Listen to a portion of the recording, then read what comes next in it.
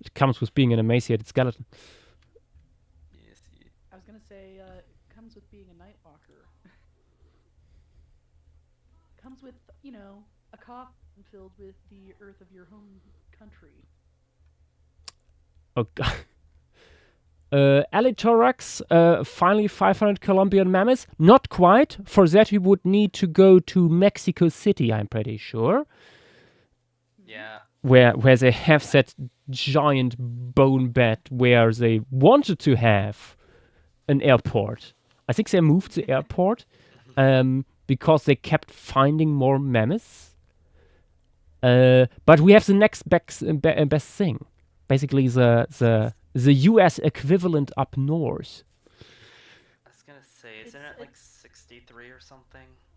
You keep inflating the numbers. So there are 61 mammoths at the mammoth site in the Black Hills of South Dakota.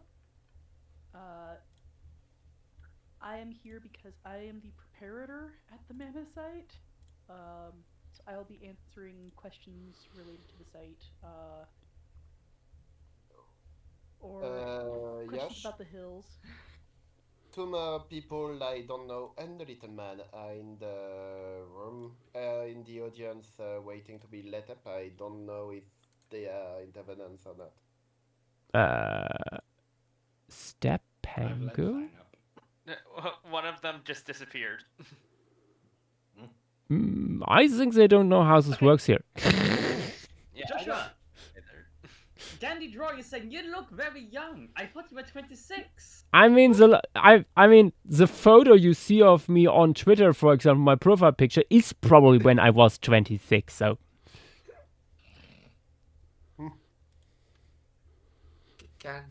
Do I want to update it? No. Oh, why not? I'm just gonna say, though,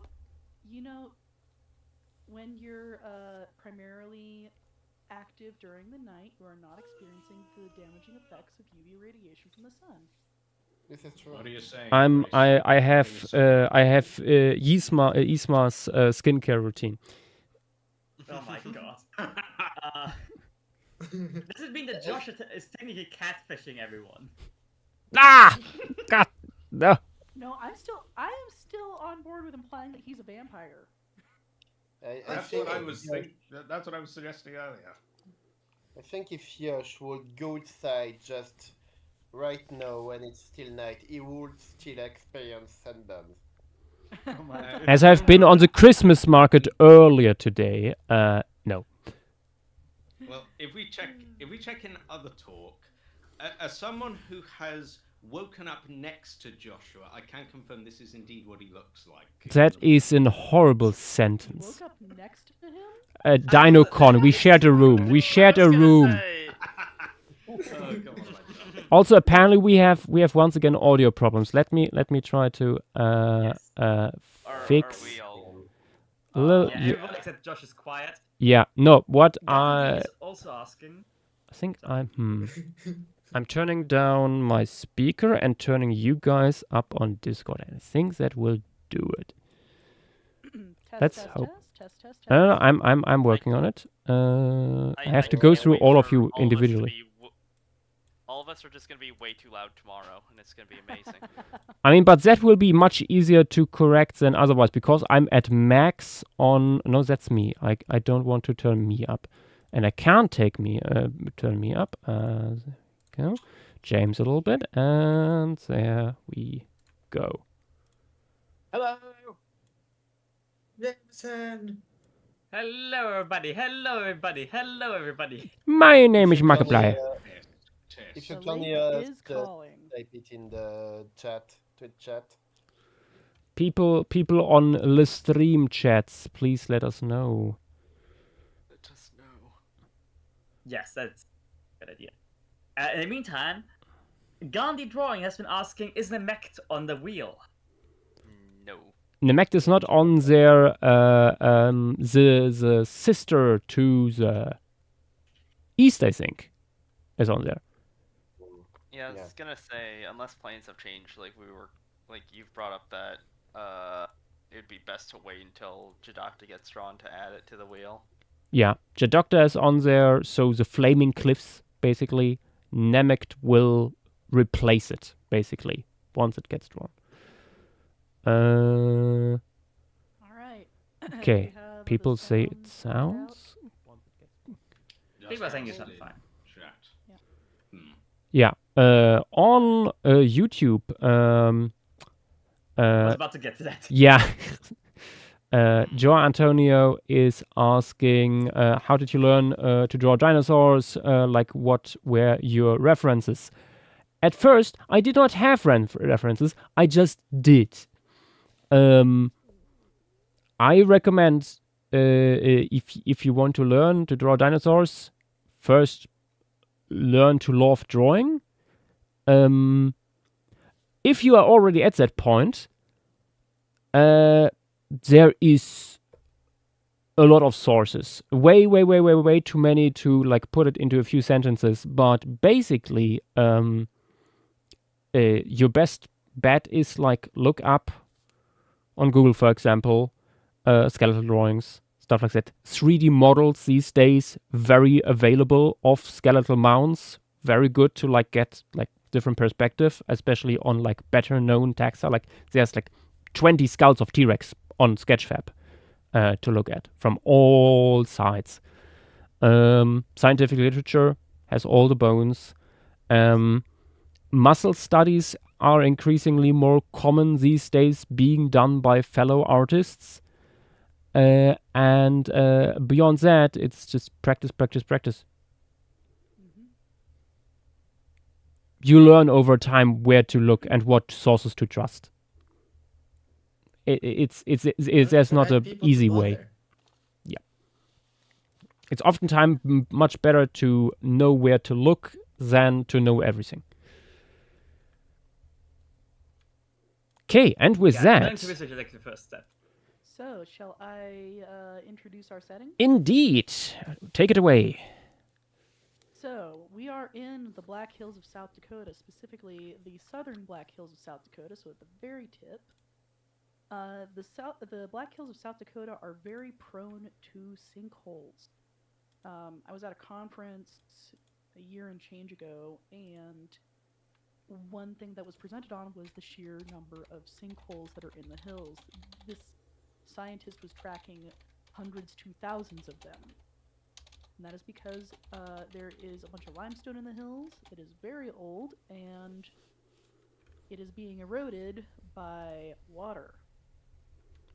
And the town that I live in, the town where the mammoth site is located, is called Hot Springs, named for its hot springs. Very creative. And that is, in fact, what this sinkhole represents. It represents a spring-fed pond, a thermal spring pond.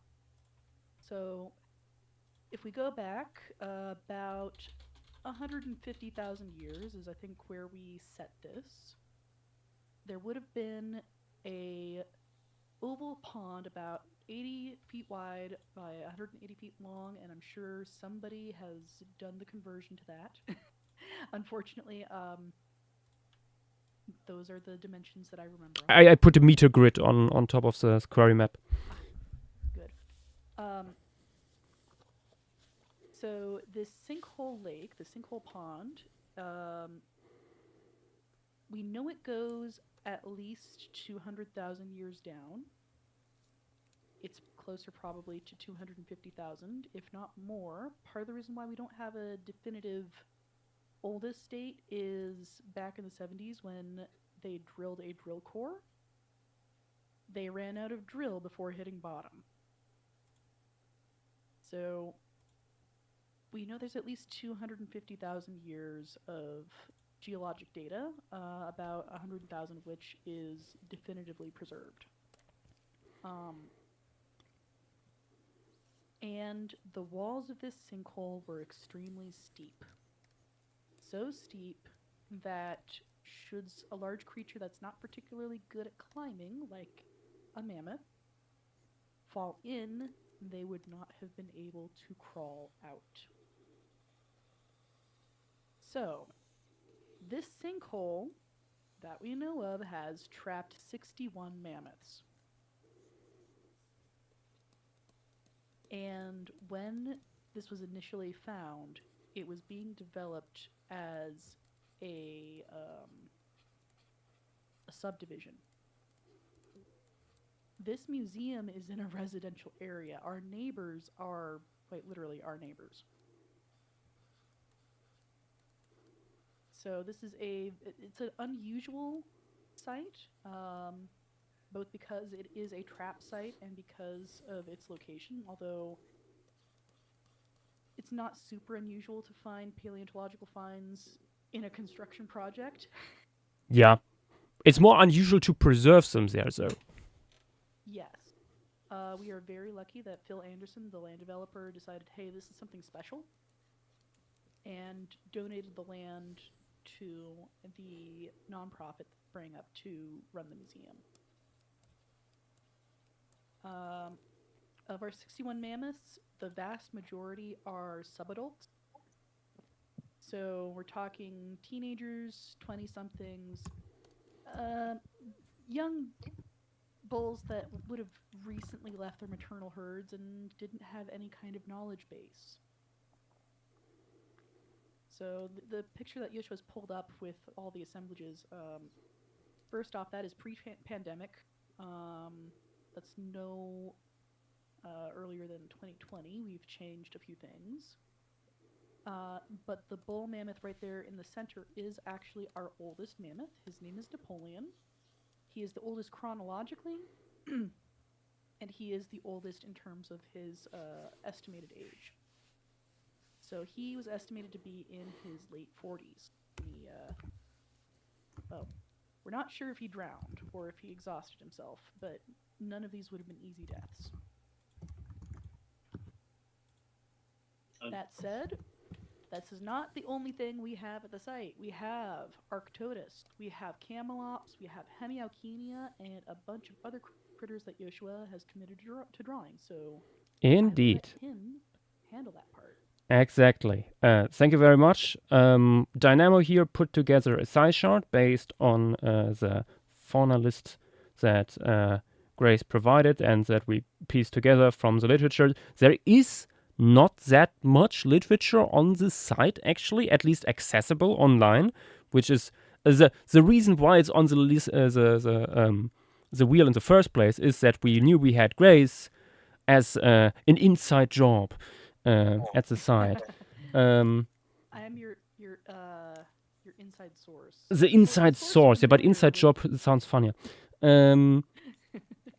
And we have here on this chart, for example, also woolly mammoth, Mammuthus primigenius, which is probably from here. There is some funny stuff related to that apparently, but it will play in the image probably more minor role.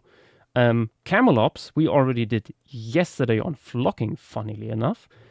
So we are already a little bit warmed up in that case, and other than that, there's lots of modern day fauna preserved here as well that survived the Ice Age and us in the process, like pronghorns, all these smaller rodents, lagomorphs, and mustelids, and we have beautifully shrub ox here as well, which is really nice. Something a part of the Ice Age megafauna that you rarely see, really.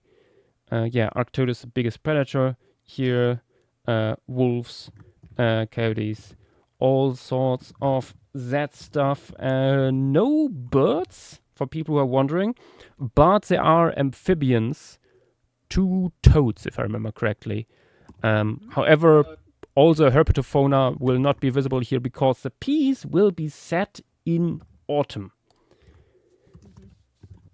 This brings us to our composition. I was just gonna have a couple of notes. First being on the subject of birds, we have feathers. I was also They going to are bring not up the particularly well preserved. I was gonna also bring up the 3-toed and 2-toed trackways that I saw mentioned in the literature. Yeah, I saw a few images of that, but they are tiny and so generic. Yeah. So we know that there were birds. They might have been the extant species we have today. Most likely, but yeah. They were not getting trapped in the sinkhole. Yeah. Yeah. The other thing is we have an example of a species that, while still extant, is no longer part of this range. So there is a prairie dog, the white-tailed prairie dog, that is found at the site that does not live in the hills of South Dakota, the Black Hills, today. Hmm. Yeah. Yeah. Something nice that I don't think Josh has mentioned. If I remember right, most of the taxa here are actually plants, so we have a pretty good idea of what the plains would have looked like in the surrounding area. Yep. The overwhelming majority of the species that we have cataloged are plants. Yeah. Be nice to see. I think willows are there. Like that could be fun to have. Yeah, what I was thinking, like the larger bushes here on the shore, I imagined as willows. There's so many bush forming willows. Exactly. It's Yeah. pretty reasonable. Yeah. No, also for people curious, we did a little Google Earth Street View tour on site that you can do yourself. By the way, there's quite a few points in. If you can't visit the site yourself and look at the pit, you can look around and see how the landscapes look today. This is my little inspiration board here, and wait, where are my screenshots? No, not that. Nope. Where is it? Am I blind? Oh, did I disable them? I think they're on the right. Wait. Oh no, true. I cut them down. Sorry. Over here, like looking over the town here. From the side itself, it's a little bit hard to see, but there is like, if we are looking in our image north. This is really like one of the few cases where we can do this. Put down the query map, and because it's so recent, just say, okay, the landscape back then, you would be able to see these hills. And Yeah. we are basically in this screenshot here. What layer is this? This one here. We're standing like a little bit higher than the mammoth site. I think the mammoth site is roughly over here. And looking into the direction, the query map, like we have here the magnetic north put in. And so looking into this direction, in our image here, we should see these hills. So that's what you see in the distance here.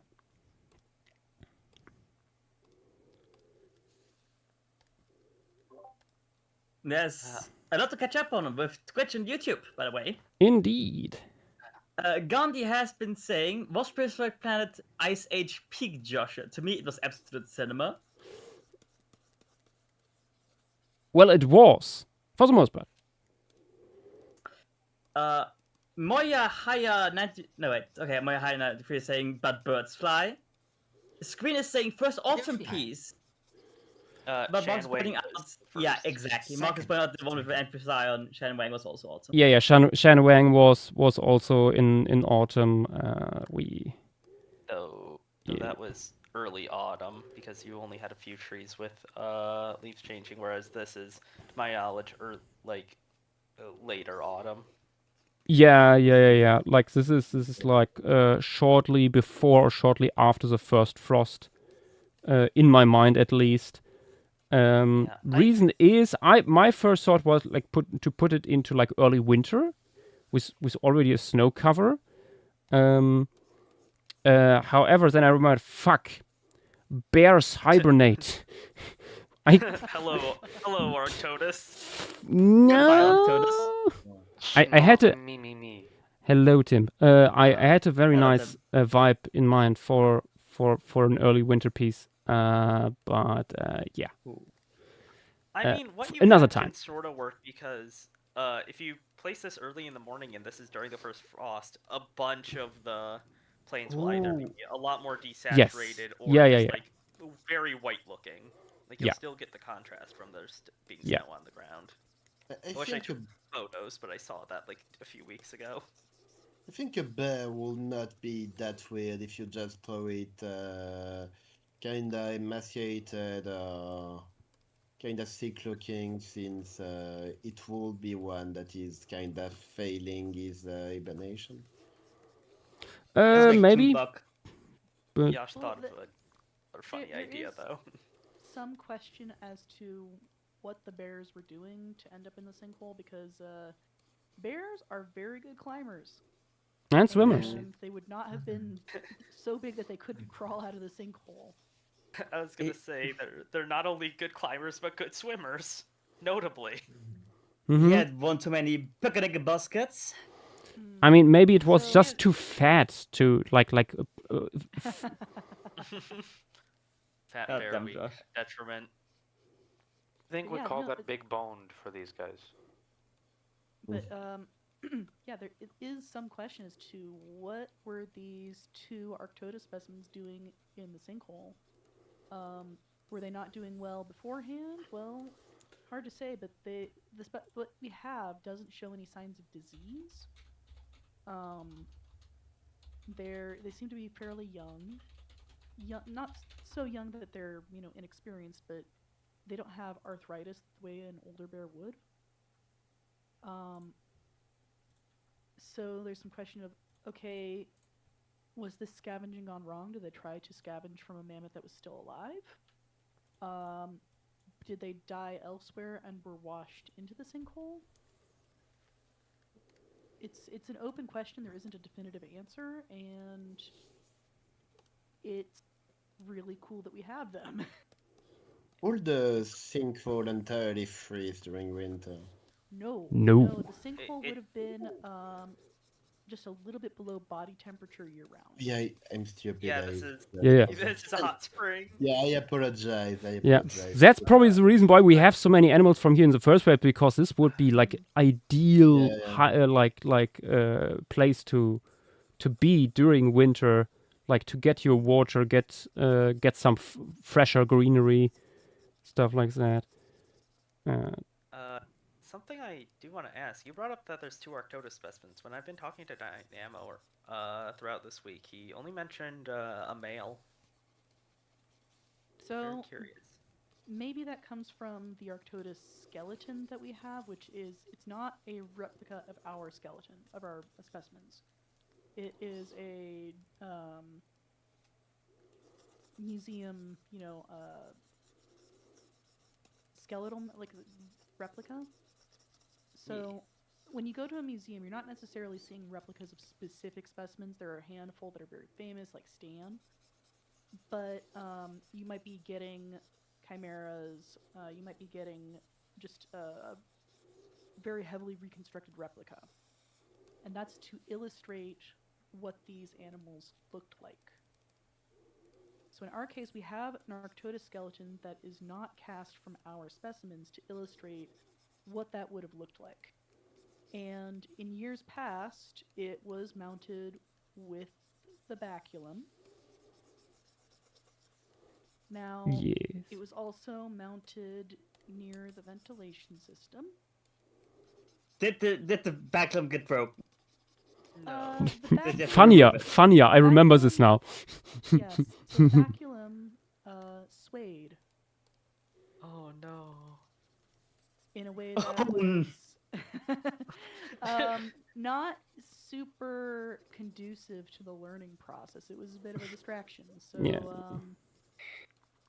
we no longer have a definitively male Arctodus on display. Which I find very very sad. Oh my god, wait. That's so it's not scheming. Where is this persona? Beautiful. That's so unfortunate because it's really nice whenever mounts do show the baculum. That's not really something that's shown uncommon. I know.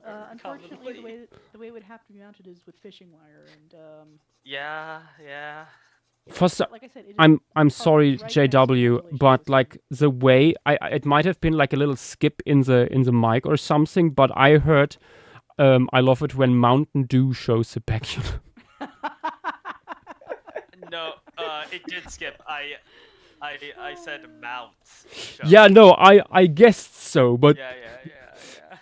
for people in the audience unaware what a baculum is, it's a wiener bone in most mammals.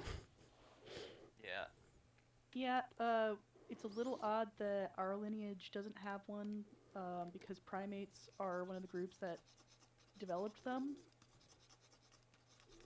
So. Yeah. We're just cool like that, I guess. Yeah. I wanted to say sucks to suck, but well. Maybe. Yeah. No. They're used.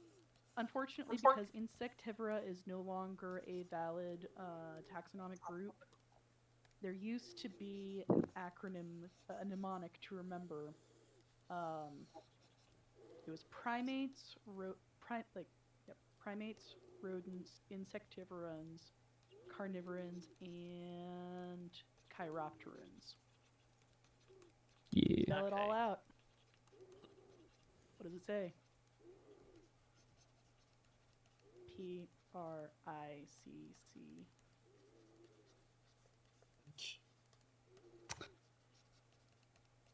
Correct. I don't get it.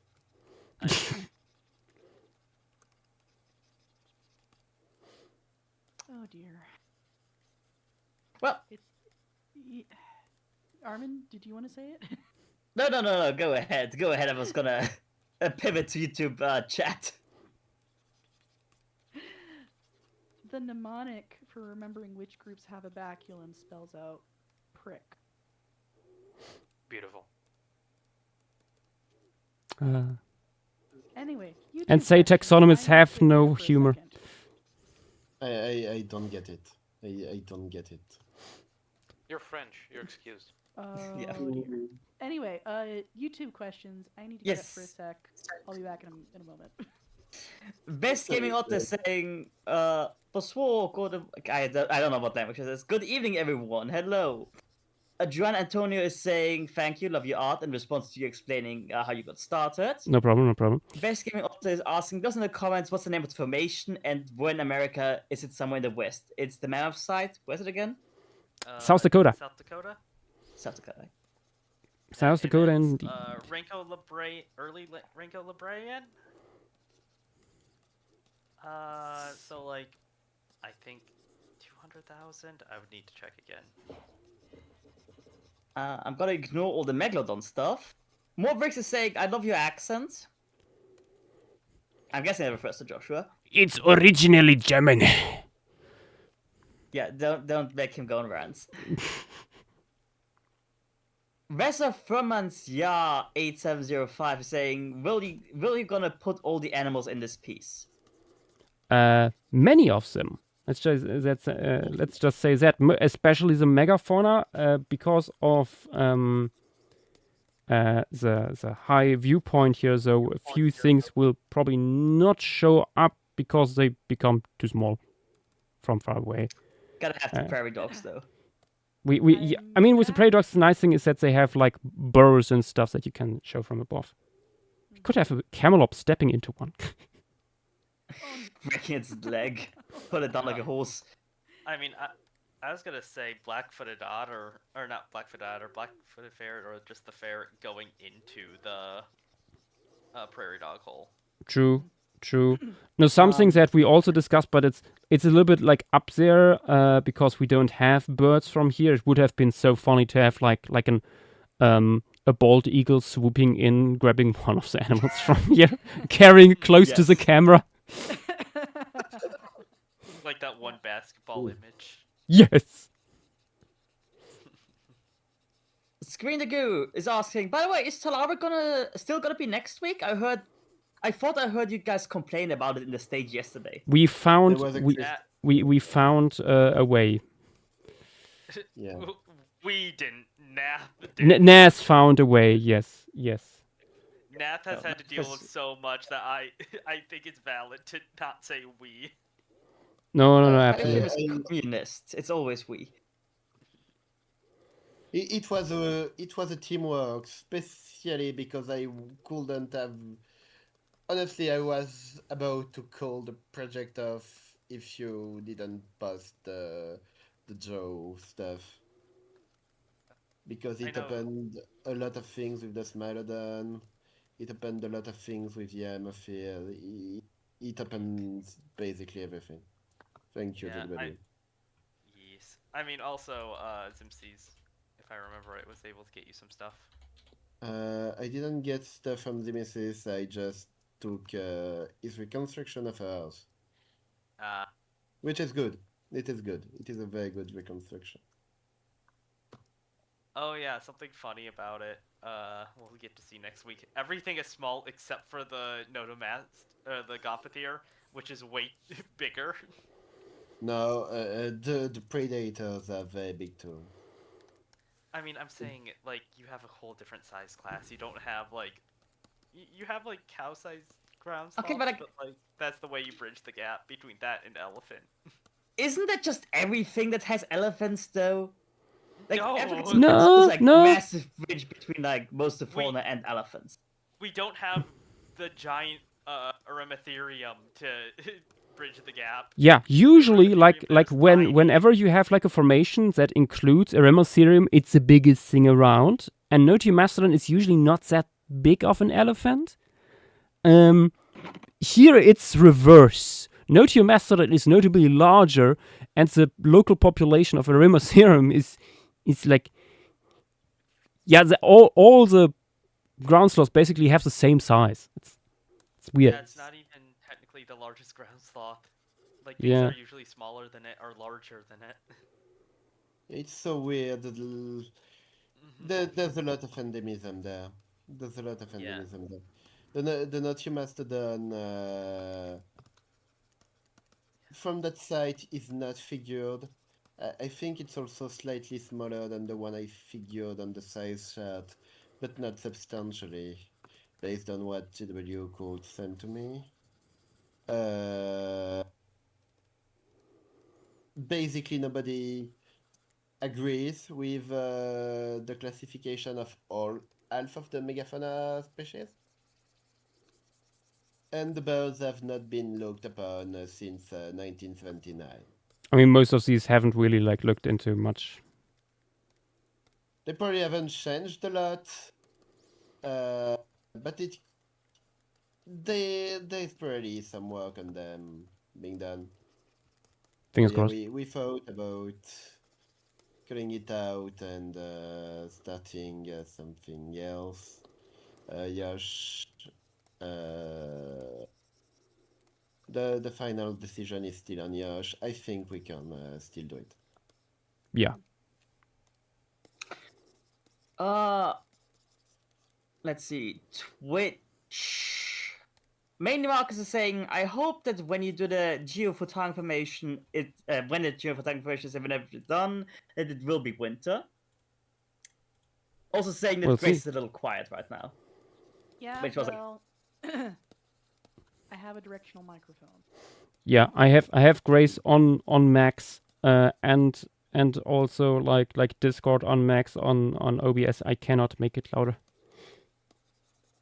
There is something I could do from my end, but I'm probably going to blow out all your ears. Yippee! Also, Nath, I found something. I decided to look it up. There is a way to scale the Eremotherium material from the ROM. Because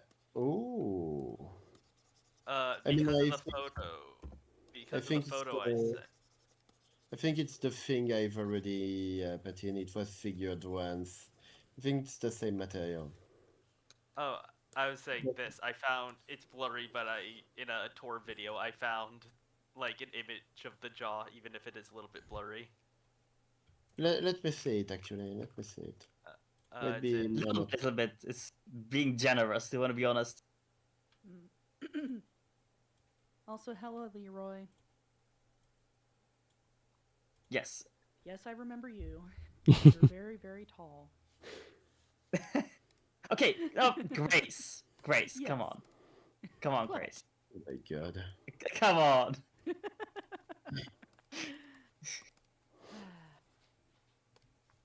No, It's not a high bar to cross. Oh, shut up. But no, Leroy does bring up a point, and that is that we do offer a summer internship.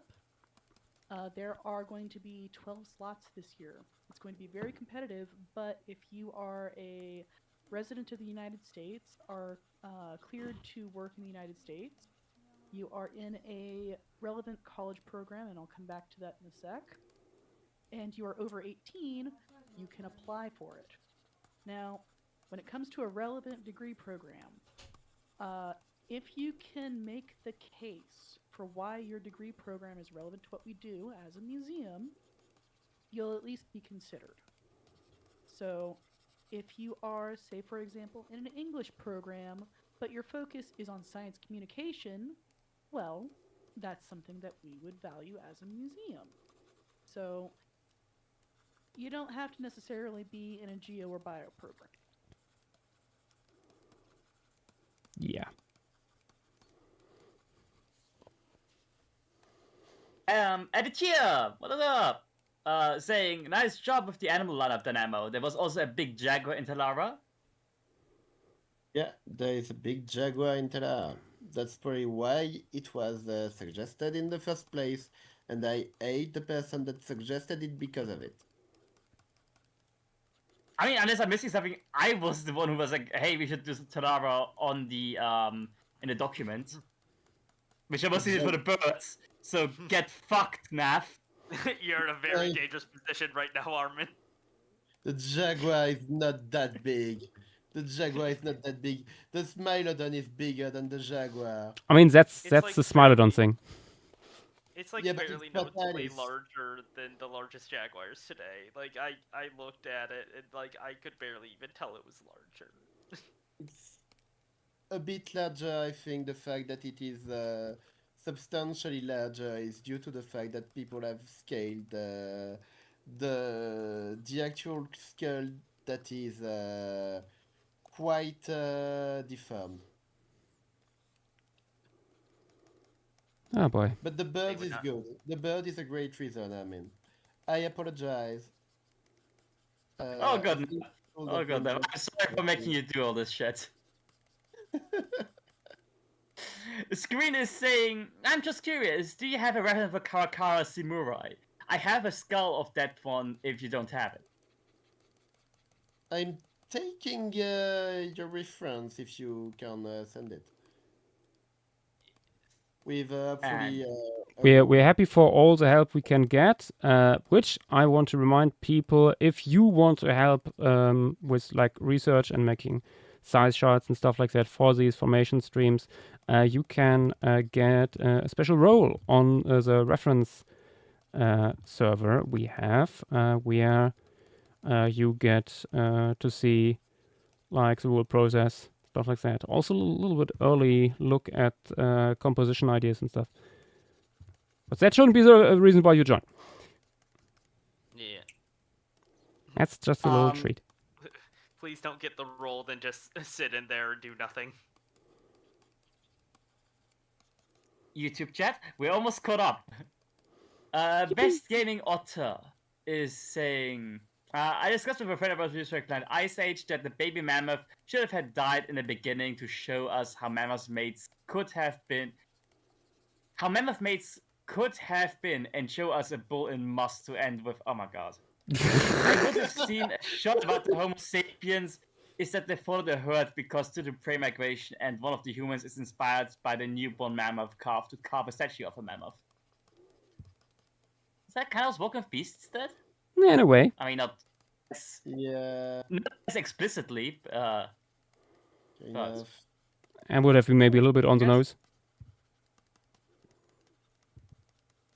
I feel like having the baby mammoth die is... I mean, the baby mammoth can only do two things, die or live.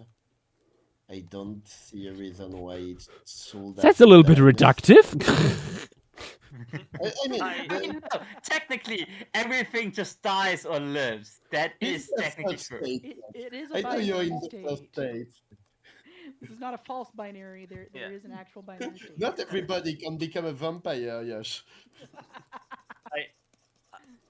My opinion on it is that the mammoth should have probably died when its lungs were full of sediment. Yeah. I think the first one, like surviving the cold, is pretty reasonable. Like especially since it was being. I mean, yeah. I also wouldn't open with the segment where immediately the baby dies. Yeah. Maybe not the best to do that, Yeah, especially that if would there's only definitely one get people baby. invested. Yeah. Yeah. There should have been more death in general. I agree with that. The Megalosaurus could have died, I think. Yeah. No, I found that a quite creative way to like make it live, and like show like the antlers falling off and stuff like that. I think in general is a pretty cool detail. I think the way it was done was interesting, but I think it would have probably like hit harder if it actually did get caught and like was get neat.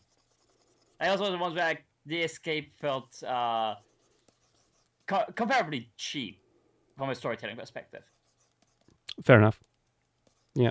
By the way, for people who are wondering, me painting the hot spring the hot spring lake here. The colors here that represent different deaths, that is actually based on the pit itself. You see here, Grace pointed this out, these markers here on the map that point inwards. That's showing you in degree how steep the walls here are. And this stuff here is where basically the water would come up from below and fill the hole. So we can say this would be the deepest part, and we know where, like, how steep it was in these areas here. Yep. Yeah. So over on that far right by the magnetic north indicator, that is the spring conduit. That is where the water came out of. Yes.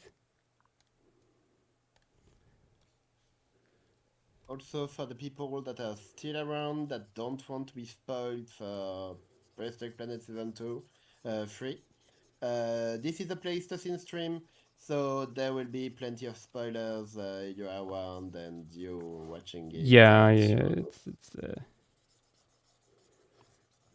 I do think it's been like 2 weeks since it came out, so at this one I think it's fair game. Yeah. If you also like all of social media is like filled with clips and like, I mean, famously Edge put basically every segment up on his YouTube channel. I feel like I'm not even sure how legal that is. Probably not. I mean, he titles everything with official clip, but I'm also like, wait, really? They are okay with that?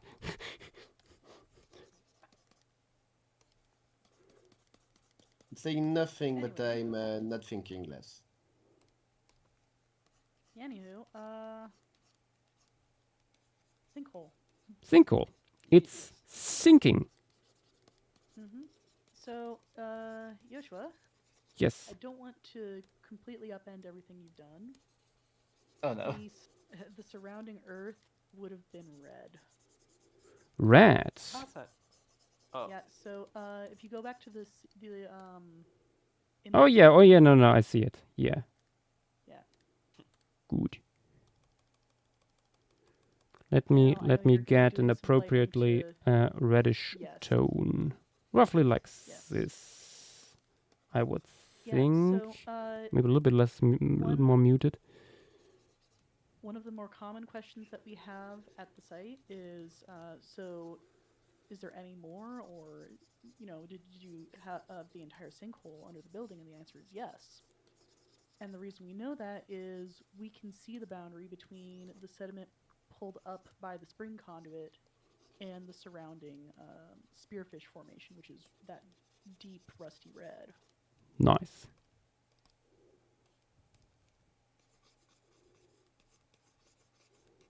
Fang has fallen. Getting game back up. Ah. Little Greek man fell through the cracks. Fox Fatty, welcome to the stream. Thank you for the follow. Also, Vitamin Kota followed half an hour ago. Welcome. I missed that. If I wasn't as good enough as a climber as I am, I'd probably not get out of the Mammoth Lake. Fang, you're small enough that you would have been able to swim to shore. Yeah, I was gonna say, like, I think you would have been fine. Should probably say that to all those prairie dogs. pretty sure the prairie dogs were like picked up by bald eagles and dropped in there. For the fun. There's like barely not even to kill them, just for fun. As a treat. I wouldn't be surprised if like the badger and whatever mustelid it turns out like the other mustelid like just got washed in. If anything, same with the prairie dog. Yeah, that makes sense. The bits and pieces we have of some of the critters suggest that they were washed in. So, for example, we have an ungual from an antelope, the American pronghorn. That was found recently. It was in isolation, suggesting that was all we were getting of that particular animal. Yeah. Yeah, I'm not surprised. That's. I mean, you are lucky with this site that you have complete specimens at all of anything. Like when I look at our Cretaceous stuff here in Germany with a similar setting in a way, there's only like isolated bones. Yeah. So with it being a sinkhole lake, that is why we have as many complete specimens as we do, or certainly articulated specimens as we do. This was a very, very calm water environment. Yeah.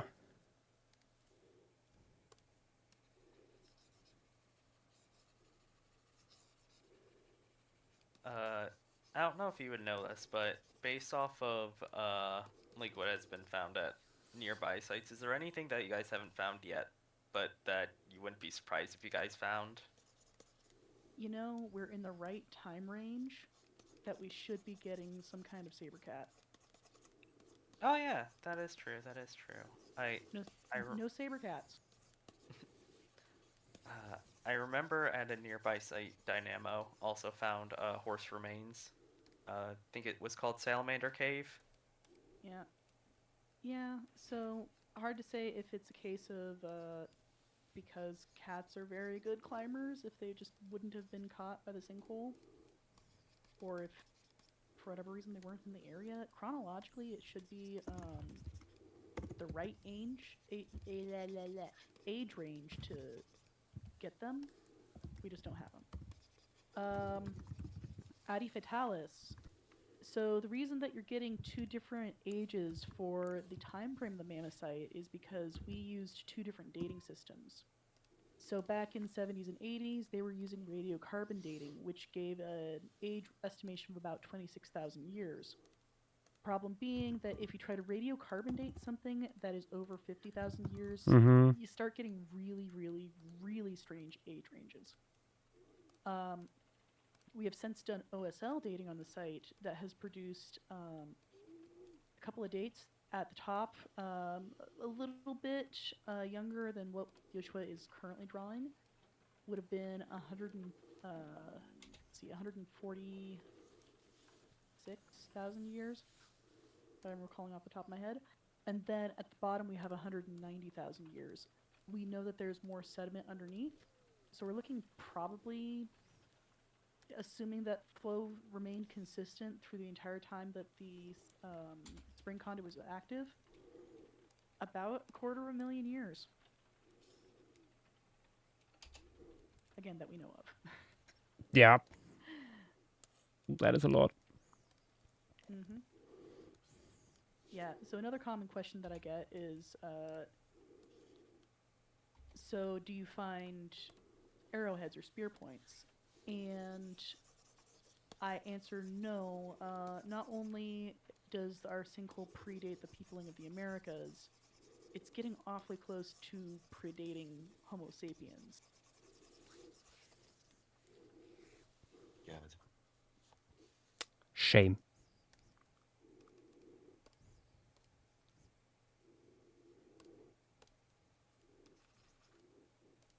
Okay, time to add the water surface here and steam rising from it. It's a hot spring after all, and it's cold morning in the Ice Age. You are a horrible goose. No.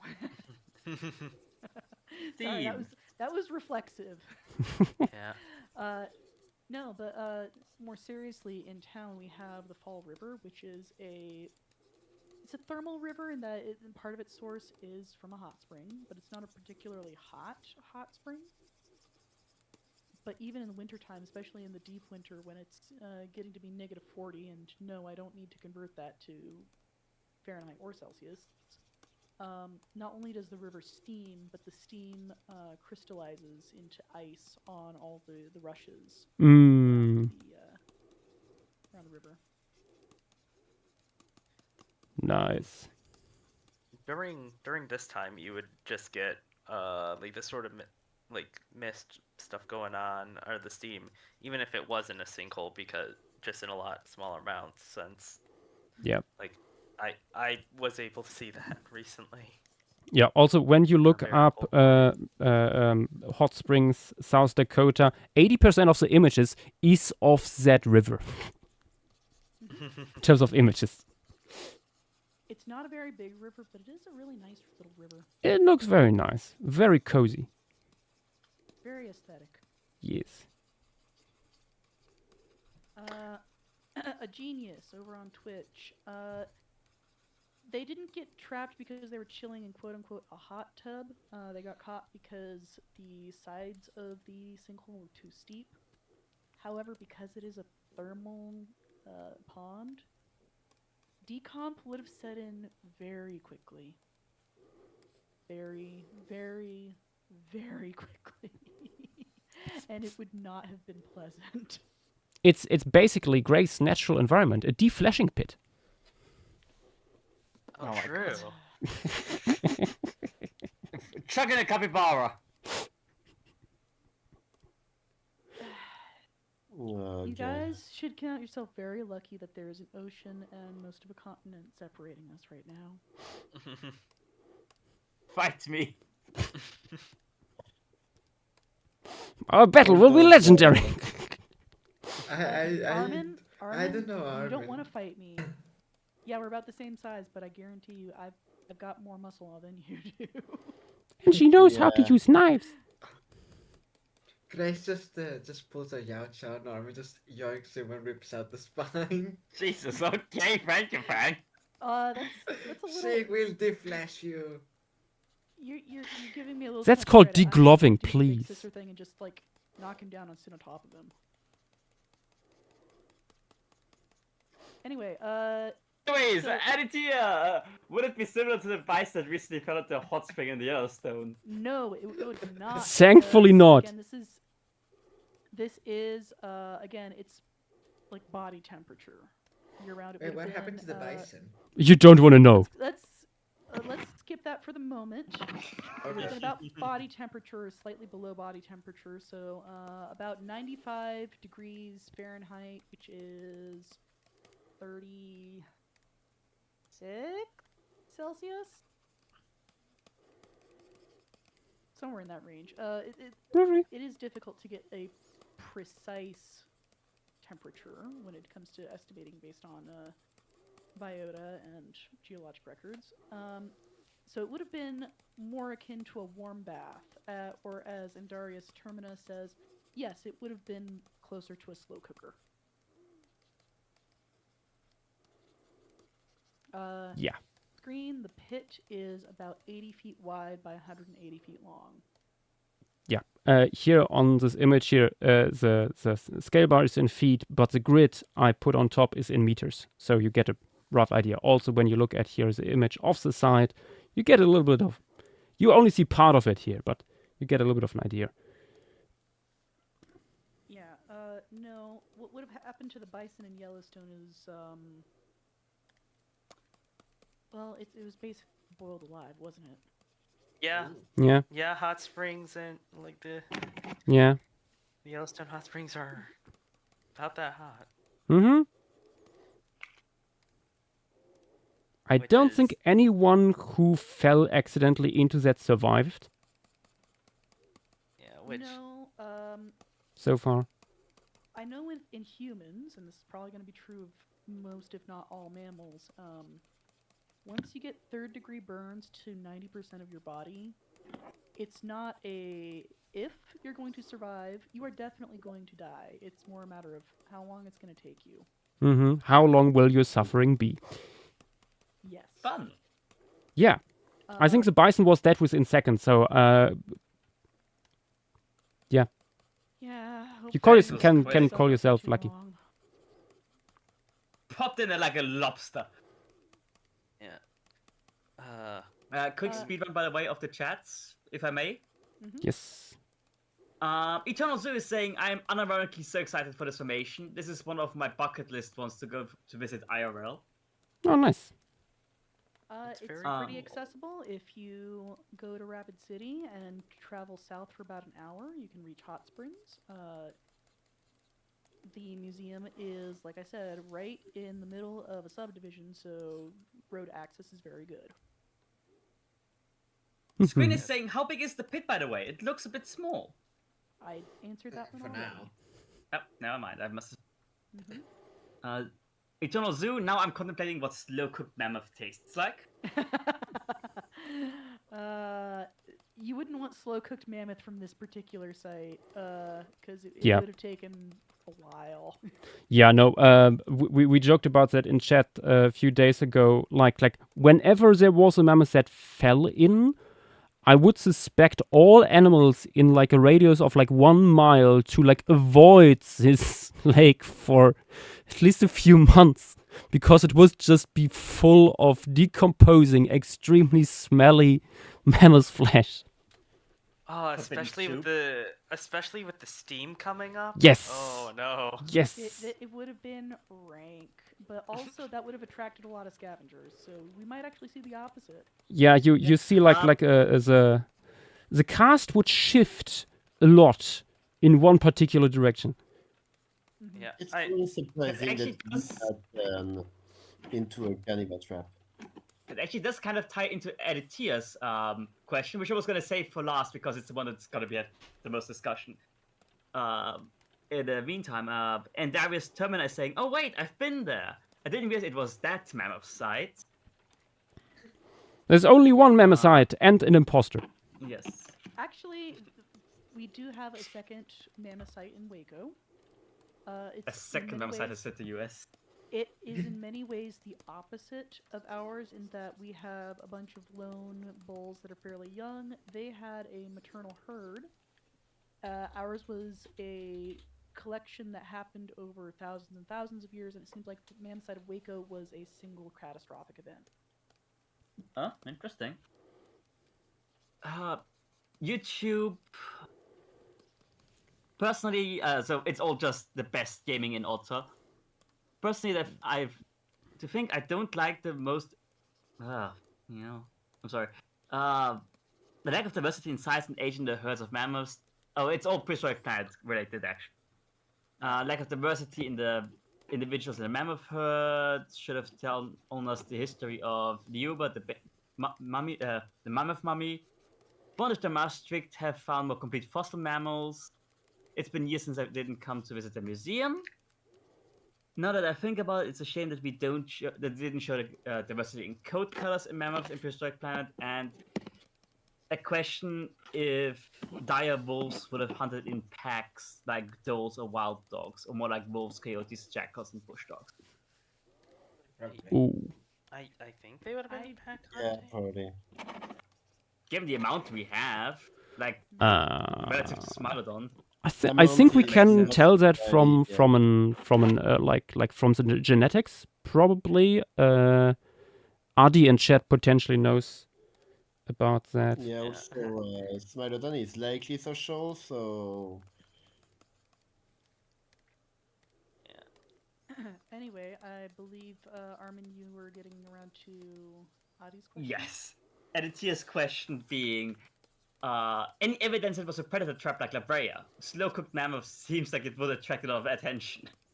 So, I did cover this earlier. This is a particularly good mammoth trap because the walls of the sinkhole were extremely steep. Elephants are great swimmers, but they're not great climbers. So once they fell into the sinkhole, it would have been nigh on impossible for them to bring themselves out with how steep the walls are. The predators that we have in this area include short-faced bears, and we are in the right time range, the right geographic range for saber cats. we only have short-faced bears, and there is some question as to why we have them. A couple of going hypotheses rather. Whether it was a case of couple of short-faced bears scavenging on a mammoth that hadn't expired at that point. Were they remains that had been washed in? Is it a secret third thing? It's unclear why we have short-faced bears, but not other major predators that we should have, chronologically speaking. I think I might have an explanation. What could Hidari possibly? Is it just? Did you just post the very, very fat Arctodus image? He did. Yes, they did. Yeah. Fucking good. Yeah. Oh, I guess you guys saw the chunky polar bear that made the rounds on Twitter. Yes. The creature. That was a thing of beauty.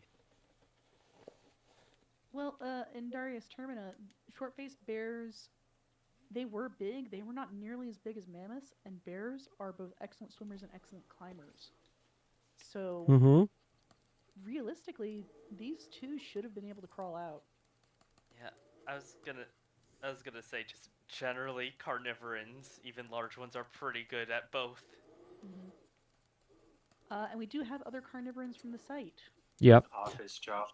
But because like the with going back to the predator trap, because the mammoth carcasses are all down here, predators are up here, walls are so steep. Like on La Brea, the carcass would be on the surface for a long while before it like submerges in the tar. With the carcass down here in the pit, maybe only like little bits and pieces are floating up to the surface.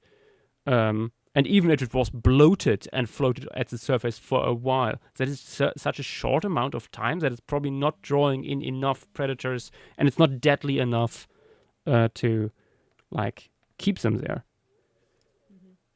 You simply had the short-faced bears due to two very ballsy ones trying to swim down to the bottom, but drowning before they can get back up.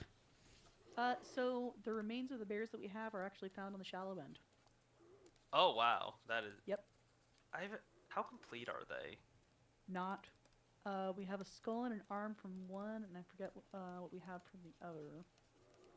But we got two. Just washed in at that point, or just other things scavenging them, I guess.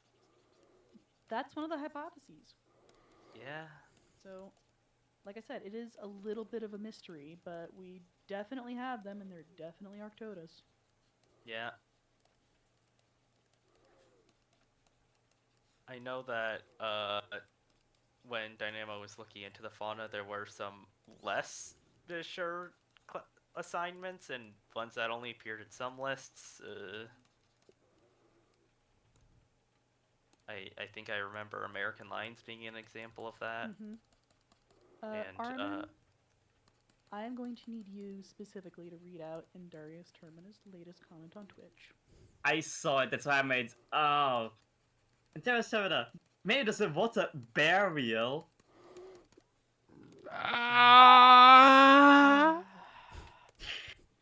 But Screenagu is saying, I was going to suggest a Holocene formation actually because we haven't had one in a while. We are having two back-to-back. Sorry, like Pleistocene and Holocene are so close to each other, and we just had two behind each other. It's like, no, I'm good.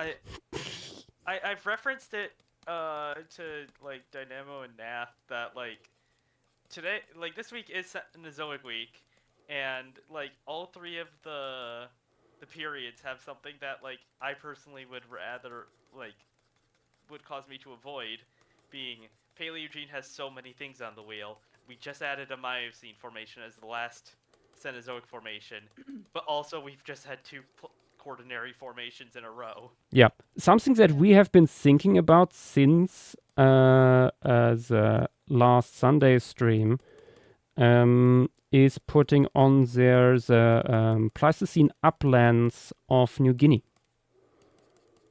Yeah. Which have some very interesting marsupial fauna. And again, like it's an upland, so something you rarely see. And I'm a little bit sick of all these floodplains that are making like up 90% of the depositional environments we have here. So that could be something. Maocopia that we did last week is from there, and it's not a huge fauna, but it has some really cool things in it, and it's an interesting environment. So yeah, I'll check it tomorrow, and I mean, there's a specific site. I forgot what it's called. Yeah, we looked a little bit into it during stream. Yeah, I mean, already. you could either do just that site or a few nearby. Yeah, like pick out like a few closely clustered sites from the same time. I mean, that works too. Similar what we did with like Gigantopithecus fauna, where it's like, yes, we have that one case that is our main source, but then we have a few others surrounding it where. I'm pretty sure Gigantopithecus was 3 specifically. Yeah.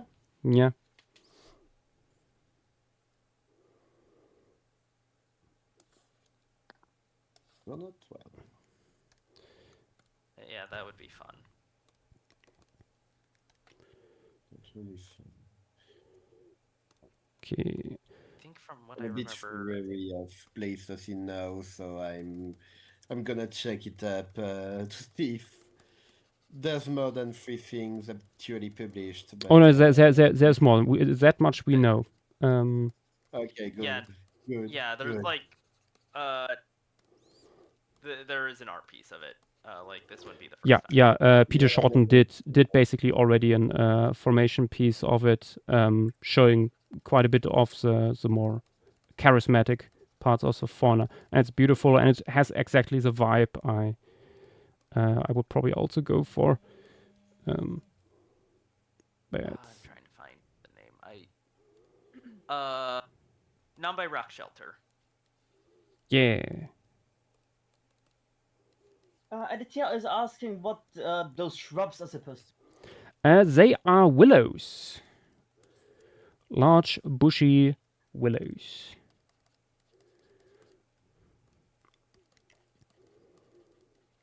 Because this is still like basically a tundra. Back then I wouldn't expect like huge trees, but it's probably like favorable enough around the site itself, with like the ground being warmed by the hot spring and stuff, that you would see some little bit larger growth around it. Another talk text here's the piece that Peter Schouten did for the more recent paper on rock shelter back in 2022. Oh my god, I just see the fat polar bear. Oh yeah, I was gonna bring up, it might be pretty reasonable to show a rotund Arctodus because it is getting close to winter. Wait, that is not the rock shelter piece by Peter Schouten? It's a second one. It's a separate one. This was for specifically the 2022 publication. Okay, yeah, now I had the other one in mind. I can post the other one. This is number. Yeah, here's the other one that you were thinking of. It's very beautiful. It's so nice. With the glacier in the background and stuff, and like the low growing vegetation and lichens and the foggy atmosphere. Impeccable. Yeah, I think this is everything there, which is why I bring up trying to find multiple similarly aged faunas if possible. Yeah, I don't think it would be that diverse up there in the first place. Because like razor open upland environment. Yeah. Unlikely for like a huge fauna. That means you can work on the fine details. Exactly. That's that way we can put a little bit more like effort into the environment, the details, things like that.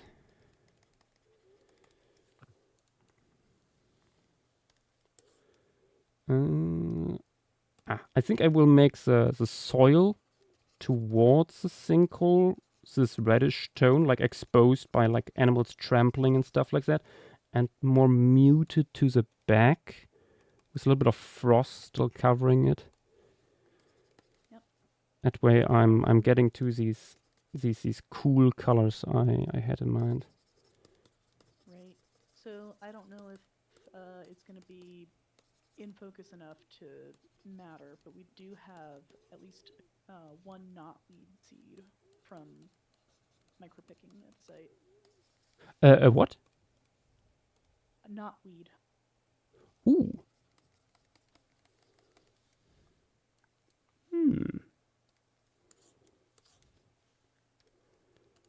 Could go in here.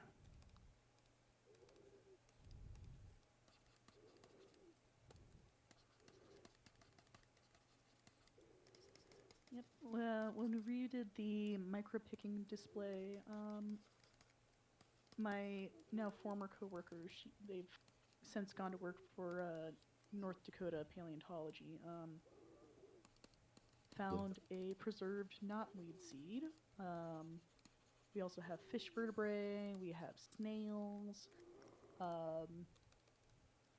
Much of which is not going to be visible at the scale that you're drawing at. Yeah. I mean, it's also mostly, to my knowledge, like extant fauna. So, yeah. Mm-hmm.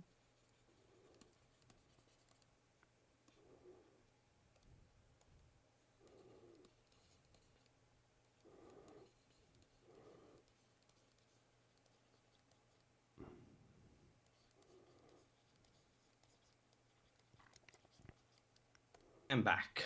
How goes the stream? Welcome back. Foliage. Yeah, Joshua's painting a bunch of willows. Yeah, we are getting close to being done with the basic environment. So you've almost completed the baby jail. Mm-hmm. The teenager block, yes. Mm-hmm. Yeah. The ball pit. Mm-hmm. Yes.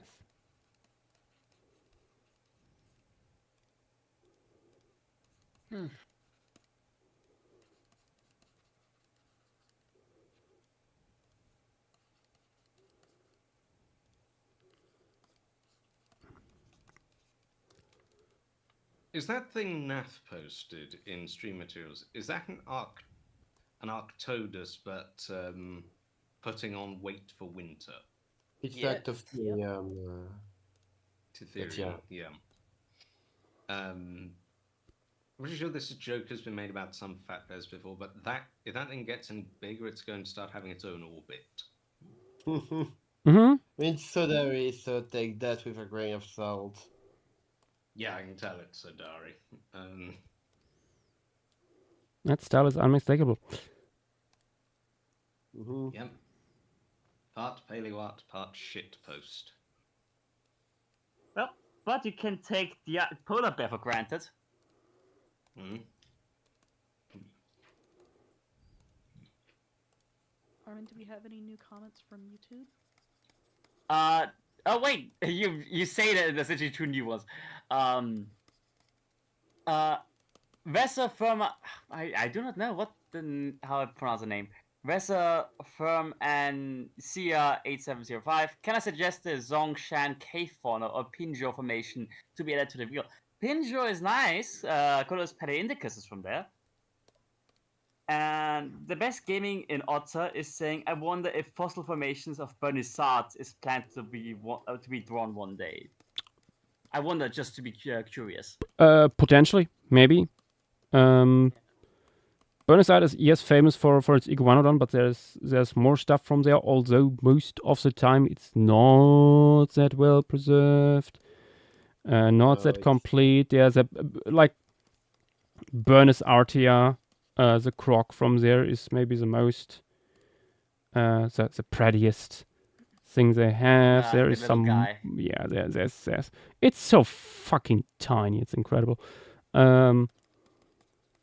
I don't know much else. I think there's some turtle remains. I think some more. I think there might be some more croc remains, like goniopholyds, I think. Last time I checked, there was one single theropod bone. Yippee! Yeah. Excellent. Also, I just... Yeah. Good. I was just saying, I just checked because I was curious on, like, why the paleo environments are so different between his two pieces. His newer one is probably what the paleo environment was like. It was, like, it was a forest. It wasn't really the like, open scrublands that it is today. How dare them destroy my idea? As a funny thought, I just think we could look at Wikipedia. You could do the Saint Barb clay formation because that seems to be like some good stuff. Bulbous of Iguanodon, Mantellisaurus, Hylaeobatrachus, obviously the skeleton of Benisartia, Antiophthalmosuchus, some turtles, bunch of fish. For the Zhongshan cave fauna, didn't we use it for the Gigantopithecus fauna? We might have. We would need to go back into our thread to see the exact ones we used. Yeah, speaking of cave, or like, Chinese faunas, me and Nath were talking about a certain North Chinese, fauna. Oh. Yeah, Liuchu. Let me find it. It's where the new Hyrex material came from earlier this year. Oh, that stuff. Yeah, the new one. It would be big. I don't want to add near one before we can work on the near one article for Wikipedia because it's a mess. Yeah. It has been worked first by Jesuits a century ago, and new stuff has been coming out basically every year. It's a mess. I don't know the stratigraphy well. It's very complicated to understand a lot of Chinese.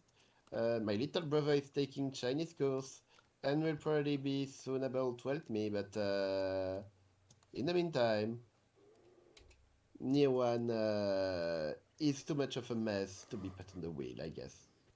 Yeah. There is also the formation I bring up a few times, or at least a fauna, Laventa, which is all one fauna. Yeah, although y'all typically put a new formation on the wheel at the very end of the... We can talk about it. Yeah.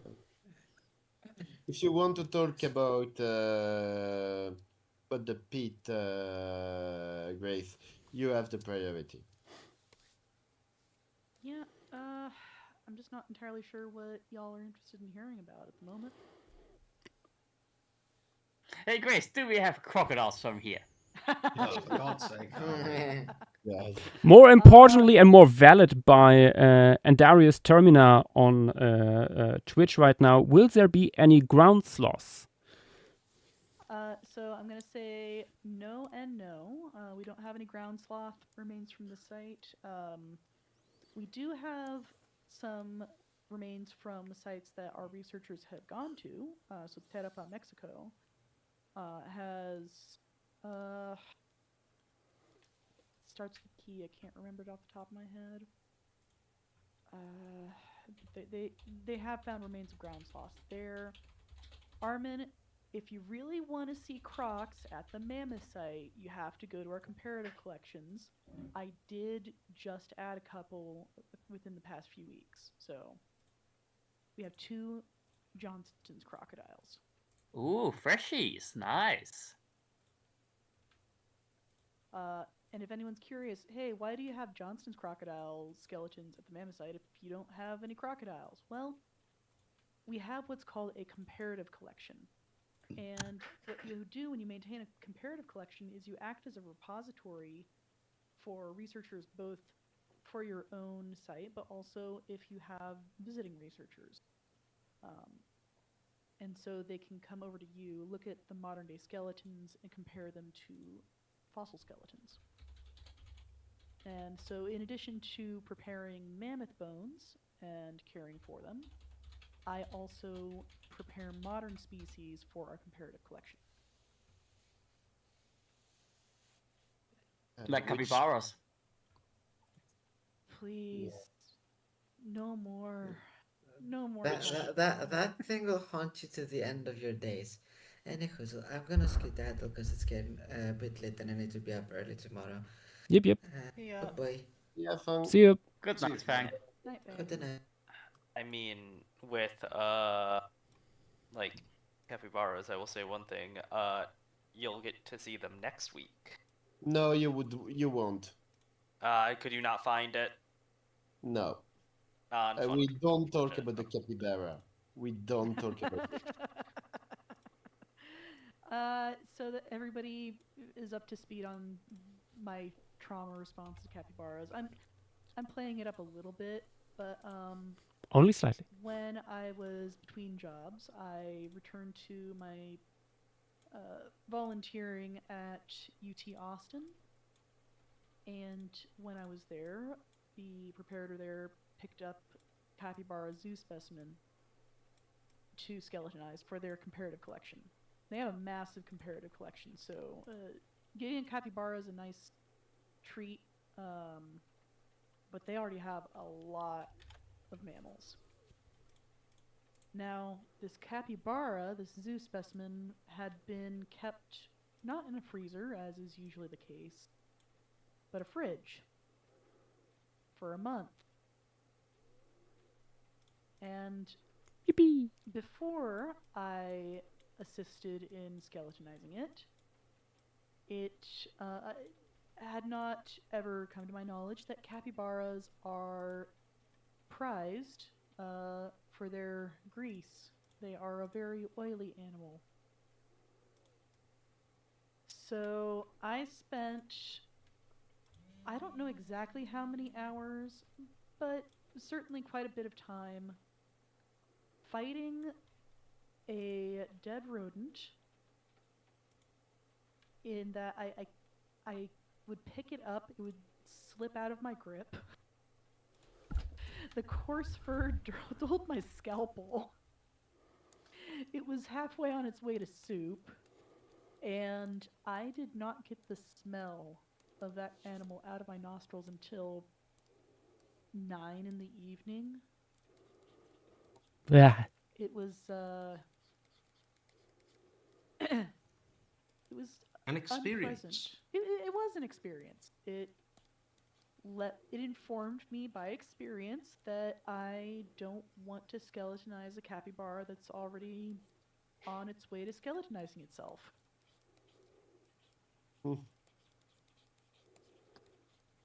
By the way, Grace, where did you find 2 freshies in the middle of South Dakota? That was something that our emeritus researcher Jim Mead picked up, but we do have a relationship with a zoo in the local area, Reptile Gardens, and they have been very generous to donate some of their specimens to us. In fact, when it comes to creating modern comparative collections, if you aren't going out and collecting roadkill, as an example, you may end up collecting what are called zoo deaths or pet deaths. So, sorry for turning this all very grim, but it is part of the work that I do and part of the work that is done in science. Well, on a brighter note, Zerata Sukups is saying, my suggestion for what to put on a wheel is the Wies locality from Pliocene, Poland. Most of the sonic pieces focus on large attacks, while this locality mostly preserves smaller stuff. And speaking of smaller stuff, Eddie is asking any ideas on the avifauna of the mammoth side. Oh, you weren't here from the start. Yeah. Unfortunately, no. We have track. We have at least one very poorly preserved feathers. Feather, singular. It's really hard to diagnose from trackways. Yeah, and people who try are insane. Don't listen to them. Exceptions are places where you literally have the skeleton and the animal preserved in the same site, which is like maybe 2 or 3 places worldwide.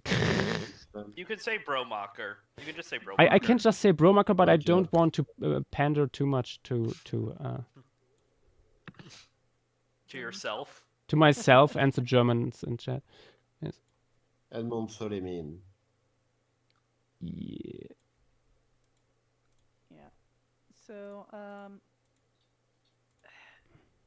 we do have, if you want to make some educated guesses, you could fill in some modern taxa. We have a lot of little songbirds, for example. I mean, I always think of them as fat birds. I know they have proper names: juncos, tits, which is a very fun name to say out loud.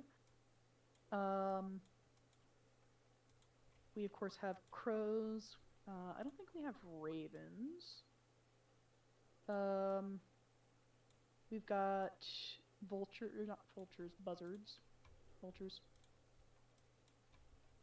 The American, synonymizing of the scavenging birds that we have, the very good gliding scavenging birds, vultures. But by far and away, my favorite modern day bird that we have in this area are the wild turkeys.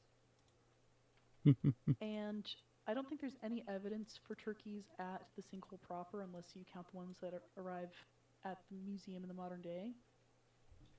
But I do need to mention that they like to form conga lines when they're walking around in their flocks.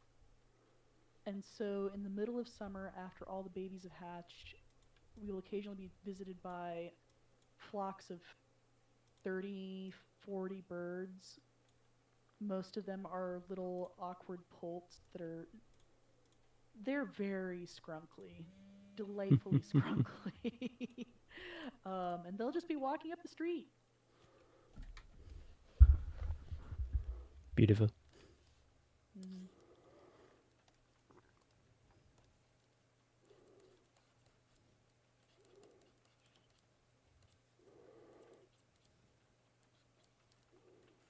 I gotta remember to transfer the fucking Pleistocene croc thread over to Blue Sky as well at some point. Yeah. But I don't wanna. I mean, it's just a bunch of copying and pasting. You don't need to retype anything. I know, but it's still kind of annoying. It's tedious. It's tedious, yes. Which is also it people. Took 2 days to write everything down in the first place. So people have also been asking for me on flockings to add for the poll images of the animals or linking to the images of the animals from the suggestions, and I'm no. You can click something twice. You click 2 buttons. Yeah, you can look up these names yourself if you don't know what it is, or jump between threads. Or just Google it. Google it. I sometimes do that too. I'm seeing a name and I'm like, what the fuck is that? And then I'm looking at Google and I'm like, oh, it's that thing. Or wait, I have never heard of this before, and it's a little surprise. I only vote for things I don't know. That is also a good way to go about this. Yes.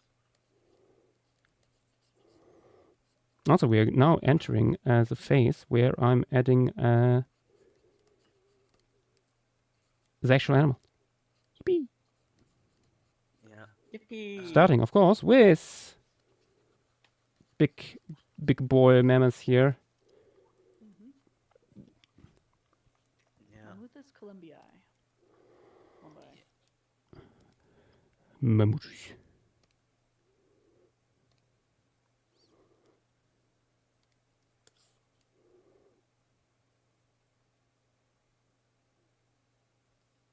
Yeah, I don't know if I mentioned this in my earlier spiels, but we have so far, with the evidence that we have, exclusively found bull mammoths. I do remember. This bear stop was a males only club. Well, the females had their own down in the valley. So, with elephants, you know that the young males get kicked out of their maternal herds once they're about 15, 16, once they start posing a danger to the calves. And they will then proceed to wander as lone bachelors. They might form little bachelor herds, but for the most part, they're going to very effectively be on their own. And while they manage to make that work at the species level, on an individual level, that is a young bull that is completely cut off from any kind of generational knowledge that his mother, his grandmother, his aunts, his cousins would know. And so if there was generational knowledge passed down from the matrilineal line that this place was dangerous,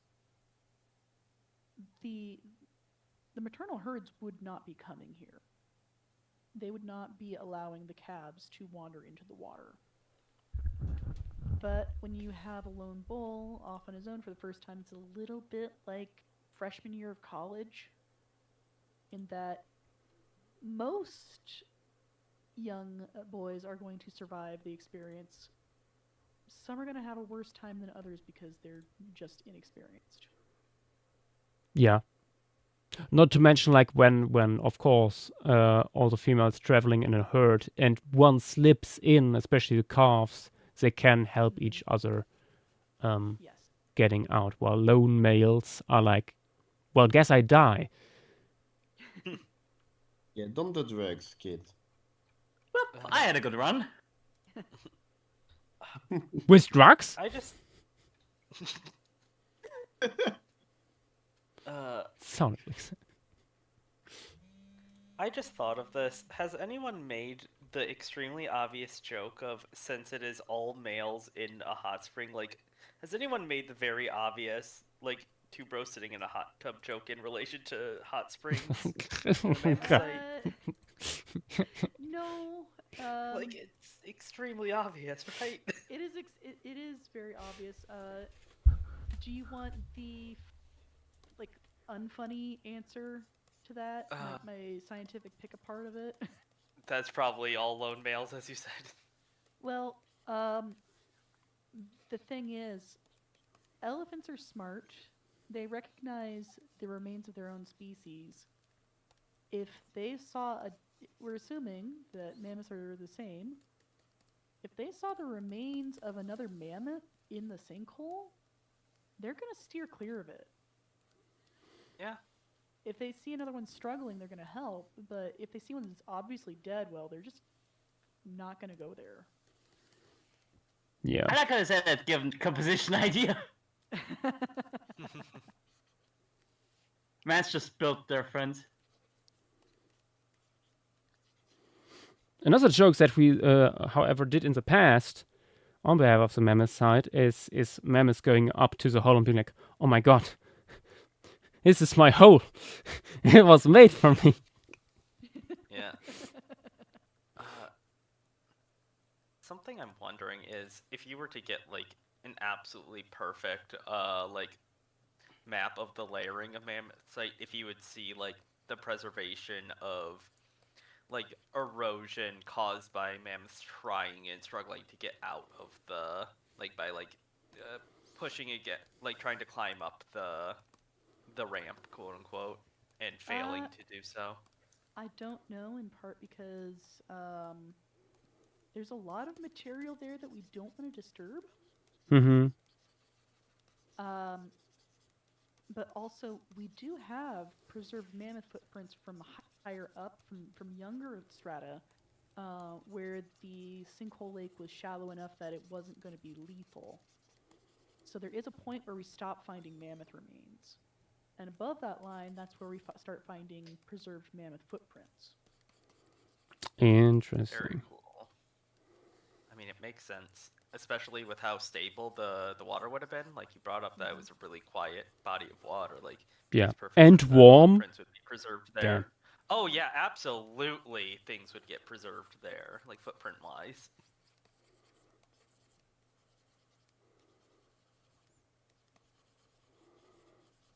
That's very cool. I hadn't heard about like how many trace fossils we had there. I'd only heard about the bird stuff till today. Yeah, if you visit the site, there are cross sections of these footprints. Oh, nice. I do not remember seeing that when I went over to there. It's been a bit.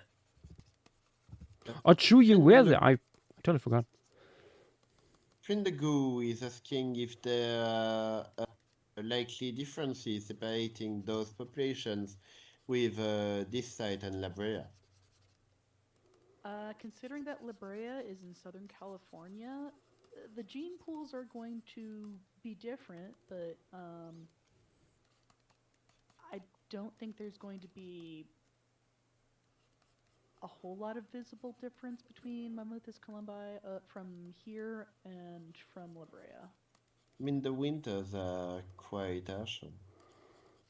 Yeah, but just because the winters are harsh doesn't mean that they're necessarily going to be, say, hairier.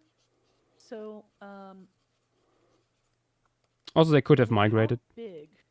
They could have migrated, yeah. But also with how big these animals are, the problem is not staying warm in winter. The problem is staying cool in summer.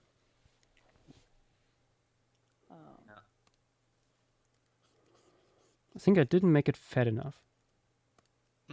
Oh yeah, I think you need to make it more rotund. Yeah. I'm just like, it's like, yes, there's this nice scanned skeleton on Sketchfab, but it does of course not give you indicators for how much soft tissue there was, and so I'm looking at elephants right now, muscle and soft tissue amount, and it's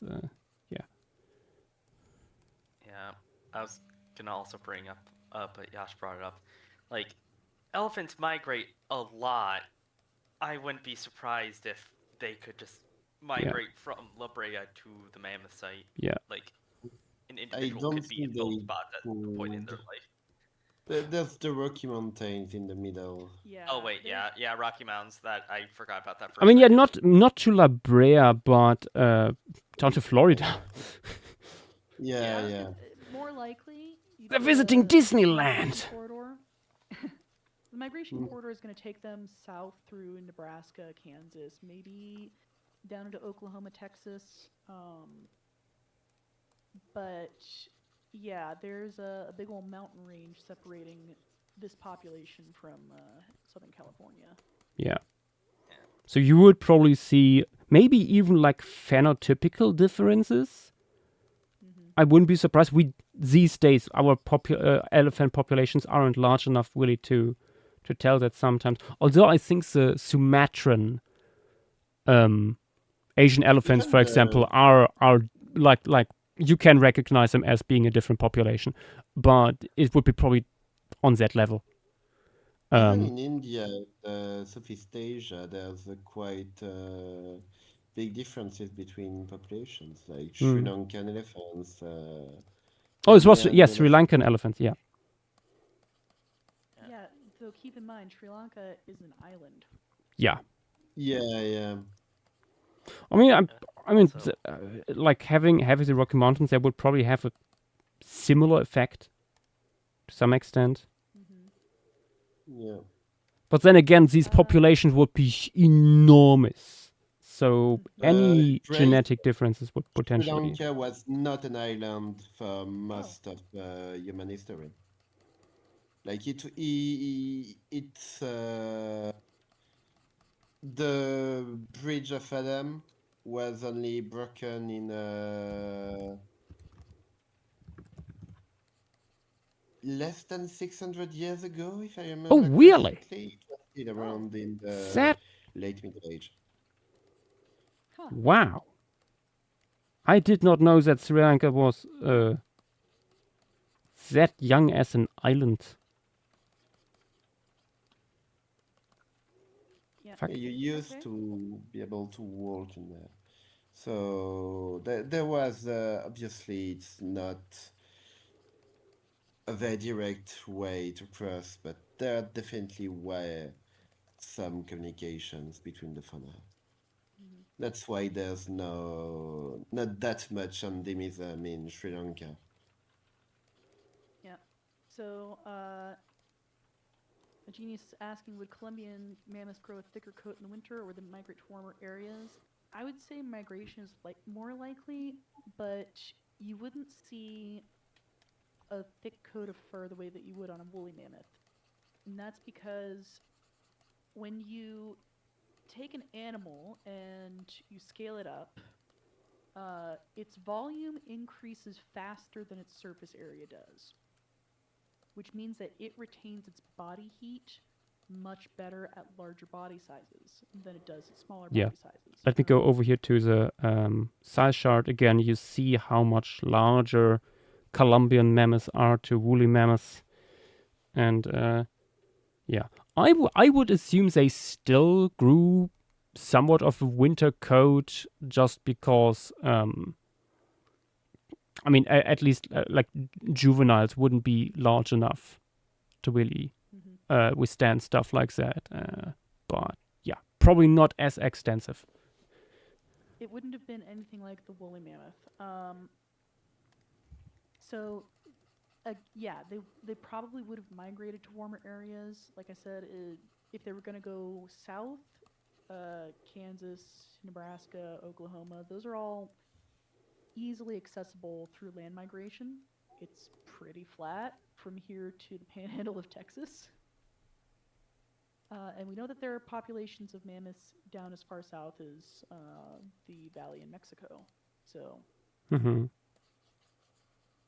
it's not like they were just staying put in South Dakota in the wintertime. Yeah. Although I could imagine that they stayed a little bit longer because of the access to stuff like the mammoth side. With maybe there were some, but yeah, species-wise, yeah, they're gonna head for warmer places. Yeah. Yeah, that's what I was alluding to earlier when I said that the problem isn't staying warm in winter, it's staying cool in summer. So when you have an animal that is as big as a Colombian mammoth, its body mass to surface area ratio is very high. It is going to retain a lot of body heat. It's going to have difficulty shedding body heat. So it's not going to be as bothered by cooler temperatures than, say, us.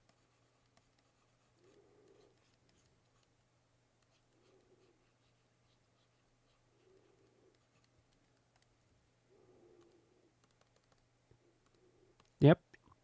Which is also why, although I hate the movie, having the Apatosaurus in Jurassic World Dominion in the snow there isn't that stupid. Yeah. Yeah, with dinosaurs being warm-blooded, something like an apatosaur, even something as small as a Europasaurus is probably going to do okay.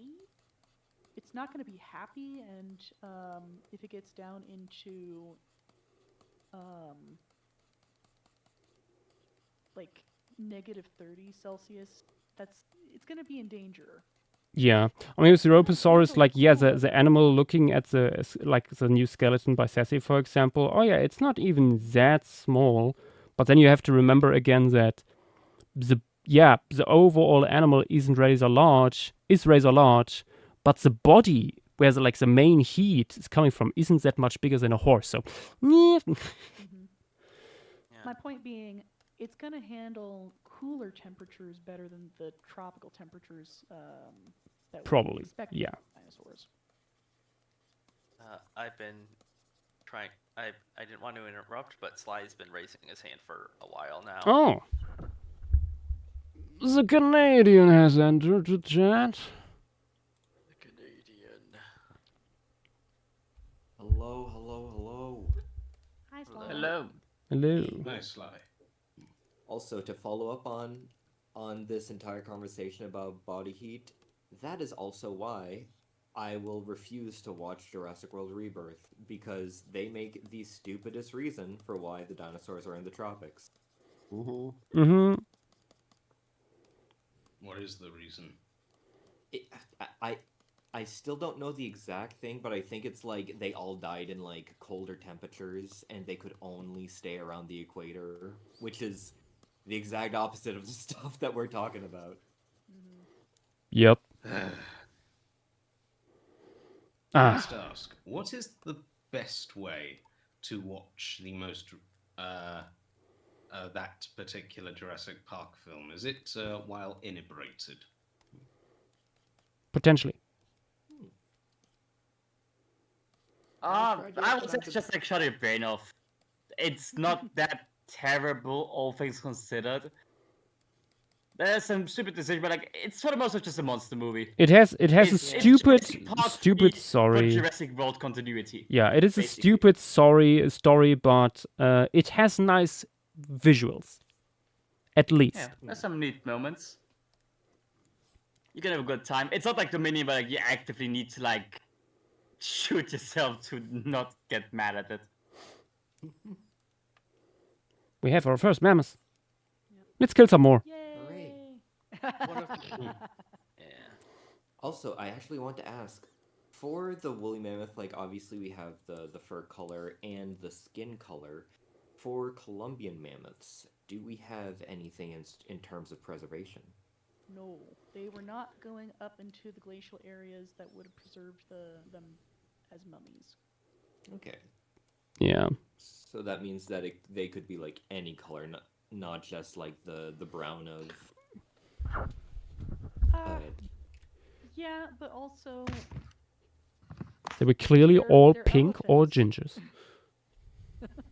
Of course. Yes. No. Do you have preserved fur from California and Utah? Ooh, I don't. Oh, we have? That's what Adi is saying. Oh. The question is if it preserves the original pigmentation. Yeah. If we don't know what the pigmentation is like, I see no reason at all why it couldn't be like this. Posting in stream materials. You can use this as inspiration, Josh. Oh my god, I remember that book. What is this, like the Europeans' Very Hungry Caterpillar? No, the Very Hungry Caterpillar is our European Hungry Caterpillar. Yes. Although it was this is an English book, so Elmer the Patchwork Elephant.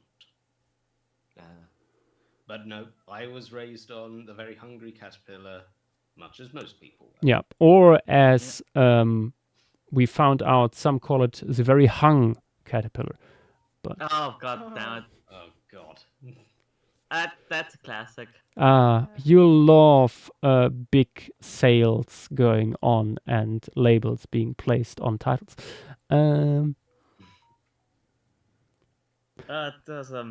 Golden yellow. Interesting, Adi. Yeah, but also that has me a little concerned that it might have been bleached. Yeah. Yeah, damn, Colombian mammoths have a style of fashion.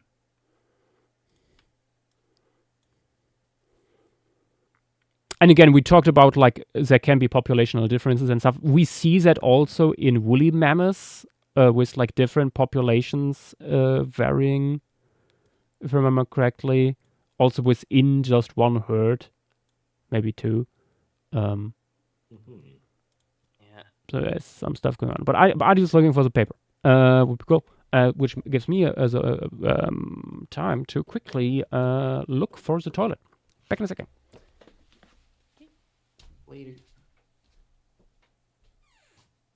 So can be leucistic, a lot of leucistic animals can have golden yolks. True. That would be wild to like. What are the chances of that? That would. That's quite. With the number of fur fragments preserved was necessarily one of the cystic animal. They are not that rare in the wild, and especially not during the actual Ice Age. So in Darius, the reason why people typically give it would be woolly mammoths reddish fur is because there are mummies preserved with reddish fur. Is it just in Wrangel Island, or is it in other places? The Siberian ones. Ah, okay. Yeah, there's also reddish fur on baby Asian elephants. So yes, make that as you like. I don't think ontogenetic stage of related species are a good way to color extinct taxa, but I mean, we could have a little bit of fun with like neoteny. Yeah.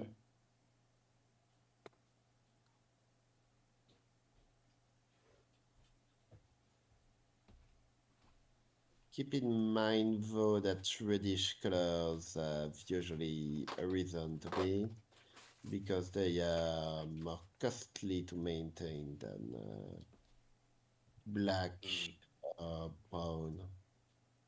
It's the beta carotenes, isn't it, that take a bit of maintenance and require a bit of investment, quote unquote, from the creature in question.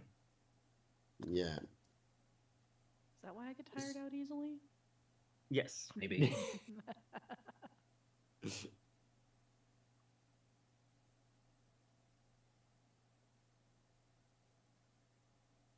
But that doesn't explain then why I get tired very easily sometimes.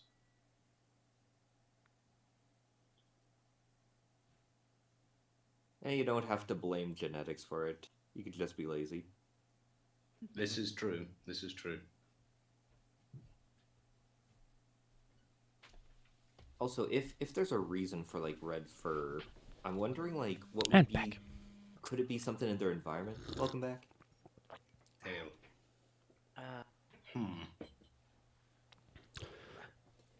Also got myself some tea. Could be ancestral in a gene that's just like weirdly hard to change or something. Yeah. Yeah, I mean, maybe. Assuming that everything in nature corresponds to a specific adaptation instead of just, random chance that this gene hasn't been filtered out yet. Yeah.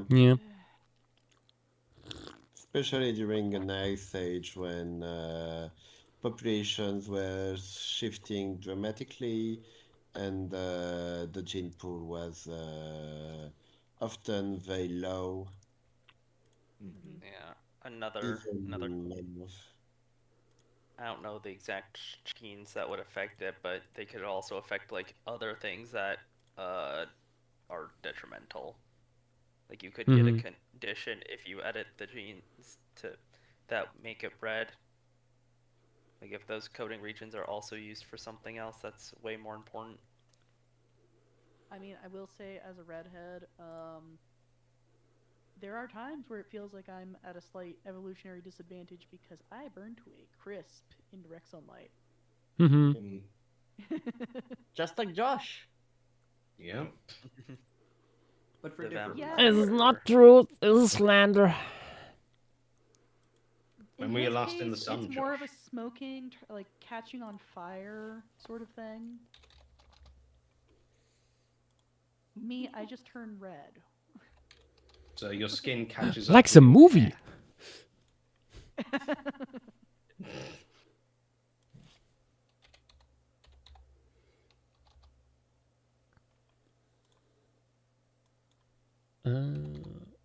See. I'm just saying, mine is more of a melanin deficiency, but I'm pretty sure if you were to say shove a crucifix in Joshua's face, it would cause a reaction. Place your bets on it if Josh starts burning or the crucifix melt. Don't you remember that fucking funny image?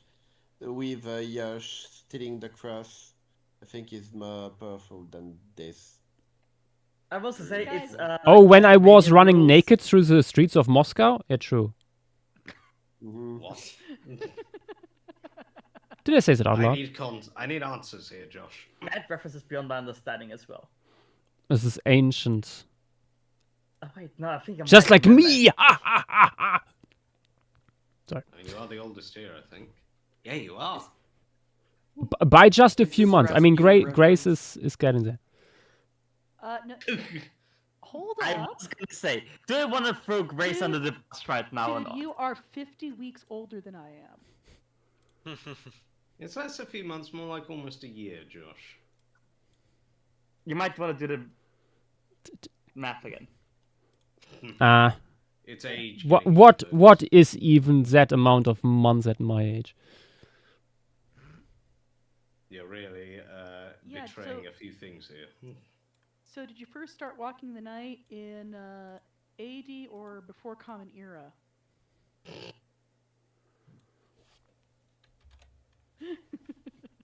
Who knows?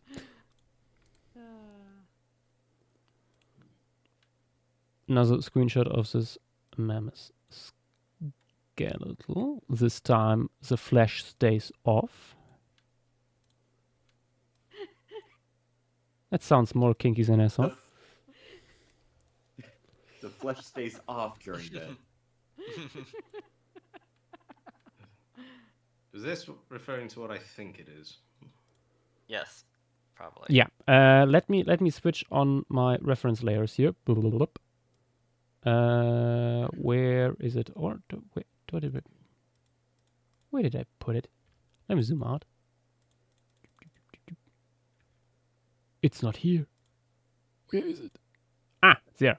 One of the inspirations for this angle specifically, and the whole composition, were images like these. Calm days in like bays or like the Great Lakes, where you can see under the barely existent waves, shipwrecks and stuff like that. Ooh. And I was thinking like, hey, that would be really cool with a mammoth side because, well, we have all these skeletons basically just out of reach under the surface. And as it turned out, talking with Grace about that, we have actually scribbled in here one specimen at the edge of the drop-off, basically. That is lacking a skull. Which brought me to a second problem I was facing. How the fuck do I get Arctodus in here?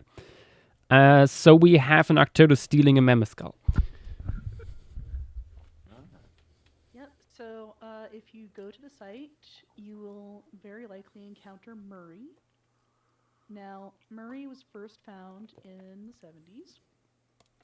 And before we determined that all the mammoths that we had were male, Murray was named Marie Antoinette. Oh. Oh. Oh. Yeah. So he's Subtle. Murray now. And he still doesn't have a head.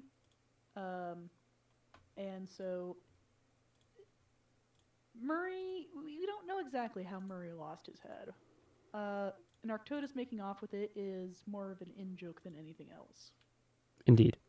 I found an image again of the skeleton at the side.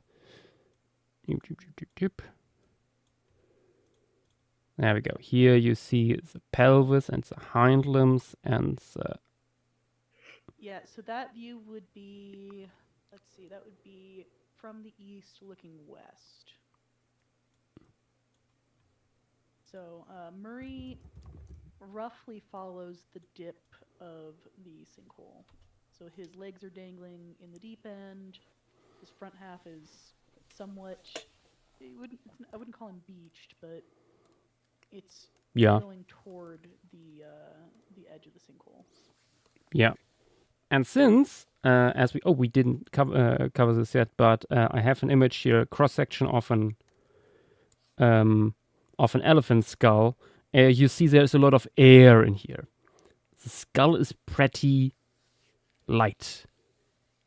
So would potentially be close to the surface, if not even like floating there, maybe with some scraps still on there, which would be enticing for a bear to check out.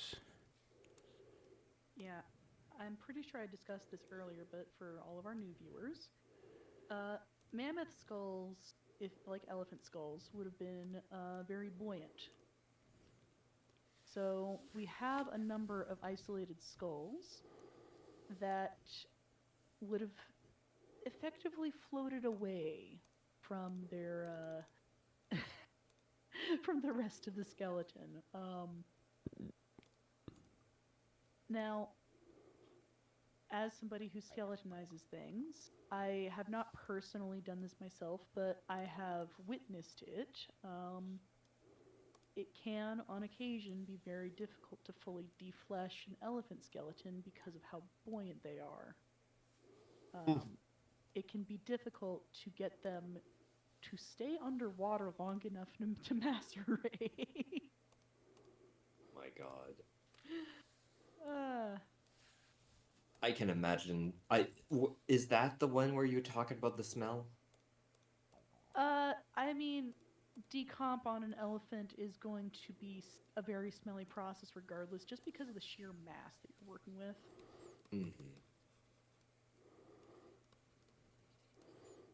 Yep. But yes, Why do I try to make this so difficult? I can just basically trace over the skeleton here and then warp it into place. My video stream. What is next? Josh copy pasting stuff from one place to another. Of course. This is Palestream, baby. We only have 3 workarounds.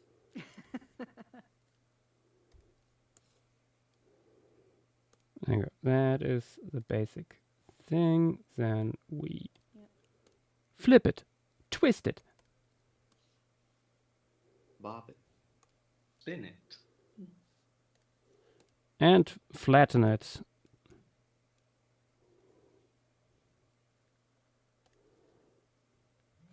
By the way, Grace, I wanted to ask you, since your job is like maceration and like stuff with bones and everything,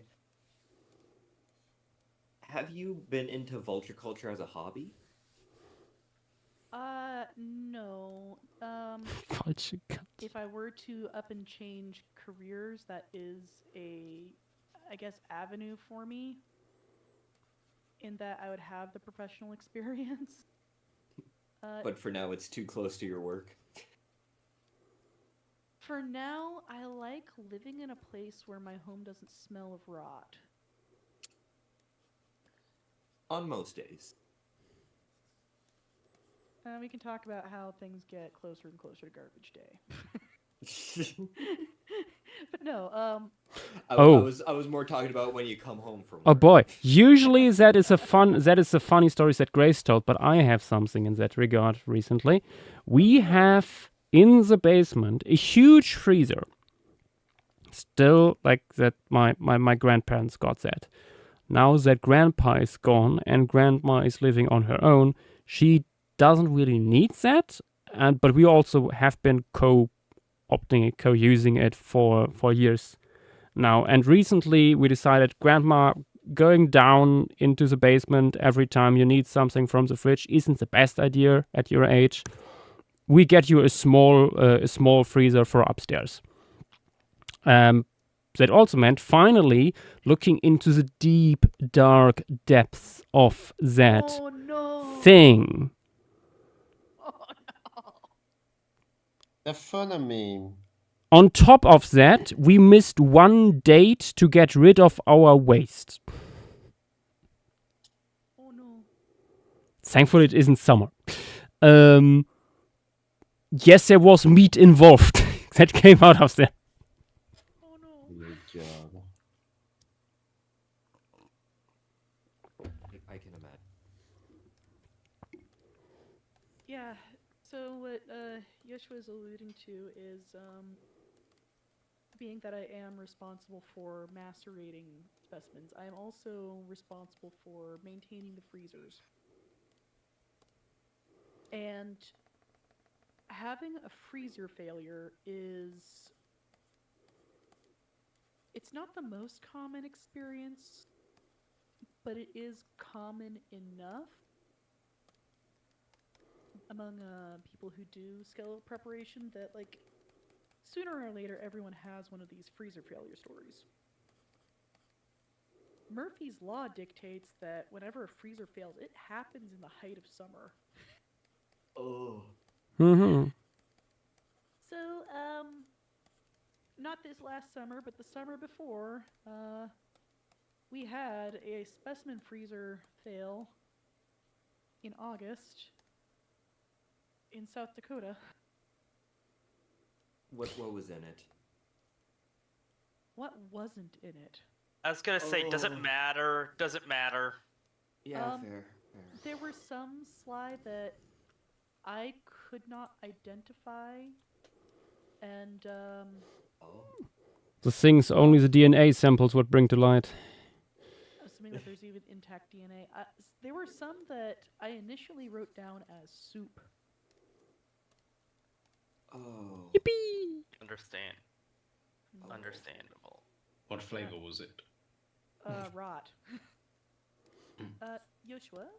Yes. Just so you know, before you commit to anything, if you could rotate Murray's skeleton, I would say we're rotating clockwise. If you could go, I would say 45 degrees clockwise. More like this. Legs facing more to us. Just a little. Too far. Okay. Like this. Much better, yes. Okay. Yeah. Like that, yes. You know, speaking of of leaving stuff in places to get rotated. I do have a story. So one time my mother came back from the store, and she was picking up all the stuff, but she left some chicken wings. Oh no. In the car once again in summer. Oh no. And yeah, let's just say it was there for like a day and a half because we didn't really need to drive anywhere. Oh no. Oh god. I don't know how this happened. It made me a little bit of a believer of the old-timey thing of like, oh, life comes out of nothing. There was so many goddamn flies in an almost airtight van. I opened up the door and I gagged. I could not take it out. I called my dad and I was like, hey, something's rotting in the car. There's flies everywhere. I can't take it out. And he was yelling at me like, go on, take it out. It's like, take it out before it gets worse. Like, it's the middle of summer. And I'm like, no. You don't know yet, but you will. Come hither so I can teach you. Yeah. Sly, you reminded me there was more to my story before I got interrupted by oh no, being a technical advisor. So oh no, it's August in South Dakota. And I have this freezer that it's been disconnected, or at least the power stopped working at least a couple of days prior. Oh.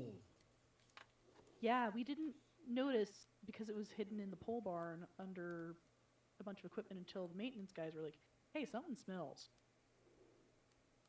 I didn't know that this... I barely knew that this freezer existed. Your eyes widened. Oh no. Yeah. So, first off, that was one of the fastest emergency purchases I've ever seen our CEO make. Mm-hmm. Because we needed a new freezer immediately. I hopped in the truck and drove out to Rapid City to go pick up this freezer.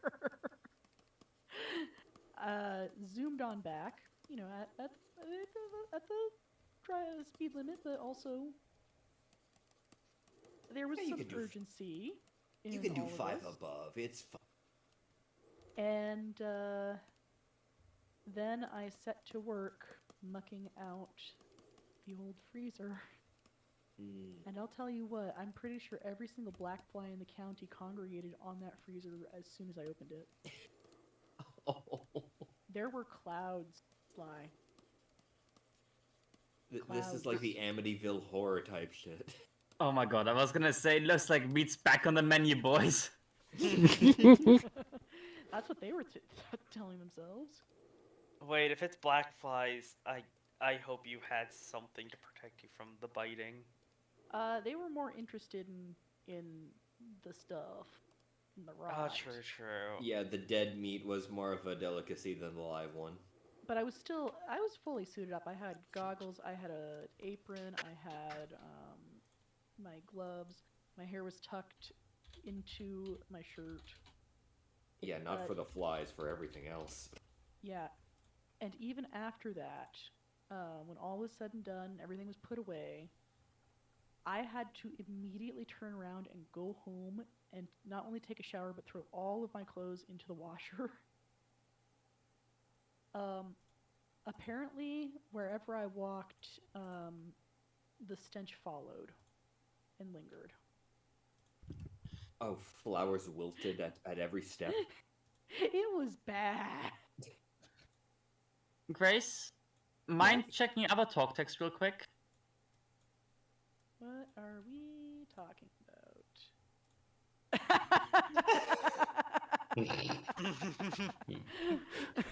Oh, I didn't know if I wanted to make that joke. Oh no!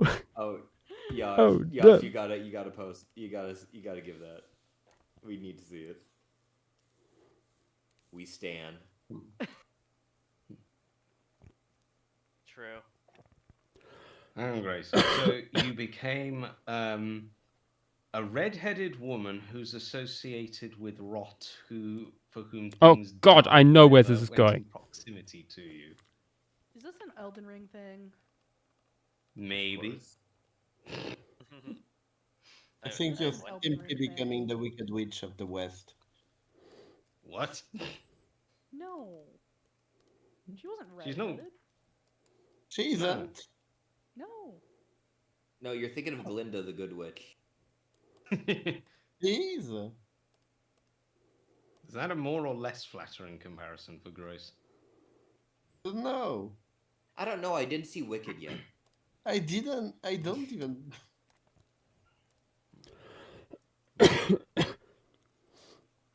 I keep my only interaction with this whole series was through the animated series that was not that good. Oh, fair. Matt, you haven't seen the MGM classic, The Wizard of Oz? No. Nath, you better watch it. So many people got poisoned. Sly, no, that is not the attitude we take here. What we do is we're going to find a way to stream this, and we're going to sit down and have movie night together. True. I it's understand. Be delightful. No, I understand how lesbians feel when people, when they get in a room with somebody that asks them if they have ever seen Star Wars. What? What? But no, genuinely, The Wizard of Oz is a delightful film. It is a work of art. It is an interesting adaptation of a surprisingly progressive novel series. Yep. And Yeah, so many people were poisoned because of it. What do you mean poisoned? I love asbestos. It's got best right in it. Yeah, infamously, the Tin Man's makeup made him very ill. Oh. A lot of things in the production made people ill, from what I remember. Yep, they were literally like having Dorothy like smoke a pack a day to like lose weight, apparently. Yeah, but that's just like the 30s. That's fair. Well, let me guess. Was the Wicked Witches of the West skin, was that with arsenic paint or something? No, but she did catch fire. Yeah, she the makeup was fine, but she did catch fire. Wet. Yeah, there was a pyrotechnic effect early on in Munchkintown, that as she was descending through a trapdoor to make the disappearing effect complete, she caught fire. Would explain why Dorothy threw water on her then. Different part of the movie, but yes. Yeah. But and Joshua will know this. You know the real reason why you watch The Wizard of Oz? It's so you can understand all the references to The Wizard of Oz made in Stargate.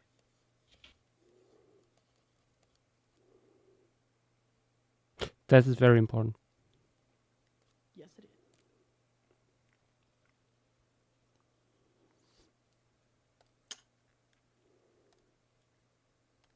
I think I'm going to call it a night here. Night, Armin. Okay. You guys have fun. Also, that's by saying greetings from Stuttgart.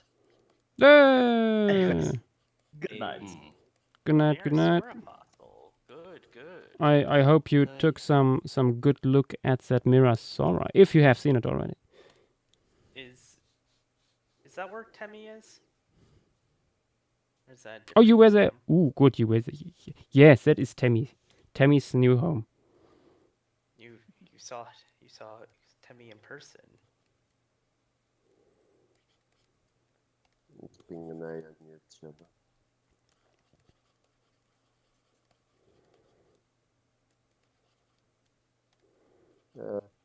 Yes, terminate asking if you're gonna put any meat on that mammoth scale.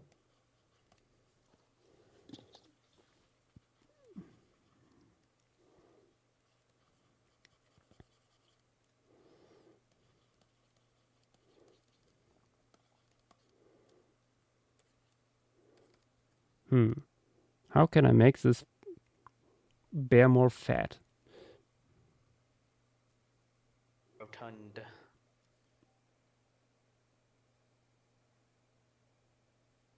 Yeah, Desert Libra, the fossil is tiny. But we also use to see there the additional fans that are preserved in the exhibition that shows like, yeah, the holotype would be like one of the smaller specimens actually. That's interesting.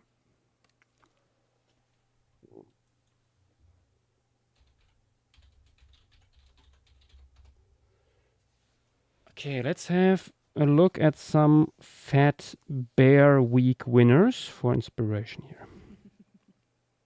Good. The problem is a little bit could look at to balance out fat versus anatomy. You could specifically look for the one that ate another competitor. God.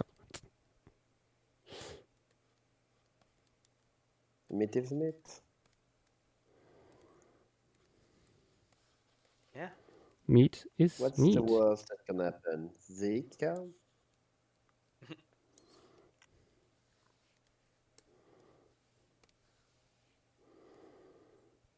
I would love to get an image of a fat bear like in dorsal view. The prion disease is not an issue if you can't live past 20. Yippee!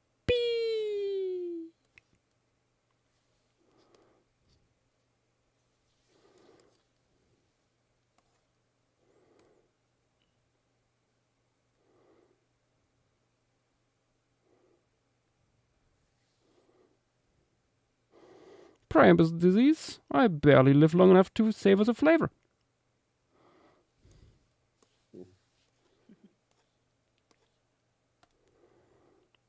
See, my God, these bears are fat.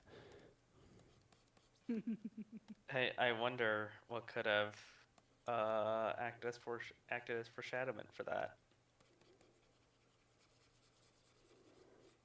Who knows? How deep is the belly hanging? Okay, I think I can go lower. Drag it, have it dragging on the floor. Nah. I mean, remember, it's Arctodus, famously long-legged bear. That'll just make it even fatter. But I think I can make the ass fatter.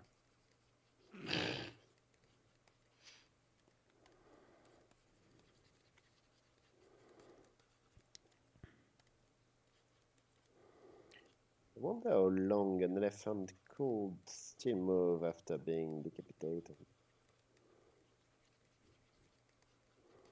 This is not a chicken.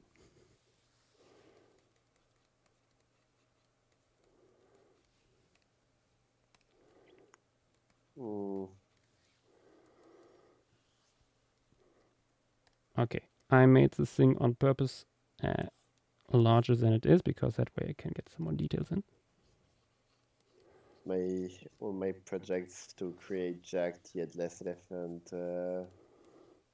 sadly going to be written off. Not that close to money making.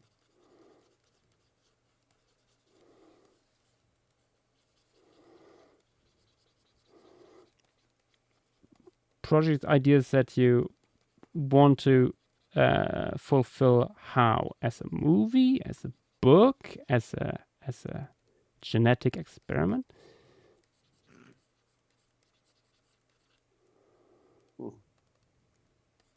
Careful, you know what we do to people in these parts who try to DIY genetic experimentation. Let's bring back the cum gun. Oh my god. You've become the person who you've ridiculed. No, I ridicule him through mentioning this. True.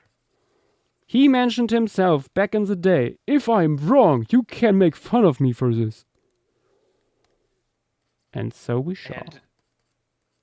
And I have not seen someone more wrong in their entire lives.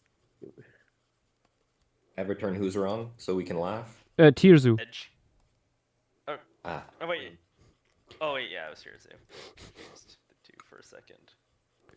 Edge might be wrong in other ways, but never so spectacular as with like falling for teenage grifters that try to recreate the dodo. Dinosaurs, I mean. Even worse. You love to see it. Or rather, you don't. Yeah, no, I honestly, it's very funny, but also sometimes I wish I didn't know.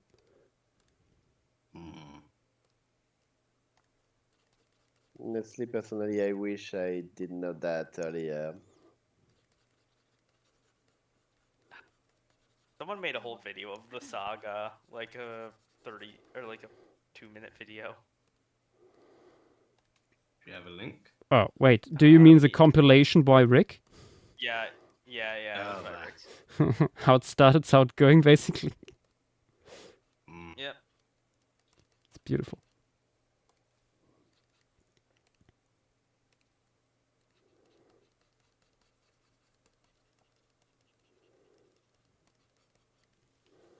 Look at that bear. That is a very fat, very successful bear. It's so chunky. So happy. Yep. In its lane. Oh, speaking of which, did y'all see the winner of Fat Bear Week? Oh, we have a winner?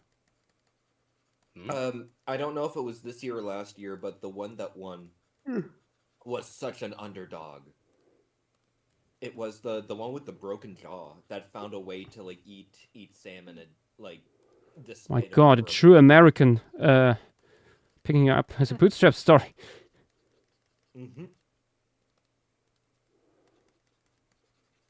And they did it all barehanded. Ah! God.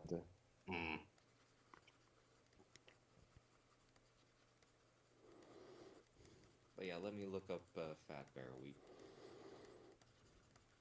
There's unfortunately no fitting emoji that comes to my mind to describe the pain of hearing a bad pun. Otherwise, I would have already made it for the server.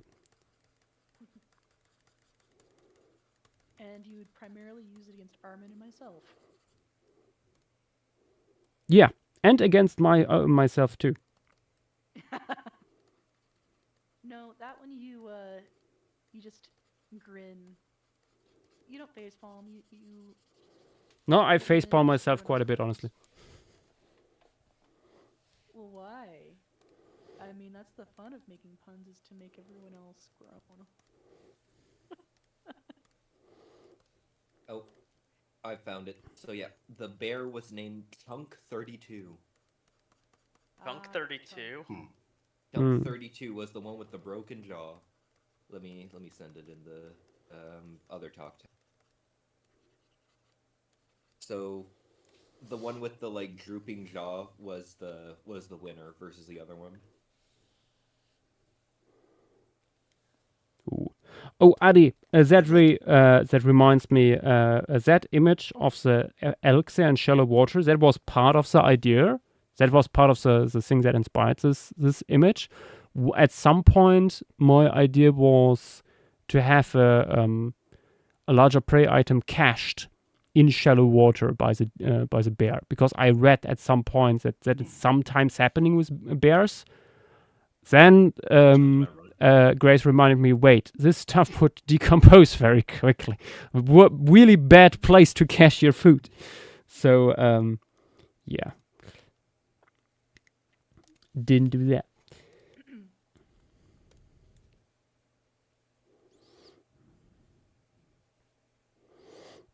Yes, and Darius, he barely won.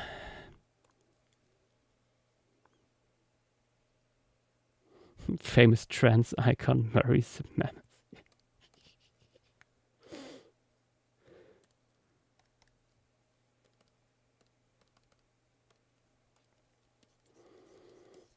Okay, time to put some color on these bones.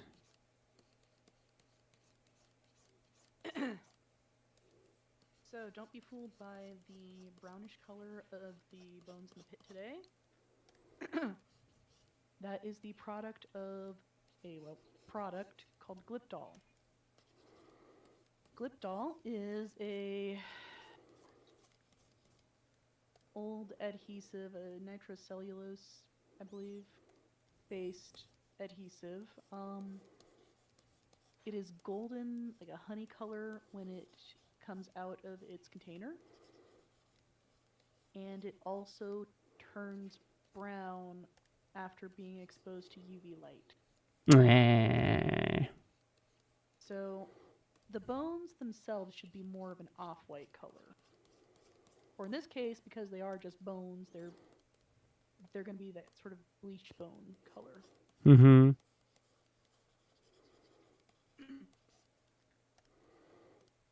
How long did it take for people to notice that it like decolors your bones?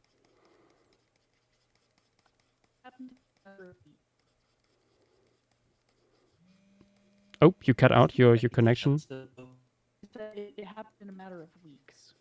Oh, joy. In the 70s, yeah.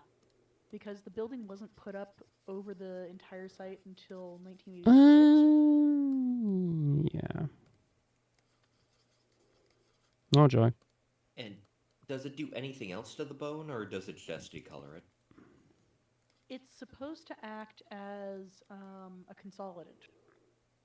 Mm-hmm. It does not act as a consolidant. You know what it does? It sits on top of the bone. It holds at best the surface together. Yes, that's what it does. The metaphor we like to use is, if you've ever had an ice cream cone that's been dipped in chocolate, you know that chocolate shell on the outside is going to hold its shape, but the ice cream underneath is still melting. Don't you know the chocolate keeps it from melting? Yes, everyone knows. So, one of the major projects we have is replacing all the Glipdol with consolidants that percolate down into the bone. Oh, God. Sounds like a Sisyphus work. Well, that's in part what any interns that apply to our program can look forward to doing when they're assigned to the bone bed. Should have said that live. I think Discord is having a moment, yes. Yeah. Several people are cutting out, especially the people over the pond. Yeah, I can hear you quite clearly still, but great. Yeah, and Sly.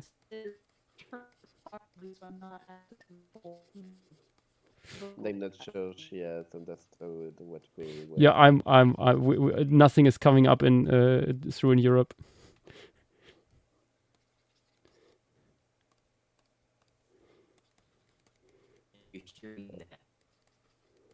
Oh god. Oh no. Oh no. Oh my god. The British are cut off too.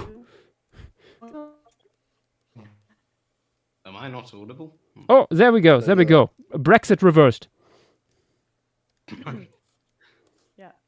So, There we Yeah, go. you're back. yes. So you would, in fact, know that Glyptol removal can be, in the words of our visitors, tedious.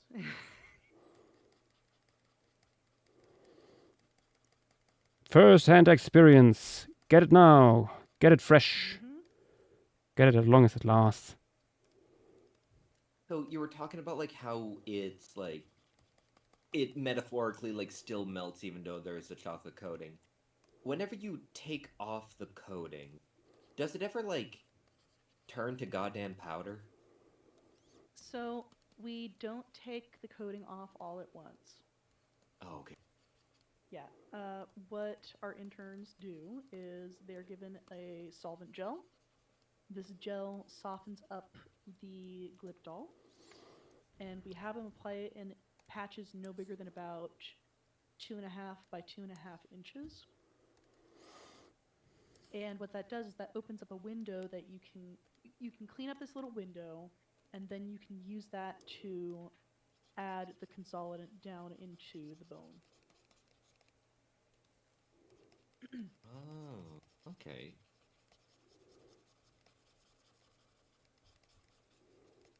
And yeah, that does seem tedious, especially with the size. There's also a time component to it. You need to let at least 20 minutes pass before the solvent gel has had a chance to work to work. So I suspect you'll work on like several bones at the same time. You work on different areas of the same bone because mammoths are big enough for you to do that. True, yeah.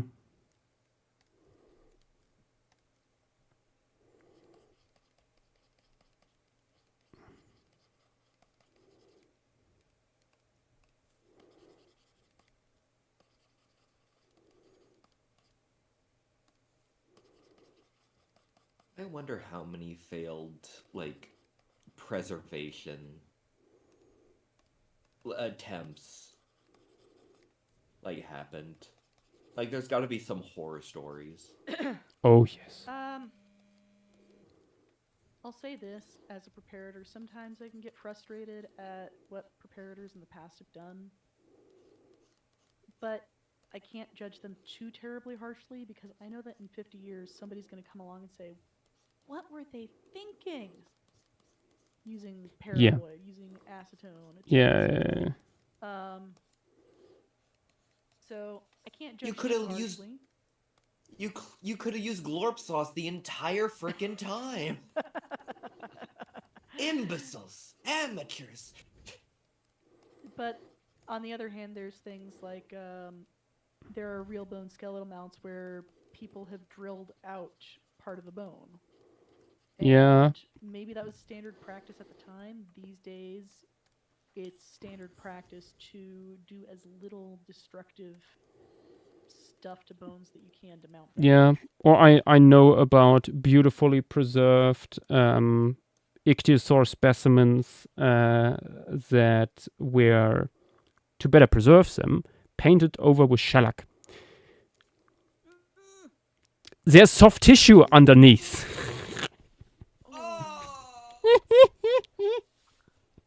Oh, wait. So shellac and Glyptol, if they aren't the same thing under different trade names, they are very similar. So hypothetically, a person could reverse that, but it's not gonna be easy. Mm-hmm. Also, aberrantologists brought up Monolophosaurus. Oh no! No! The foam beast. Yeah. That is one of the cases where I'm like, my God, the Canadians! What were they thinking? For people unaware, Monolophosaurus, we have one specimen, beautifully preserved. It stayed in China. However, the Canadians came over to help with mounting that thing for the exhibition. It is their original. It is in foam. The normal foam that you use to for building and stuff. You cannot get it out of there, not without basically prepping it all over again. Behold the foam beast.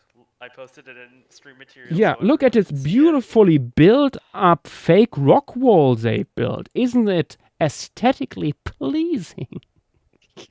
Another example that we realized during flocking, part of the Streptospondylus holotype skull elements are in a really bad skull reconstruction. Mm-hmm. Mm-hmm. Oh.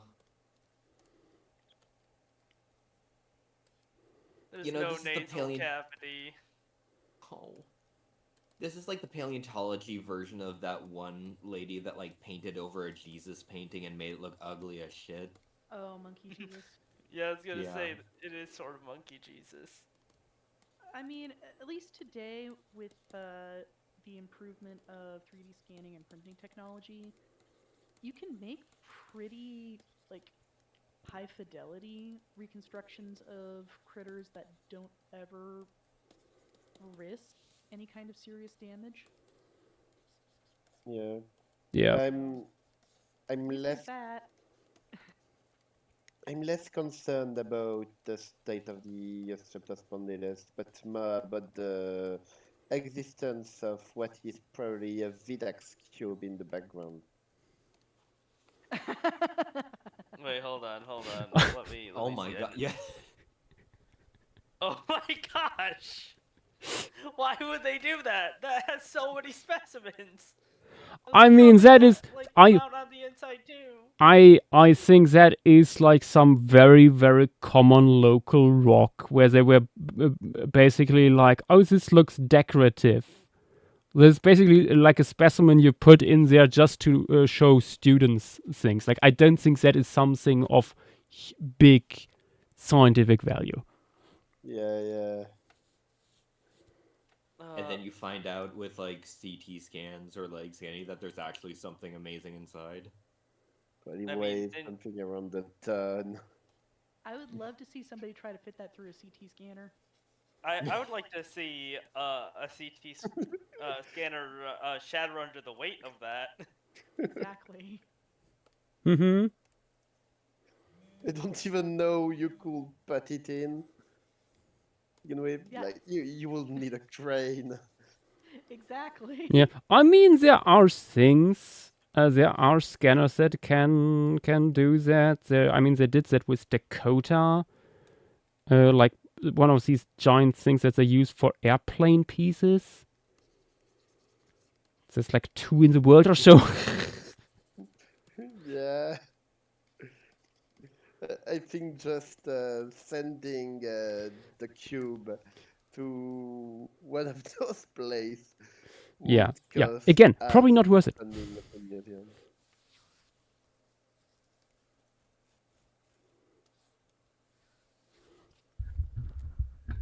So what's going on with that pliosaur specimen that Brontothir posted? Oh, that's the Yale specimen of Kronosaurus.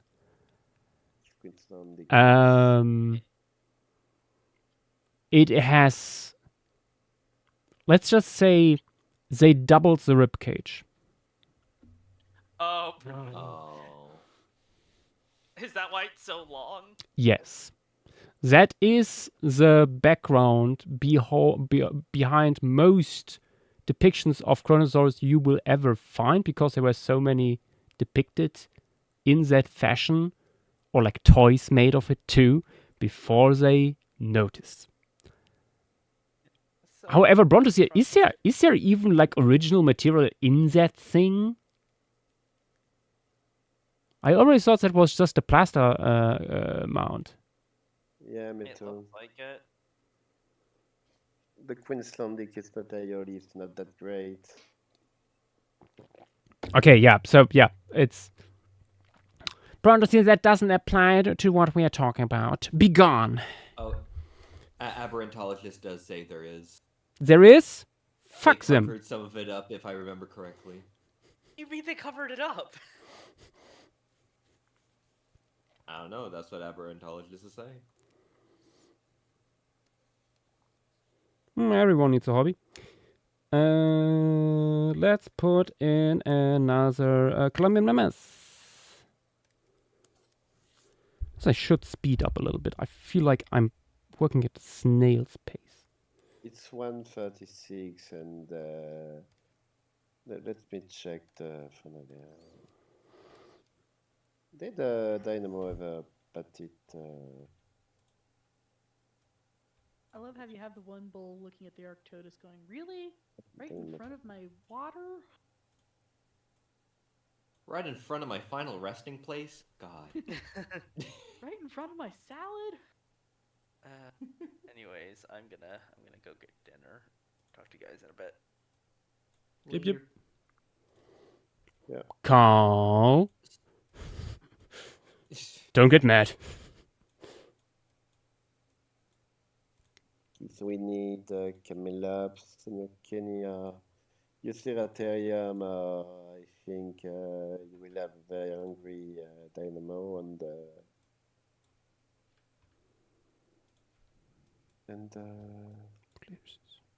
there is a wolf from here. Yep, we got a wolf, we got coyote, we got black-footed ferret. Well, presumably black-footed ferret, considering that we have extant black-footed ferrets, although they're not. Their population is its own story. Mm-hmm.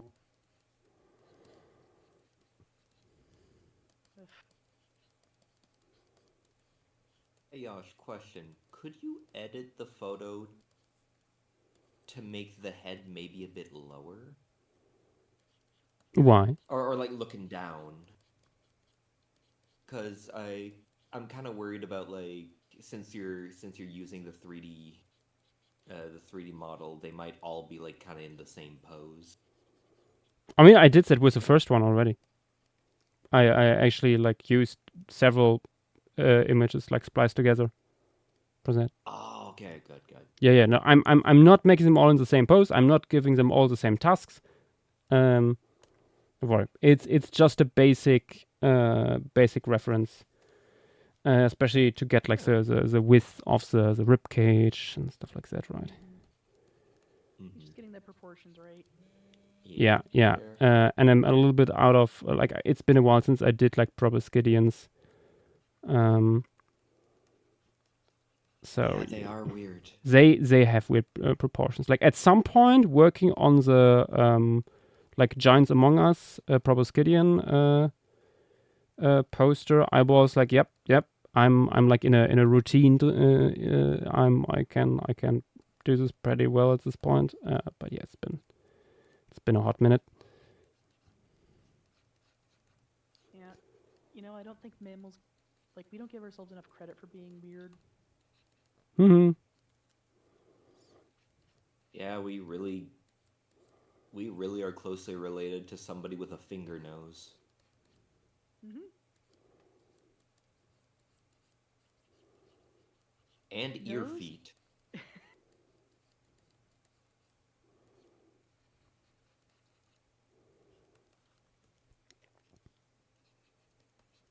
So, I was going to say earlier this year, I explained to a gentleman what an elephant's trunk is made up of, like in terms of musculature, in terms of body parts. So obviously, it's the nose, but it's also the upper lip, and it's all fused. into this prehensile tentacle. It is quite fucked up when you think about it. And he was one of those visitors where he was both disgusted and delighted at the same time. Excellent combination. He immediately burst out into laughing, like that sort of like, oh, that's horrible to know, but I can't help but laugh. Beautiful. Oh, by the way, Loam Lizard is asking, are you planning to include any fish in the sinkhole? There is indeed fish material. However, they are very small. So if we show them, probably in very, very faint way. Like, Grace, what did you say? Like, the stuff is like 5 centimeters long, maybe? It's longer than that. It's, I would say closer to 15. Still, yeah, it's still not even hand-sized, so...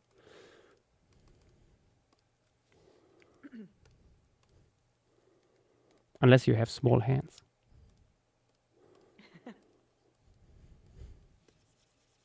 Yeah, we can do specs. Unless, is it a schooling sort of fish? Probably not. Yeah. There was another idea with like the bald eagle. Like as this would be one of the smaller creatures from here, and bald eagles, yes, are fish eaters. Have it like fly away with tiny fish in its talons. Ooh.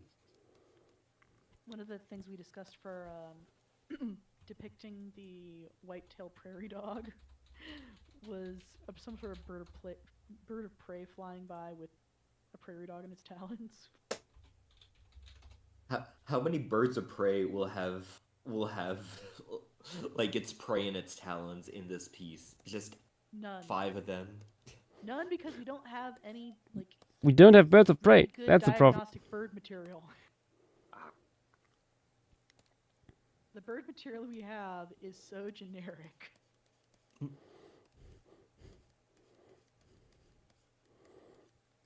Yes, we have bird. However, it is just bird. Yep.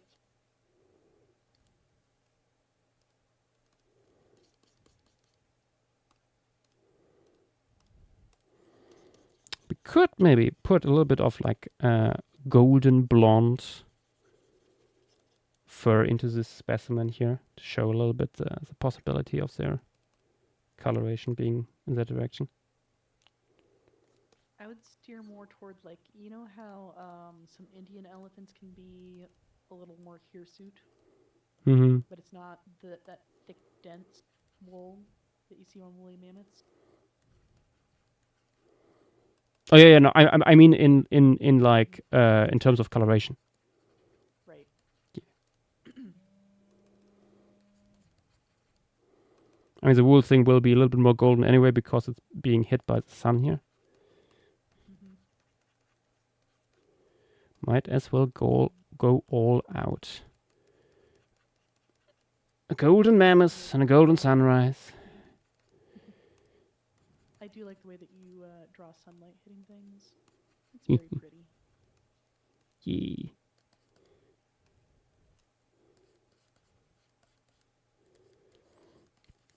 Then I will need to cover it partially up again by the fog here. It's coming out between the bushes.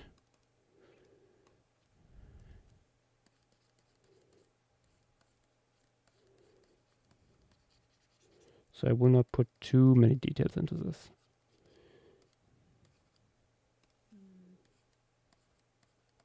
I don't know what my dad is up to, but right now the whole house is smelling like roasted garlic. Excellent. He's prepared to you hunt. Appreciate it, Joshua. You know.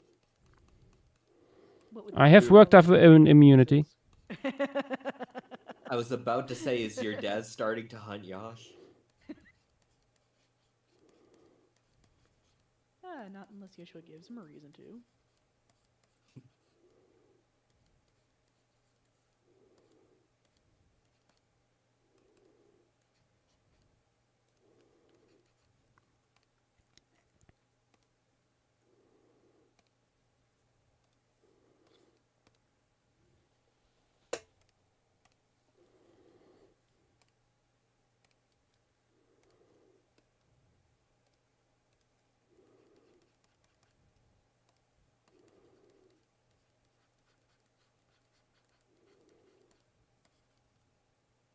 the way, I'm wondering.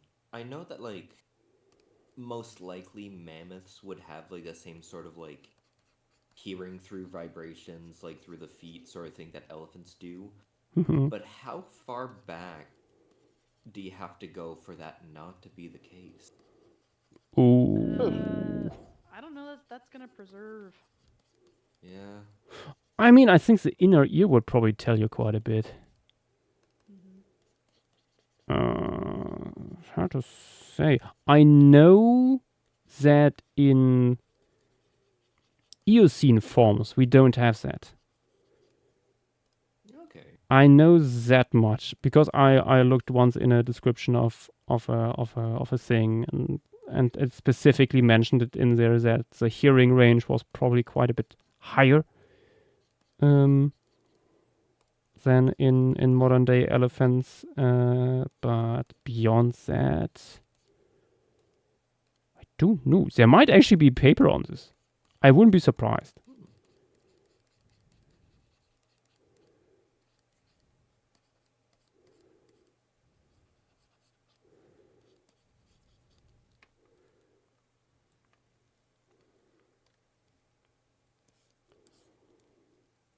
Because now I'm thinking about it, like obviously we have like the extant animals to see how it works, but also like how would it work on different, like with different animals like mammoths, but also in different areas like snowy tundras.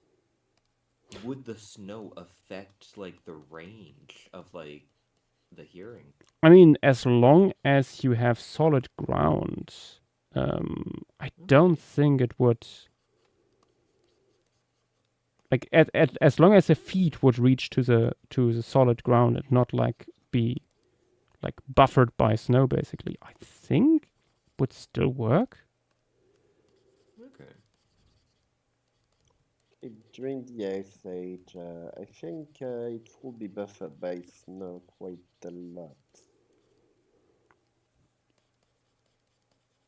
We trade situations in the winter where animals are a bit disorientated and Yeah. If it's like heavy snowfall and stuff like that, and the animal's feet cannot no longer reach solid ground, that might be an issue. True. Yeah. God, that would be so isolating. Yeah. Like even more isolating that like a winter storm would be. That would explain quite well how mammoth would end up falling under ice because it will be less prone to hear what would usually be precursor signs of something bad happening. Mm-hmm.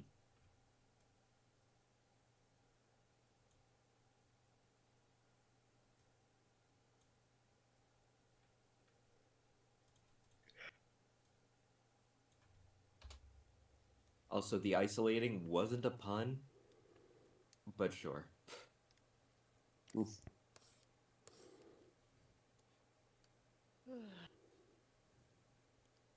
Oh, that looks really good in the fog.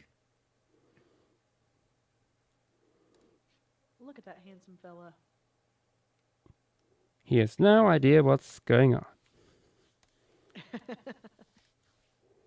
It's almost like Mufasa trying to warn Simba, just, no, don't go into the lake. I had a funny idea for something. Probably wouldn't work for this piece, but I guess you could use it for a later one. Maybe you could have a thing where it's a very large animal sitting in a small body of water.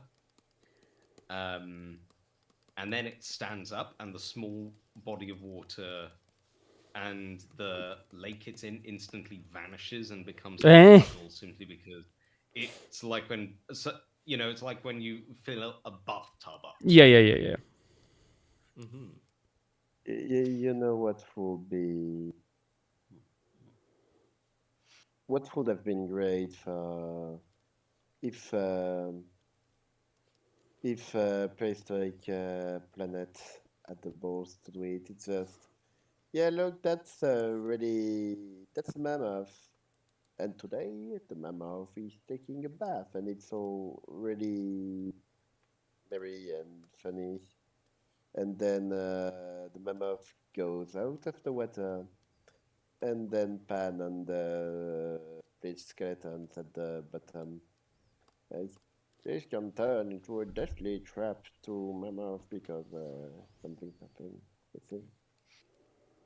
You got a vision. You could see that. I mean, in general, I think it was a missed opportunity to not include the mammoth site as a place in there. Maybe for Ice Age Series 2, they could. Who knows? Who knows? If we are lucky. Yep. Oh, here's another potential, again, slightly crude idea. Animal sitting in water, and a load of bubbles are rising up behind it. Visible from the surface. Yes. Surely because it's sitting in a hot spring. Yes, the gaming otter asking, was it possible for Colombian mammoths to have that lack of pigmentation, so these brighter spots in the skin, similar to Asian elephants? And we don't know, but to my knowledge, that is totally likely, totally possible. Like a random paleo artist, yes, this is Colombian mammoths we have here. Indeed. Several of them. 3 of them. 2 alive. 1 not. Let's see. Maybe switch on the sketch layers here. Where was the other? Okay, this one I can switch off. Still this stuff. Also, Fossil Adder wants up. Fossil Adder? What? Incredible. Unless. There we go. Hello. Hello. Hey. Welcome to the Mammoth side stream. It looks really good. I love the mist coming off of the lake. Yeah. It's nice and warm. Why don't you come in?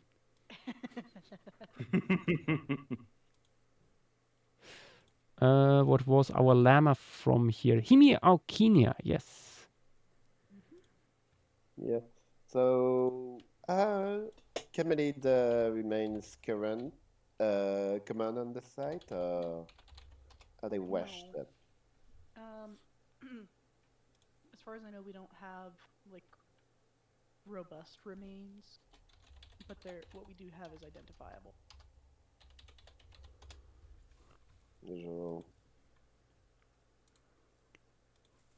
Yeah, I mean, makes sense.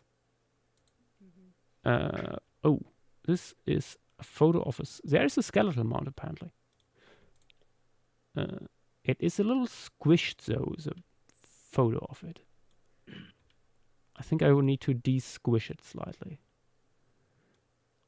And I will base that on the proportions of the human next to it. I think that looks more... if I interpret this right, this is more like it. What about the shrub ox? Will also go in here. That will actually... That's what I sketched in here. These random scribbles. We heard of them.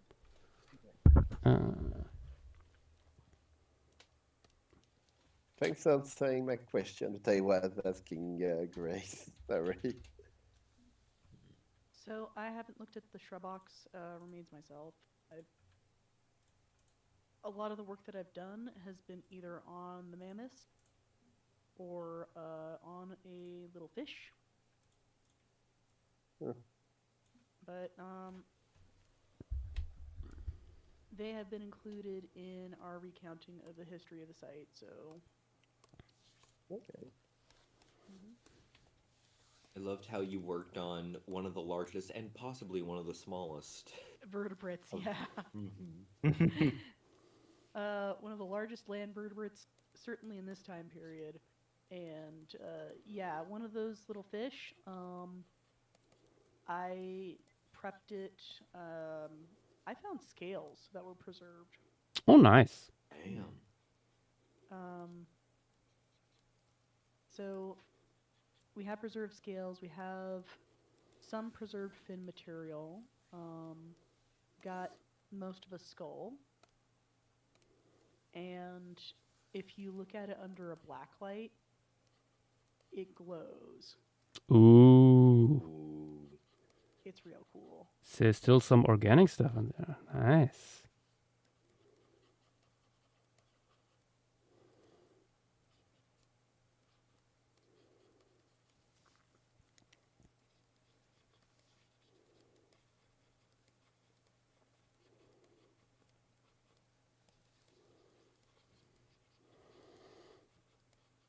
It was very funny. I wanted to see if there's like images of like llamas going into hot springs or something, because of course we have in the Andes hot springs too. I didn't find any images of that, but Googling hot springs llama, I found that the town Hot Springs has llama like a llama farm and llama hiking tours. Okay, crucially, which city of hot springs? We're talking Arkansas? I don't remember. It might have actually been South Dakota. I have never seen anything to do with. Wait. Let me check. Probably rather easy to find again. Llama. Hot Springs. Pretty sure it's in North Carolina, right? Let's see. I just know that if you're not careful, if you're looking for things in this town, you can accidentally end up searching for things in Arkansas. Oh no, this might not even be Arkansas. Oh no. It's Tennessee. Oh. There's too many towns called Hot Springs. My God.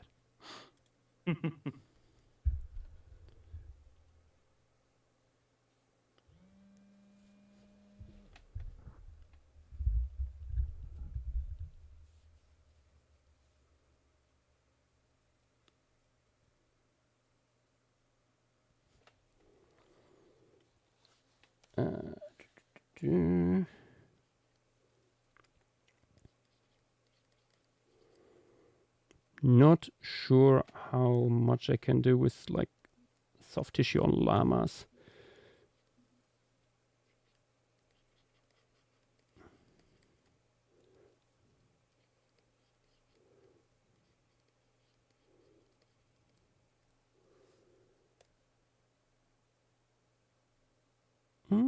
I think size-wise this checks out. Oh, I think I can make them slightly. Nah, I keep it like this. I keep it.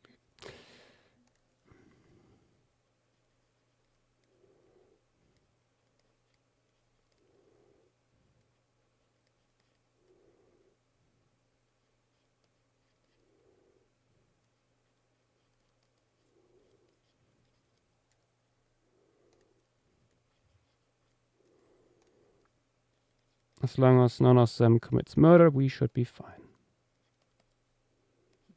None of them have hats, so they don't have the intention.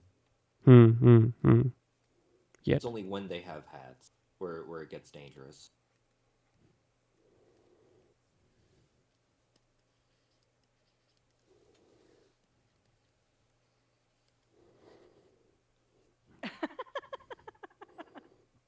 Adding one from Mexico.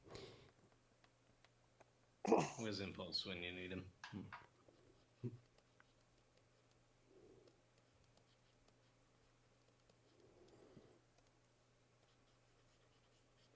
These are real dangerous llamas. Don't fuck with them.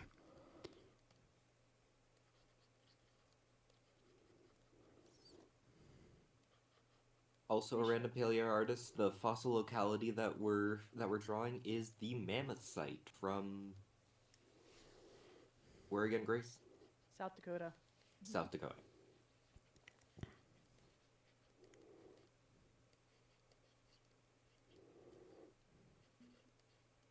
Yep, the Black Hills region. Indeed.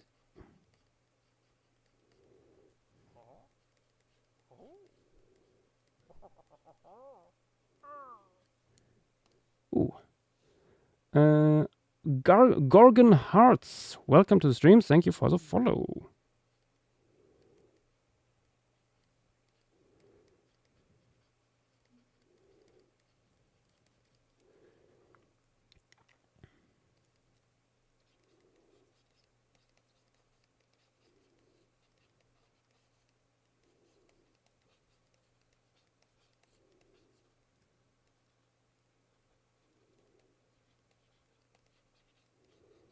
This will also not remain the only camel from here. We have the aforementioned camelops. Oh, wrong image. Big Ice Age camel from North America.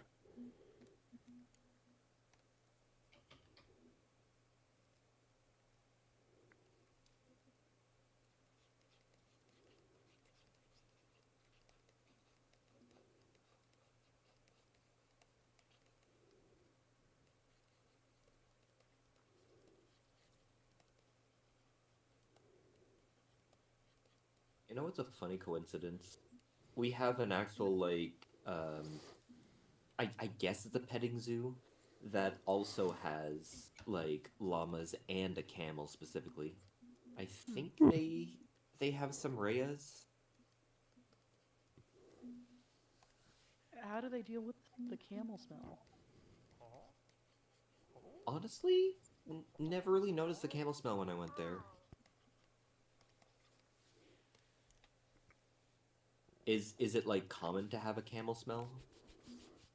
Camels, like, they don't smell good. They are quite intense. Yeah, I once sat on one. Snaper Kids, welcome to the stream. Thank you for the follow. Oh, go on.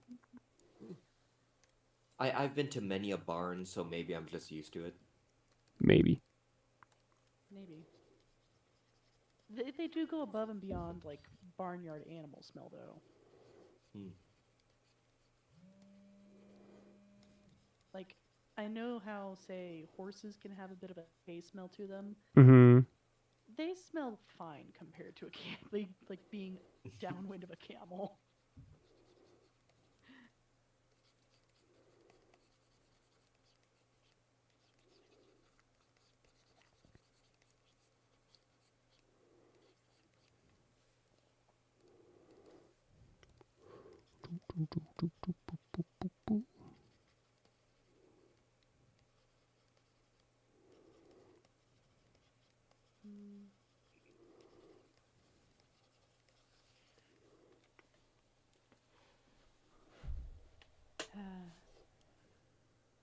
My ideal little Stardew Valley fantasy, I think I would have, if not a herd of llamas, then certainly a guard llama or guard alpaca.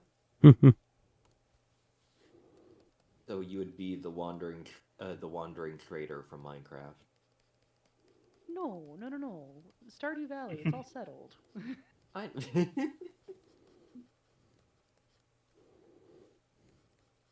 No, what I would do is I would have them sheared or shear them myself, and then I'm going to turn the fiber into yarn, and then I would knit with it. Oh, that sounds fun.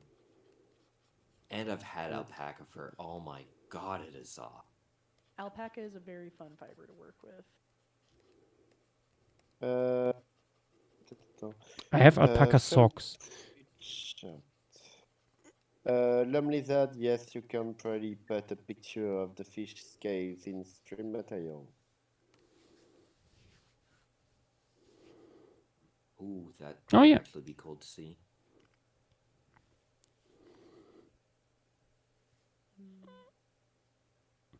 And yes, Dinoraptor cassette indeed kills people.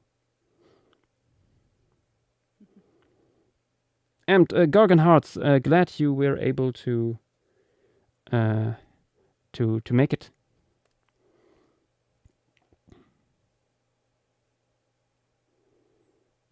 I know it's just because it's a super zoomed out picture, but the llama's feet almost look canine. Which is a little disturbing.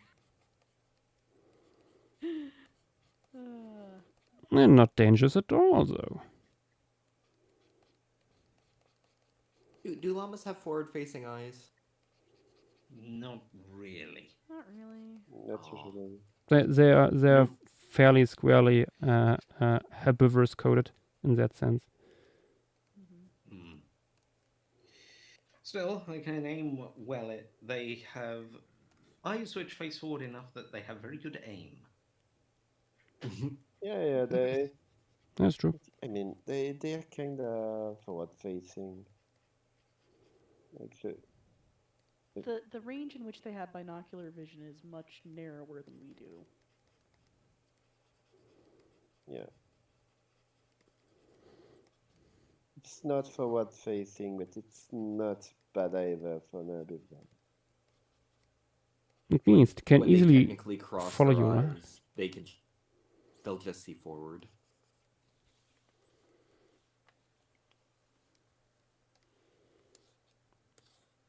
Look at that cutie patootie. I have a hat made of genuine llama wool. Nice. Nice. Sent over by relatives? Or got there? Gotten there or sent over by relatives? Oh, got it when I was last there. Oh, nice. Nice. Also, Joshua, I may have a slight critique. Can you make the butts fuzzier? He raises a good point. That is a fair point to make. If butt isn't fuzzy enough, can it really be called a llama? Be warned, if you make it too fuzzy, it then becomes an alpaca. It's true. So it's in the early. It's in the early winter, so they would have already their winter coat. Yep. Oh, this is great. Yes, giving them huge furry buns. Look, in stream materials. Oh. My God, simultaneously too. Incredible. Yep. Amazing. Like, I just imagine having llamas or alpacas means that they're going to have a lot of personality. They're going to be fun to watch. Oh, yeah. It's like Cirque du Soleil, but everyone's drunk. Me, I'm more a vicuña person myself. No, vicuna, man. My God, do we need a cameloid alignment chart now?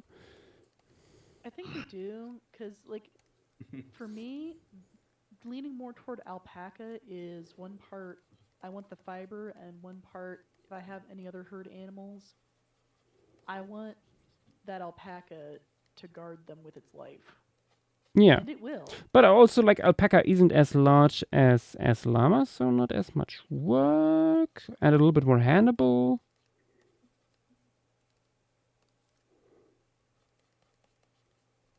I mean, a llama is basically a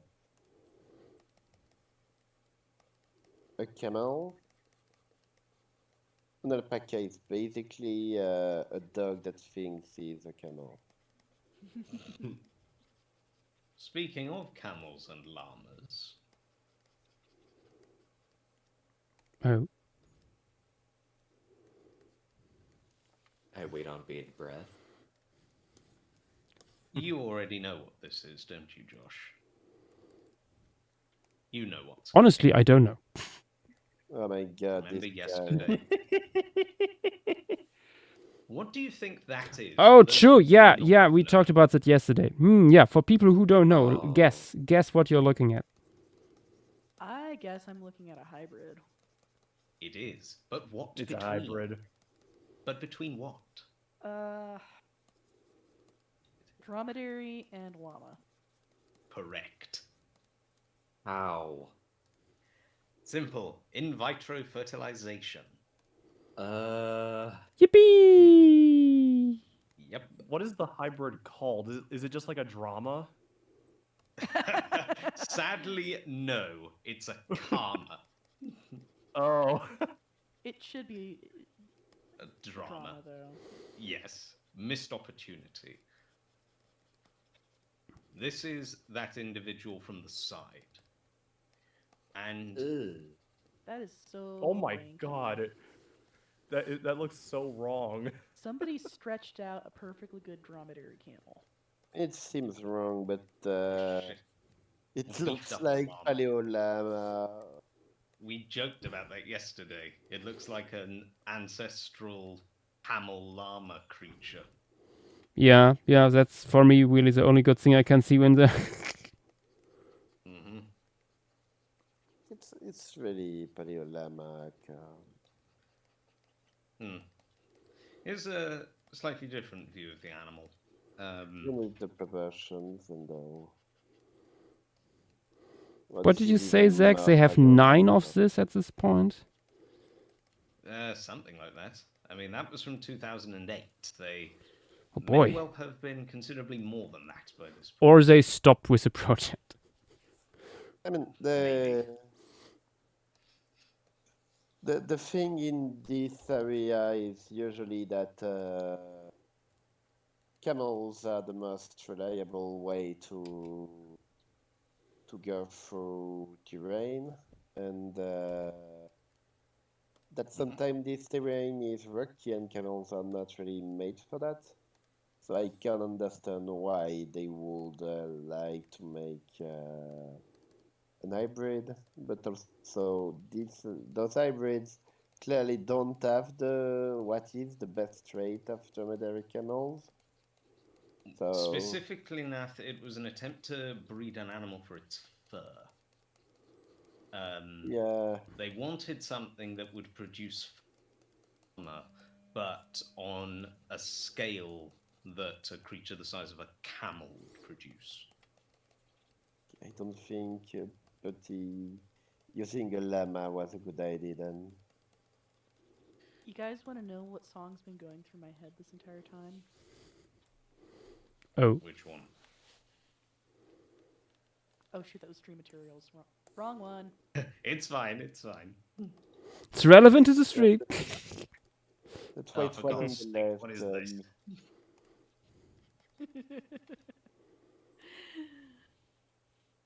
The white one on the left looks like very weird. What was in my head was the song 3 Kobolds in a Trench Coat, but fair enough.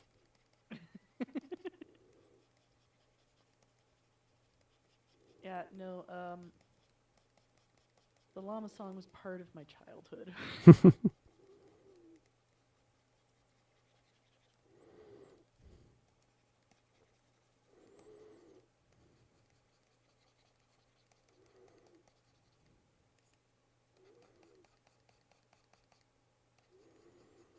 It's too bad we don't have any bird remains, because we could genuinely have, llama duck. Oh god. That's true. I mean, we have those bird footprints, but those aren't really assignable to any group. No, they're not.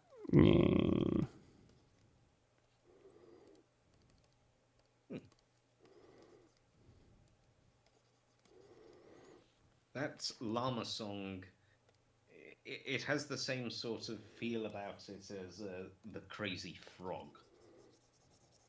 I mean, they were contemporaries with each other. Oh my god. I mean, they still technically are. So Ooh, also James. Sorry. Oh. I was just gonna say James has his hand up. Oh, he returns. Oh, get him. Up you get, James. Oh, hey guys. Sorry, my tablet died. I was wondering. No worries. Also, seeing the llama song. This is the version. This is the version I grew up with. I was posted in stream materials. Oh. Of course. Oh my. Perfect. Oh boy. I now realize how much more cursed this actually is, especially if you actually listen to what is singing.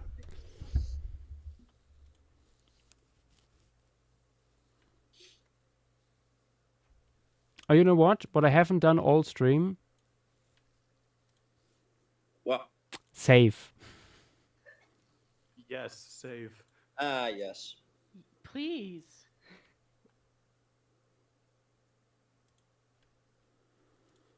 If it crashes now, I might flip a table. I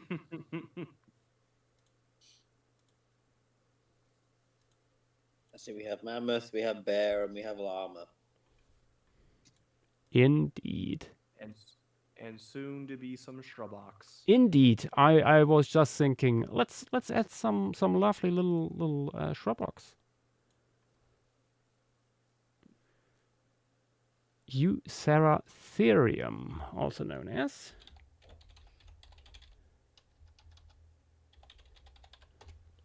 Shrubbox. Yeah. They are shrubby.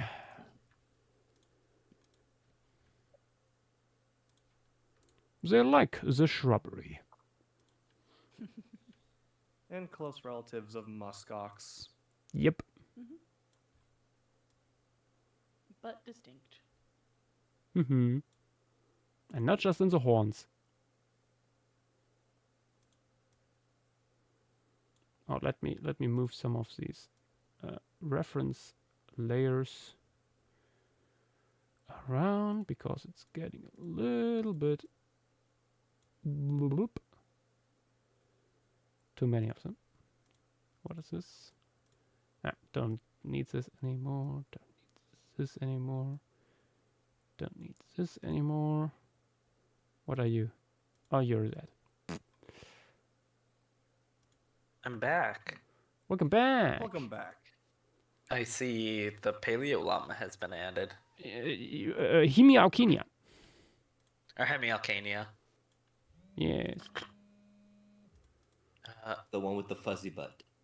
And we are shrub oxing all over the sinkhole right now.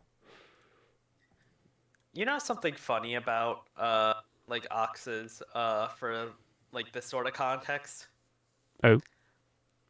Back when like I was looking for like a good skeletal for like the new genus that got described earlier this year. Oh yeah. There's no good muskox like skeletal mounts that are like easy to find online. True. Now that you mention it, I have never seen one really. Huh. Like because the two extinct species like Buthier or like genera come up. Like it's literally just Butherium and Epiceratherium. Like it's never actually the living one. That is incredibly stupid and a weird oversight. Yeah. Like there's like Googling it right now, there's like a few like but like none of them are in as good of reference. Like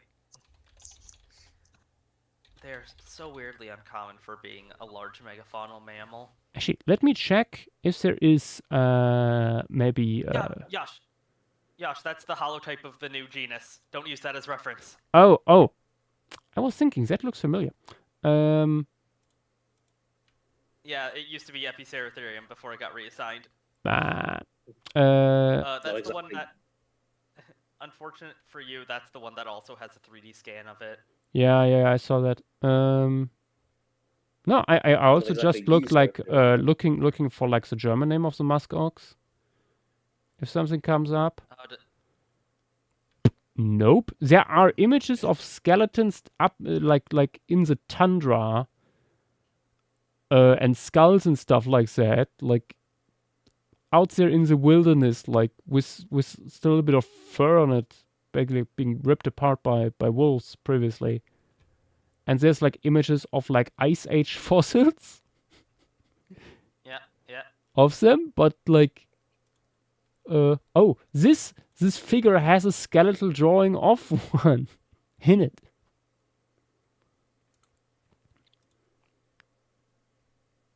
I don't know how good that is though.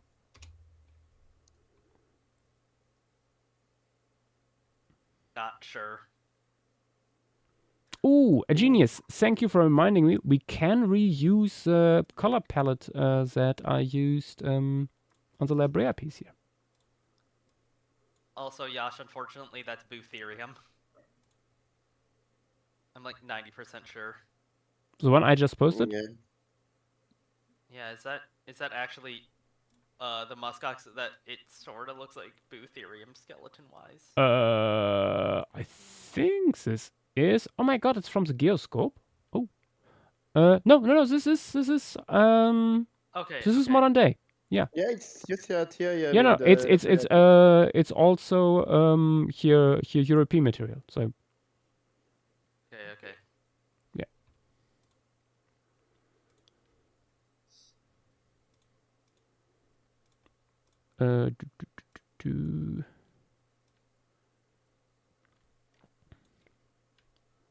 Let me zoom out for a second. Then I'm quickly getting something to drink before we continue. Back in a sec.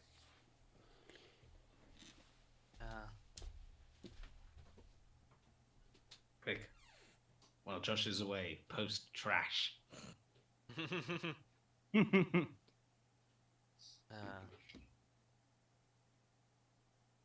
Post your most valuable Pokemon cards. As a wise man once said, in other talk. Oh no. Great, time to flood other talk with pictures of frogs. That's not trash. That's not trash. You sure about that? Pictures of frogs? No. Depends on whether they're behaving or not. How about this one? Not true. Man, that is a crazy reference. No. No. You sent the neutered version of it. Oh, I wait, need yeah. the uncensored version. They cut him off. No. Oh no, the poor frog. That's also censored. No, this one just doesn't have anything. I distinctly remember in the old music video there was a censor box over his glory zone. Wait, that is. Do you remember Clyde? Wait. Are you telling me that the crazy frog had his crazies out? Yep. Yes. Yeah. There was What? like an uncensored and a censored version of it. It was an uncensored one. I do not remember this. That's what I'm getting at. There's an uncensored version. You're telling me they modeled like life. The crazy Hang frog. on. Yeah, there it is. Oh my god. Where? Oh god. Other talk text. Look. Please tell me this is an edit. Maybe... Put a spoiler on that. Yeah, put a spoiler on that. Yeah, put a spoiler on that. Why am I being made to look at this?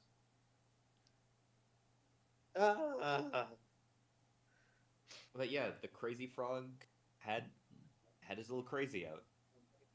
I'm gonna put another palette cleanse on there.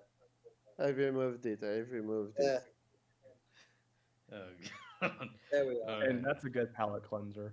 Some slightly less crazy frogs. Yeah. Right. Talking of which, I can only see one of them right now. Where's the other one? This is a headline. Oh God, I found. But it was this... a headline as well. No. I found this headline about the crazy frog. This is a very... It's funny and depressing at the same time. Oh, joy. Watch. Oh. Oh, God. No. Yep. If death threats. Those crazy frog received death threats. For selling NFTs, clearly. Yeah, but why does the frog... The way it frames it makes it sound as though it's the frog itself receiving the death threats. It's not. Who else would it be? The people behind it. There's a voice behind I'm not even sure the people are openly known behind Crazy Frog. That's true. It actually is. I remember there is an entire, like, I mean, it's YouTube, like, documentary, so of course there's, like, an entire 30-minute long video about Crazy The dark Frog story song. behind Crazy The Frog. dark story behind Crazy Frog. Also, welcome back, Joshua. You came back out of a hell of a time. Welcome back. Indeed, indeed. You missed something Yes. glorious. I took the Yeah. liberty to remove the crazies of Crazy Frog out of the chat. See, now we've entered the. So now we've got the dark and disturbing version of Crazy Frog, Mad Frog. Yeah. Insanity frog. Not Mad God anymore. just Mad Insanity Frog. Toad. Oh God. Insanity Toad. Hey, the frog's demented older cousin. Wait, you Anarchy said and toads. Fabian. You said toads are known from the Mammoth site. Yeah, we have Woodhouse's toad, and there was another one that. Can't Zach, recall the name of I just noticed that you can also see the dick of Crazy Frog in the fucking integration of the. I believe we have a natural segue into how to interpret toads at the Mammoth site. Or the No, bee. Nath, that thing dangling off between his legs, I think those are his fingers. But they are in a very awkward position. That looks like a dick. Look No, closer. that's his fingers. How are those? What? That is not his fingers. Those are his fingers. Look closer. What? Do we want to look closer? No, I'm not looking closer. I'm not zooming Zach, in I'm on that. sending it to you. Computer, enhance. Do you want Like, to? look in your DMs. It's clearly not his finger. Unless he has like 3 pair of arms, and one is exactly where his stick should be. It is though, but it is. Look at that. I think we all. Closely. I think we all know what we need to do. His fingers are curling to a little fist. You simply have to ask, Grok, do you identify this as foreskin? And that's enough for tonight. Oh boy. One last thing about Crazy Frog. I was looking up a video about the video essay about Crazy Frog, and then I found a video called "The Forgotten 500 Million Crazy Frog Scam." What? What is this? What? And Crazy Frog itself was a scammer. It was the scam that they were like, there was supposed to be 500 million of them, but there was only 499 million of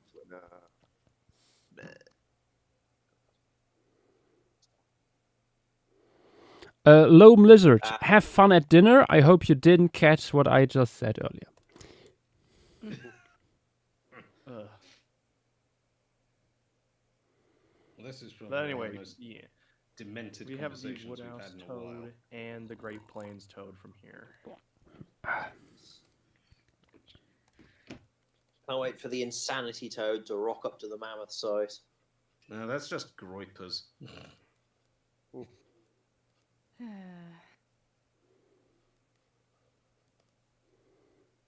do we have? The toads be Crazy Frog colors. To my knowledge, these toads are rather small. You know, we talked about that the fish with 15 centimeters roughly are probably also too small to show up here. I think the anurans are smaller. They are. What if this entire piece is actually perched on a rock and there's just a blurry, out of focus picture of a toad in the corner as he stares into the It's a reflection. It's a perfect reflection on a water droplet that is sitting on the ass of one of these toads. Oh yeah, no, the toads from here are tiny. And the reason why it's blurred around the edges is because those are the edges of the sensor box. Okay, I have to go myself for dinner, so I will return Yep. at some point. Okay. See you. All right. See ya. See Have ya. a good dinner. Somebody made a crazy frog iceberg. Oh, for goodness sake. Oh my god. I'm loving this. Who froze so the happy. crazy frog? Crazy frog iceberg. Holy shit. How 41 deep does minutes. it go? No. Actually, don't tell me. I don't want to know. The obscure lore of crazy frog. That's another. Jesus Christ. I dissected crazy frog.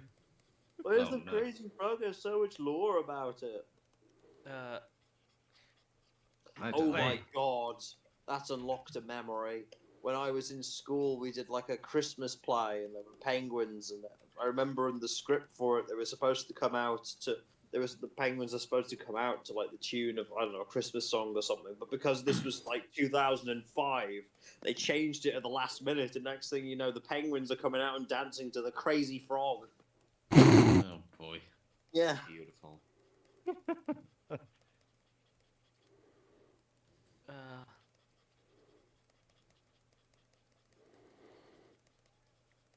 As this is not the La Brea shrub ox, we will make it a little bit more shaggy.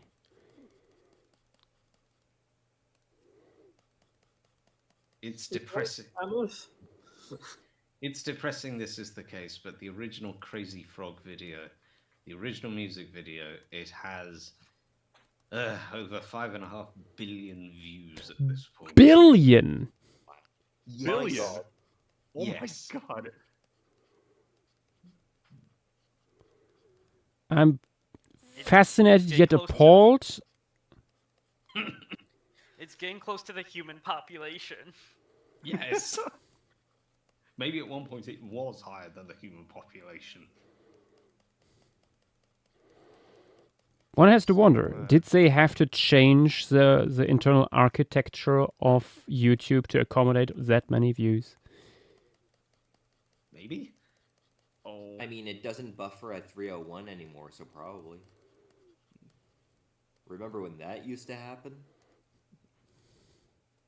Maybe. That was a long time ago. Was it a specific thing that it would buffer, that videos would buffer at around a certain...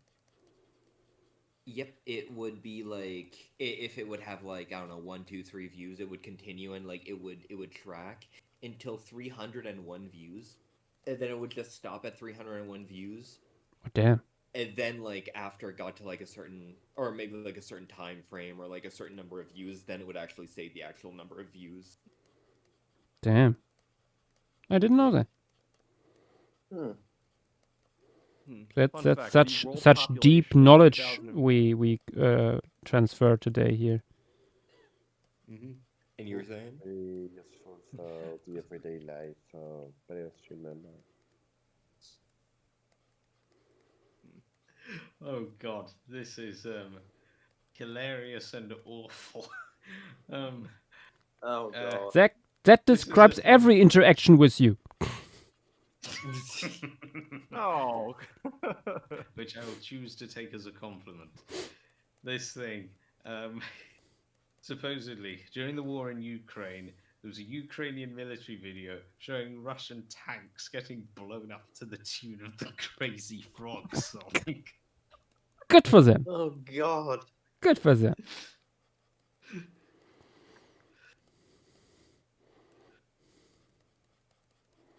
Jesus Christ. Oh my god. I feel that Crazy Frog like ended a bit more gracefully than what was it, the Gummy Bear? It The ended Gummy with Bear album. Didn't it end with NFTs pretty much? I don't think that's a graceful end. I mean, it Yes, ended but in NFTs. But also the Gummy Bear ended with, I shit you not, a Gummy Bear Christmas special. What? Ooh. I think NFTs are worse than a Christmas special. Oh god, the end of this article is... And for reference, we watched the Star Wars Christmas special before the stream. Yeah, gosh, I didn't realize the iceberg video would be 40 minutes long. Why is it so long?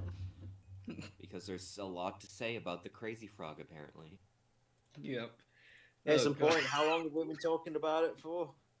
Yeah. Listen to this. The end of this article, it says, Crazy Frog was incredibly popular in the early days of the internet, especially in Europe, and his theme tune was once the most popular ringtone on the planet. But since then, the frog has fallen on hard times, gotten into NFTs, and has been censored in the US for waving his dick around on television.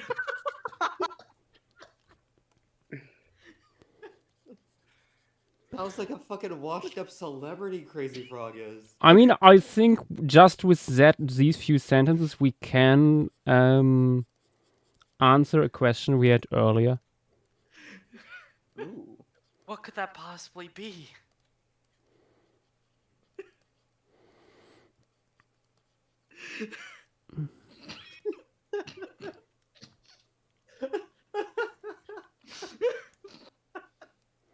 Man, the Crazy Frog really fell off, bro. Yeah, God. Oh, He's got God. off the wagon. I can't believe, like, did you read the Crazy Frog Google Doc? Oh, God. What is that? What is that?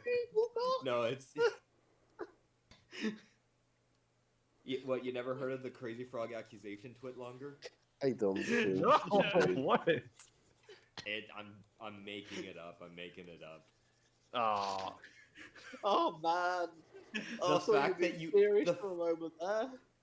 The fact that you believe that Crazy Frog, a fictional animated like cartoon character, was being canceled on Twitter. You know, that would be a really funny bit to do. Yeah. I mean, he was getting death threats for NFTs. So... I'm pretty sure Crazy Frog was on the island. I mean, people have jokingly canceled fictional characters before, so it wouldn't be. But yeah, it wouldn't be to too be out fair, of- I feel like Crazy Frog would be the easiest like cancelable like cartoon character of the 2000s. I mean, he's a streaker, so... Yeah, I was gonna say. Yeah. Oh god, I haven't laughed this hard in so long. God. I can't believe Crazy Frog is problematic media. I can't believe Crazy Frog said the N-word. Around while driving fast on the highway. Of course, he's problematic. Crazy Frog poisoned my crops. What? I met the Crazy Frog. He was very rude to me. Wait, he's a fraud. I saw him in public and he was wearing trousers. It's feeling like there's been a gas leak in Paleo stream. If Crazy Frog is waving his dick around in public, does that mean he's the reason why they're turning the freaking frogs gay? Oh my god. Maybe.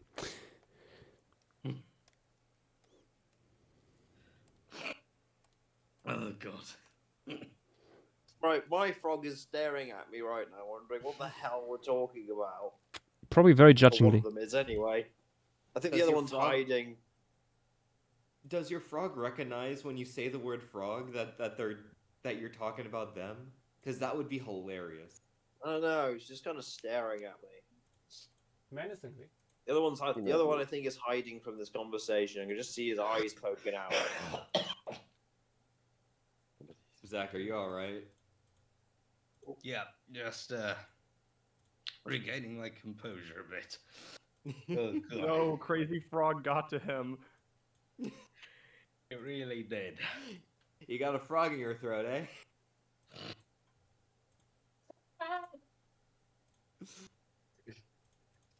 No. Okay, serious This question. This is live reaction to what has just been going on for the past 20 minutes.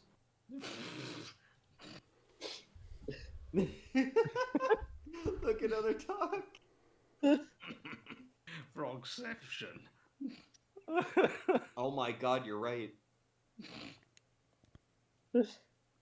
That is beautiful.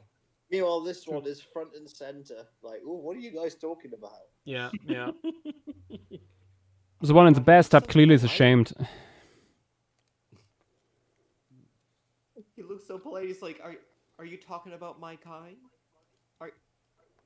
Are you shit talking my species?" This is where it Don't turns out. associate crazy frogs with us. This is where it turns out the crazy frog is actually frowned upon within the frog populace. We have distanced ourselves from Crazy Frog. He's smeared the good name of frogs. We no longer consider Mr. Frog a part of the amphibian community. One is ready for chaos, the other is scared. Yes, I think that perfectly encapsulates their personalities, to be honest. Oh, it's really a big cat.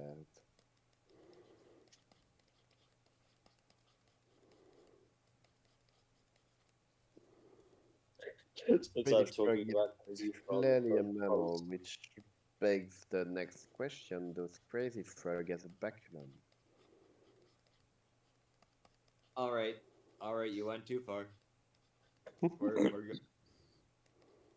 No, I think that's a point.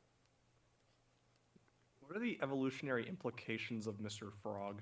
Not Mr. Frog, Crazy Frog. Yeah. Of Mr. Hello. Frog. Hi, hello. I'm a freak of evolution. Also, Josh, I saw you like draw it with just the two legs, and I thought you were literally drawing Crazy Frog. Like, I don't know, pissing into the lake. Now this is the mammalian version, the crazy ox. Oh, you mean Mad Cow? Mad cow. Pretty sure that's a disease. Yes, it is. I mean, what if Crazy Frog is actually the name of a virus that just happened to infect and can infect any ordinary frog? So they can all become crazy frogs. And consider these frogs down with the sickness. No! You guys are still going on. You left. Yeah. No, I was just gone for a second. You should have never returned. Flee, you fool! These frogs like. Imagine you hear these frogs just like croaking out like normal frogs, and then suddenly there's one that goes, "Oh!" You just hear in the faint like distance, just ring a ding a ding ding ding ding ding, and then it's like, oh no, it's here. Statistically, it is quite possible that there was at least a bird that just so happened to sound like the intro to Crazy Frog. No. It's called. Oh my God, a lyrebird. Would not surprise me. Lyrebird does not count. Lyrebirds mimic everything. No. No one Crazy Frog introduced go. the lyrebird to the crazy frog. No, lyrebird, do not put that video on. Lyrebird. Oh God, it's got ear. No, don't look into the comment section. It's got AirPods on. It's listening to the Crazy Frog. It's too late. Oh no. I guess we have to put this one down. How much trouble would someone get into if they were able to get a lyrebird to repeat the Crazy Frog ringtone? And then let it loose in a public park? Yes. Yes. Or anywhere. Set it loose into the wilds of Australia. Get it to corrupt the calls of every lyrebird. Oh, yeah, because you have the whole thing of like. Yep. They learn from each other. They are learning. Are you kidding me, Screen the Goo? What has Screen done now? Oh no. On December 6th, 8:38 EST in Atlanta, Georgia, Crazy Frog has reportedly exposed himself to several people in a local Walmart and has been arrested and charged with public exposure and disturbing the peace. Hashtag Crazy Frog is over party. Yeah, but also at hashtag OOCPL stream. No, don't implicate us. Oh god. So people need to know. It's a bit late for that now, Sly. So people need to know where they get their completely correct and interesting Crazy Frog ideas and facts. All fictions. Mostly fictions. Mostly bad fiction too. Oh, see. Yeah, everybody must know the truth about the Crazy Frog. Mr. the Crazy Frog exposed. In more Like ways I than said, one. there's a twit longer. Ooh, Dynamo is here. Oh, Oh no! I apologize. The Crazy Frog is exposed. The truth about him has also come out at the same time. What? Welcome to hell, Dynamo. Don't worry about it. We are just sitting here talking about shrub ox and all that good stuff. No. Yes, just don't. Whatever you do, definitely do not scroll up in other talk contexts. Definitely do not do this, and You don't even need to. You don't even need to scroll up. And definitely do not click on all the links that have been posted. all the censored Oh god. images. Oh my- god, Screen posted it. Oh no. Oh my yes. gosh! This was an actual hashtag that happened in 2020. People actually. Yes. Oh my god. Wait, what? Where do you think you got was it it from? because of the NFTs? No, it definitely. I'm pretty sure it was. Oh my god. What? Hi, Dynamo. Forget about it. You don't say it. Okay. How goes South Dakota? It's not looking so south. Crazy. No, we are not. We have only crazy cows. Mad cows. Get it right. Shrubbox. It's a disease, you might say. They are shrubbing and shribbling. Because they're like more related to muskox and like sheep, right? Yeah, those are caprids. Those are not bovine. Those are Yeah. bovine, not bovines. They are specifically like goats. Yeah, they're and stuff. goats. They are, at least from the recent papers I can find, they're a more divergent lineage of muskox cousin than something like Bootherium or the recently named Speleotherium.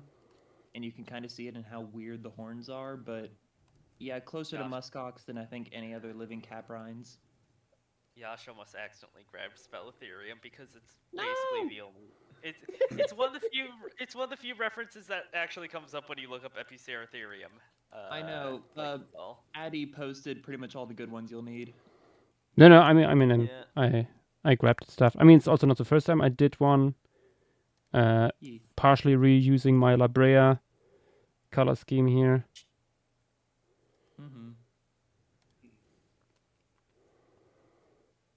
Also, there's Hemiarchenia. Yeah. Fluffy butt. If I may real quick say, the horns of Eucerotherium real Eucerotherium are so weird. It's like you almost made them look Auroch-like in the original drawing, and they have a similar curvature, but it's like as if Auroch horns started off really close together, go way more upwards, and then curl a lot more sharply downwards in a spiral. It's weird. Honestly, doesn't even look like a muskox.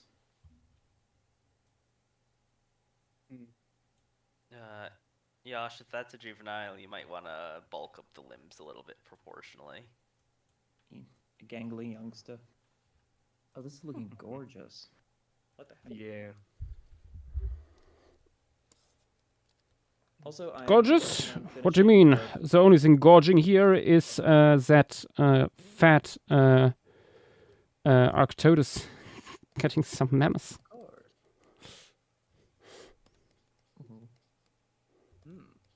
I'm also almost done with the size chart. Just need to add the final details to all the critters. Also, Dynamo, good news. Oh? Since you weren't here this entire stream, Nath was able to find Talara refs. Yippee! The horse is so small. Oh. Nah, it's the horses here. Isn't it like almost the same size as the deer, if not slightly bigger? It's a bit bigger. It's actually one of the largest ungulates in the formation, which is also weird. Okay, it has like one other thing to compete with. The llama. Okay, yeah, 2. Fair. Like, there's... I think everything is about the same size. So it plays. Mm-hmm. Thyremopherium is barely bigger than a Jabiarostock. Amazing. Which could make for some very cool competition, but yeah, it's also weird, and it's probably needing a fair number of reassessment. Would you be able to take a screenshot of the zoomed out size chart to show how big the Nodium Mastodon is, or the Gomphothera is? If you can try to export it, I can send you the entire file. Okay, sounds good. I've been trying to export it for the entire day, and I've never been able to do it. I mean, you can just send me the file. Yeah, I know. Like, you don't even need to export it. True.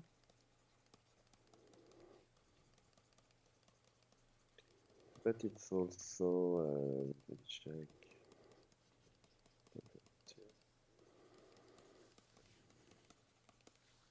From 337 megaoctets.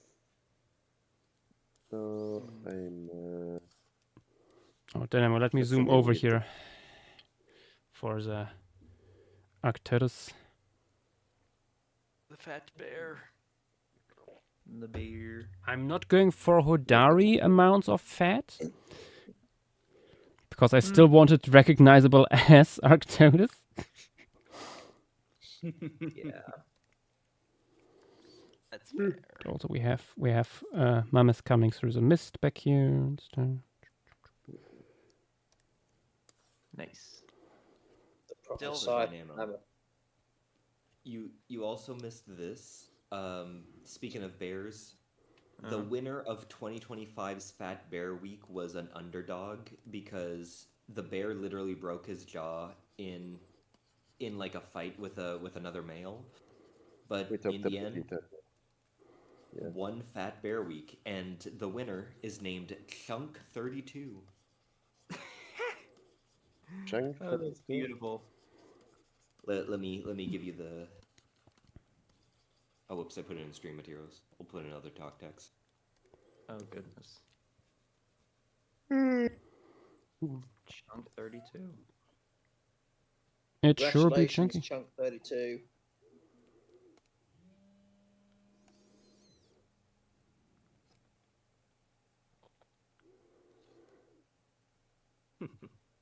Beautiful.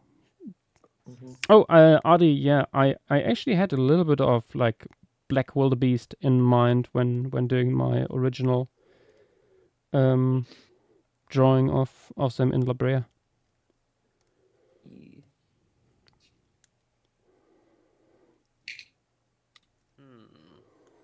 Fun stuff. Could add more, like on the other side. But yeah, let's actually put in some more camels. Yeah. Back in a moment. I think it's just that and Intelia capra. Then you have all of the large herbivores. Oh, and Mammusus primigenius in the background. Still extremely questionable because of like what Great said. Like the person assigning it wanted a mammoth to be there, so I don't know how reasonable it is to put it there. Maybe we are waiting on Grace before we put it in. I mean, I think it's reasonable to put it there. It would be there. Yeah. But I mean, yeah. It's a sign. Just having it in the background, I think, is doing no harm. Yeah. Unless Grace was being hyperbolic, he assigned it to that species because he wanted the species to be there. I'm gonna be honest, the entire fauna list aside from Mimothus columbi is just word of mouth or word of paper. Arctodus now. Okay, no, yeah, sorry. Arctodus simus and Mimothus columbi. Grace did specifically confirm Antilia capra 2. It's like a single bone that got washed in. Okay, that's honestly, that's an interesting one to confirm because their fossil record is really rare somehow. Yeah, it's literally just like a single bone that got washed into the lake, from what she said. Because we were talking about it earlier, like stuff that she'd expect to be there based on like the time and stuff. Apparently, saber-toothed cats are one that should be there. But, yeah, you would expect Homotherium, but yeah. Capable swimmer moment. And climber, especially climber. Yeah. Also just a smaller animal. Imagine a mammoth and a saber-tooth fall in at the same time, and the cat just climbs out, and the mammoth's just there like, well, great. Yep. Yeah. It's all right for you. Yeah. I assume that all the things but mammoth are probably a bit more fragmentary. I think I'm most curious about the Eucerotherium because if it is Eucerotherium, that'd be its easternmost record by a long shot and possibly northernmost record.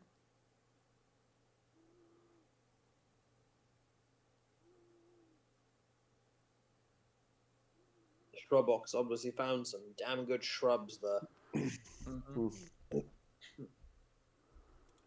Indeed.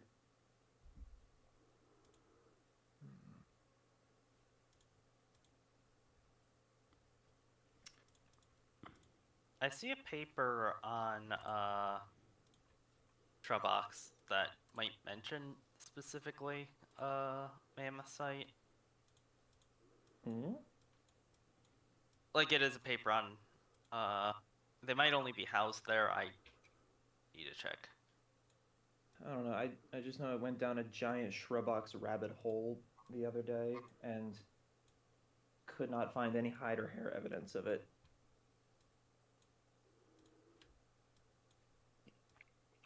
It was fun. I did find a bunch of cool specimen photos that I'd not seen elsewhere, though.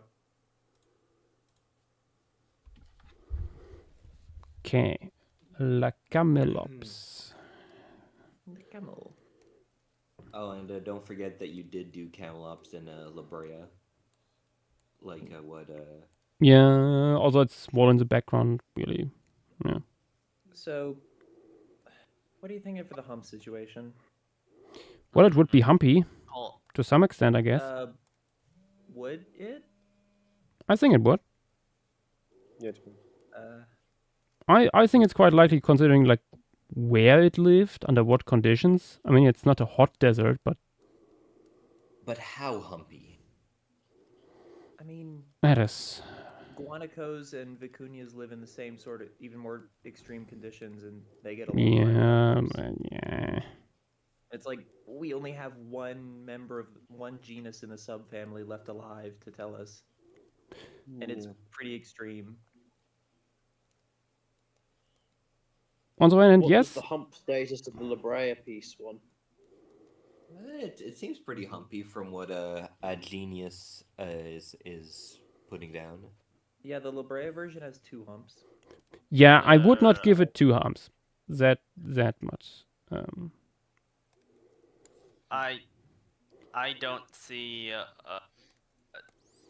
Eucerotherium meant like. There's a 2024 paper that shows the distribution of Eucerotherium, and none of these are South Dakota. Do you see my pain?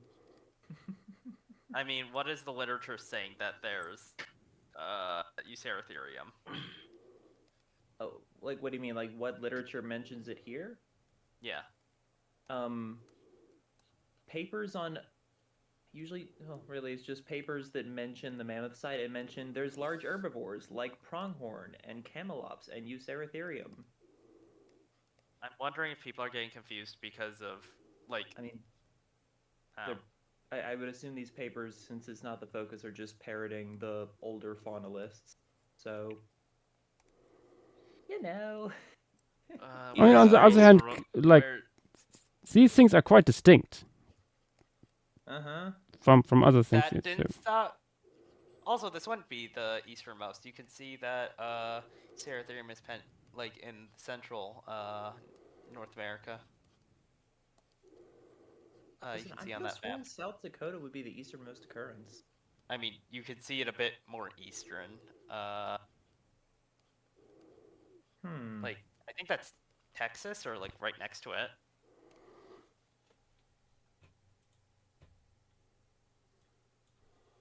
Let me check what state that would be in, actually. I know it's mostly in the southwest. But in a state of fossilization. Yeah, I mean, yeah, looking at the map, probably northern Texas or southern Oklahoma.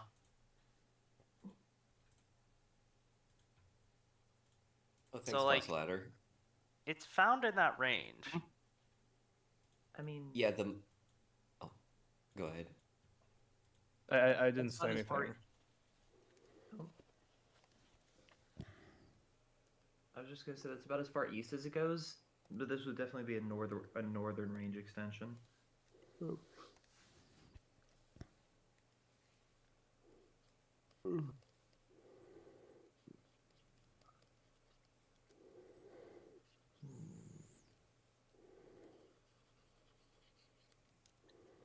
GW, Dynamo, Yosh.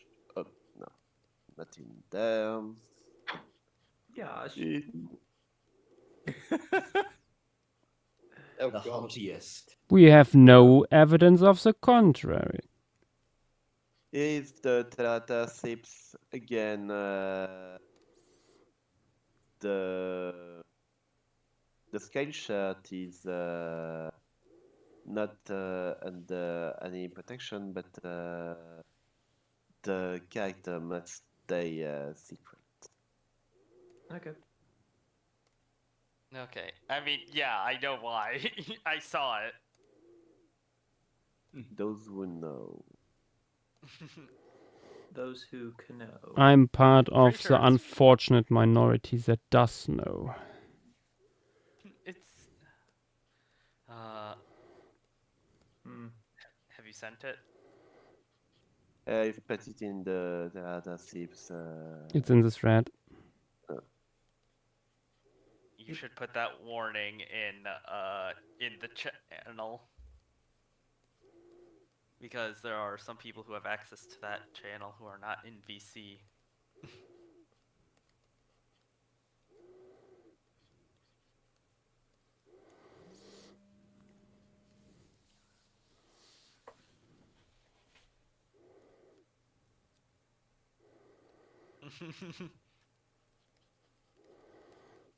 So I shall probably head out. So talk to y'all later. See you. Bye bye. Bye bye. Bye.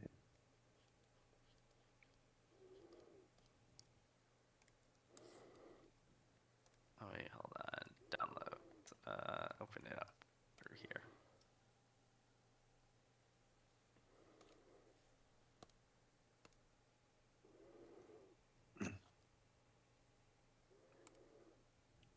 That is a good punishment, Nath. Today, tough, but just. Why is Inkscape not wanting to open?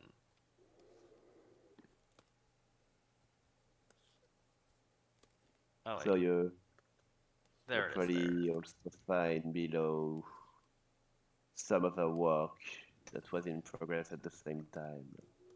Don't worry too much about it. Oh, wait, Rhinos, if you know, you know.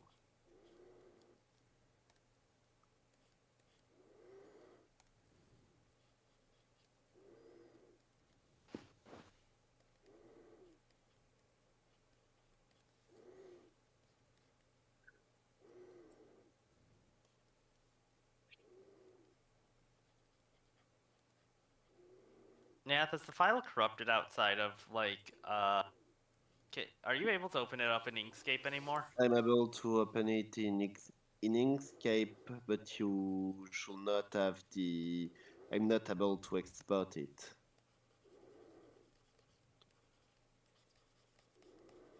You need to have the export file panel closed before opening it. So you open a new document, you close it, you save, and you open the file. Yeah, I know it sucks. Wait, can I just not have it in general on?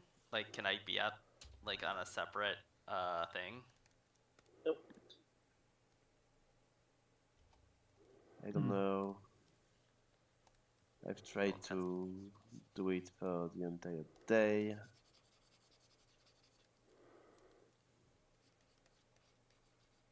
We still have a week to figure out how exporting things from Inkscape works.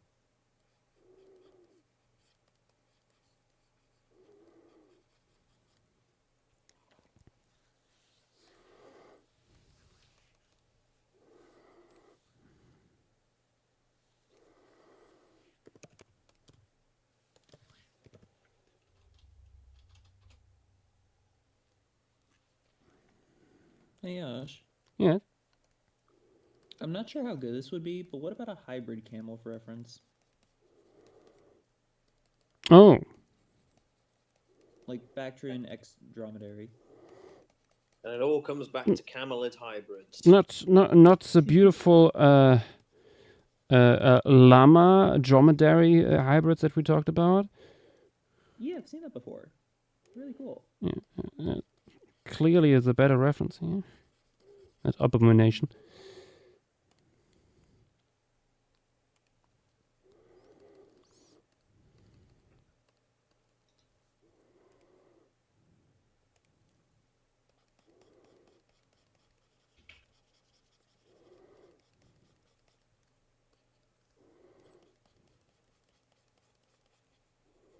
Yeah, I know about the caching shows. Maybe opening it in GIMP might help. I cannot open an. Wait, what file is it? What SVG. file type? SVG? Yeah, don't open it right now, please. Don't spoil. It's gonna. SVG. I don't think spoiling will be the biggest issue there. I had usually I can open SVG files with GIMP, but I also stumbled upon like an issue when I think it was with Montana's enormous size chart for Head Creek. Yeah. This is not that.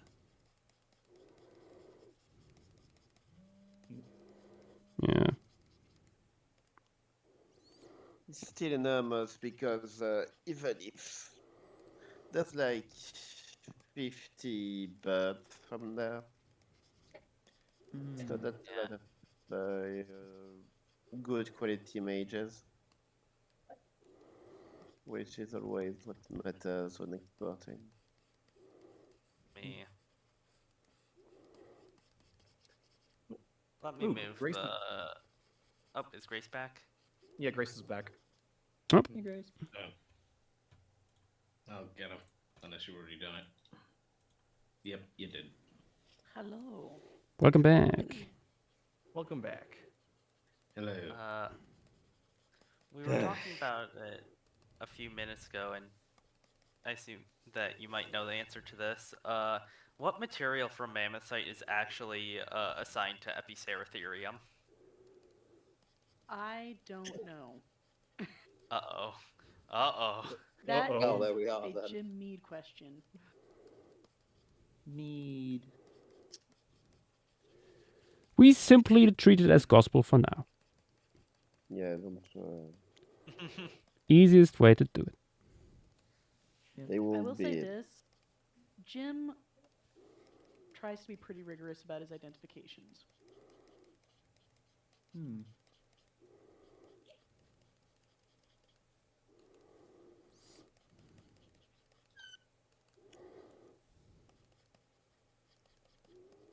Yeah, it's just weird because the like 2024 paper showing like a range map of it doesn't show it in Montana, or not Montana, South Dakota, so it's weird. You know what is my opinion of French maps? Pretty much always incomplete. Mm. Yeah. I mean, yeah, the paper that was published yesterday on Triassic localities from Germany didn't include one of my favorite localities, so it was, yeah. Wait. Epiceratherium? Yes, I think you meant Euceratherium. Or Euceratherium. I meant Euceratherium, not Epiceratherium. Different Yeah, types, that threw me for a loop. I'm like, hang on, I've never heard of an Epiceratherium. Euceratherium, I don't know of material specific to the site. However, we do have material from Arizona that we are in charge of. Like we act as a repository for some of this. Yeah, I did see you guys listed as both like for reference for modern stuff, but also just like pure old specimens. So I was extremely worried that people confused it. I know that Dr. Mead and Rich White are working on something to do with Euceratherium, but I'm not privy to the specifics. If I remember right, someone from the Mammothite was on the published Speletherium. Like was on that paper. It was either Rich White. It's going to be one of three people, most likely, maybe four. Rich White, Jim Mead, Sandy Swift, or Chris Jazz. I can check. My God, Rich White is such an stereotypical name. Oh, no. It's like a cartoon villain. Addie says that Jim was the lead author on the Speletherium paper. Okay, like I'm wondering if that's the paper that you're thinking of.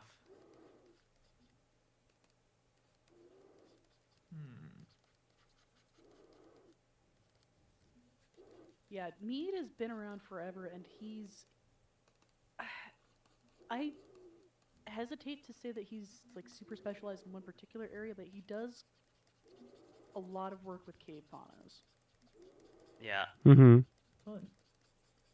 I see him referenced a lot when trying to search for a mammoth site stuff. It was like special thanks to James from the mammoth site. Jim was the person. So when the site was discovered, Phil Anderson called over to Chadron State College, trying to find somebody to tell him what on earth it was that he found and what was the extent of this. And Larry was like, I can't really handle this. I'm going to send Jim out there. And Jim, I think he'd recently gotten his PhD. And so Jim goes out to the site, and he's among the people that keep finding more and more mammoths. So Jim has been pretty integral to the site as a whole since it started. And while Larry Eigenbrod took over as the director of research for the longest time, when he passed in 2011, there's a bit of an interim, but then Jim took over as director of research, and he was director of research until 2023.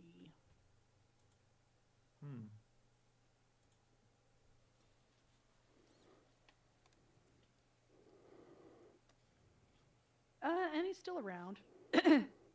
He's one of those paleontologists that, like, he's retired, but that doesn't change what he does in his day-to-day for the most part. Why should it? Yeah, I was gonna say he was a lead author on a paper that got published like 2 months ago. Yeah. And if I remember right, a second one that will be focusing on the postcranial material from Speletherium. There's something that I did a little bit of work on for him that it's one of those projects where domino 1, 2, and 3 need to fall before the thing that I worked on is really viable. Yeah. But he's in his mid-70s and he's still very active. So yeah. Nice. Dear audience, don't be alarmed. I will erase some of these limbs later.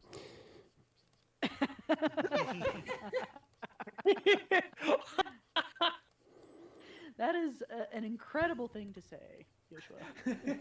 we're creating a hexapod. Yes. Camel bug. What's this about a camel bug? This is a camel spider, actually.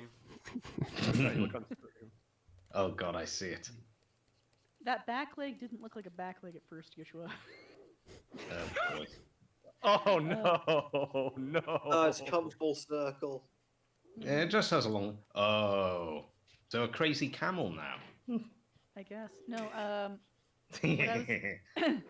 What I was gonna say, Joshua, is at some point, if you're feeling like doing something silly and different for a change, I could go find descriptions of Dwarf Fortress Forgotten Beasts, and you could try drawing them because it includes stuff like four-legged hexapods. Yes, I know this. There have been some very creative interpretations of the procedurally generated Forgotten Beasts of Dwarf Fortress. Next, alternatively, do a scene of a forest fire and elephants. You know this, Grace. I do. I know exactly what you're referencing. No. Not forest fire. A volcanic eruption. That's it. I mean, there was Prodinotherium in the Ngorora piece, which was taking place during a volcanic eruption. No. You don't get it, JW. I don't. What Zach is referencing is the legendary story that got many, many people into playing Dwarf Fortress. And if I can take off my paleo hat and put on my Dwarf Fortress hat for a couple of minutes.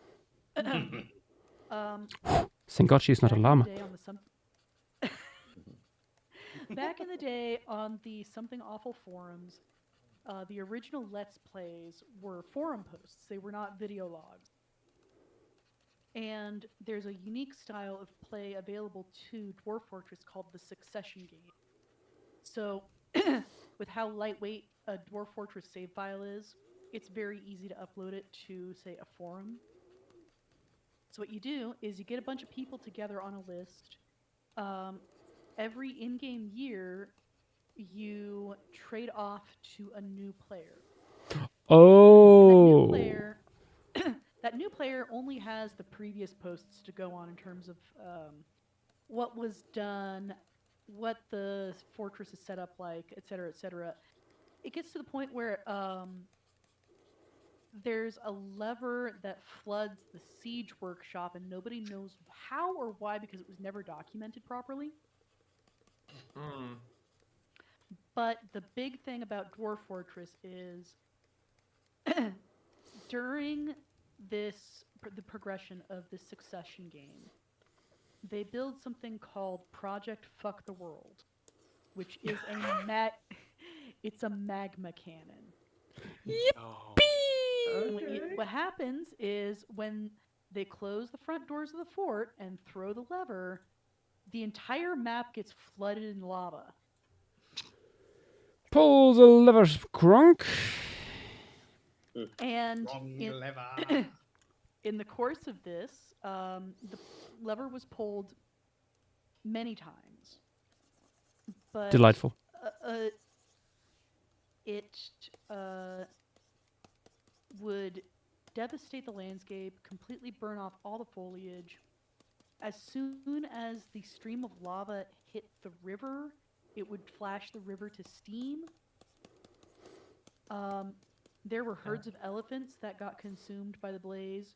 There were dwarves that got consumed by the blaze. And because Dwarf Fortress is Dwarf Fortress, the dwarves inside the fort started engraving images of elephants and dwarves burning and melting.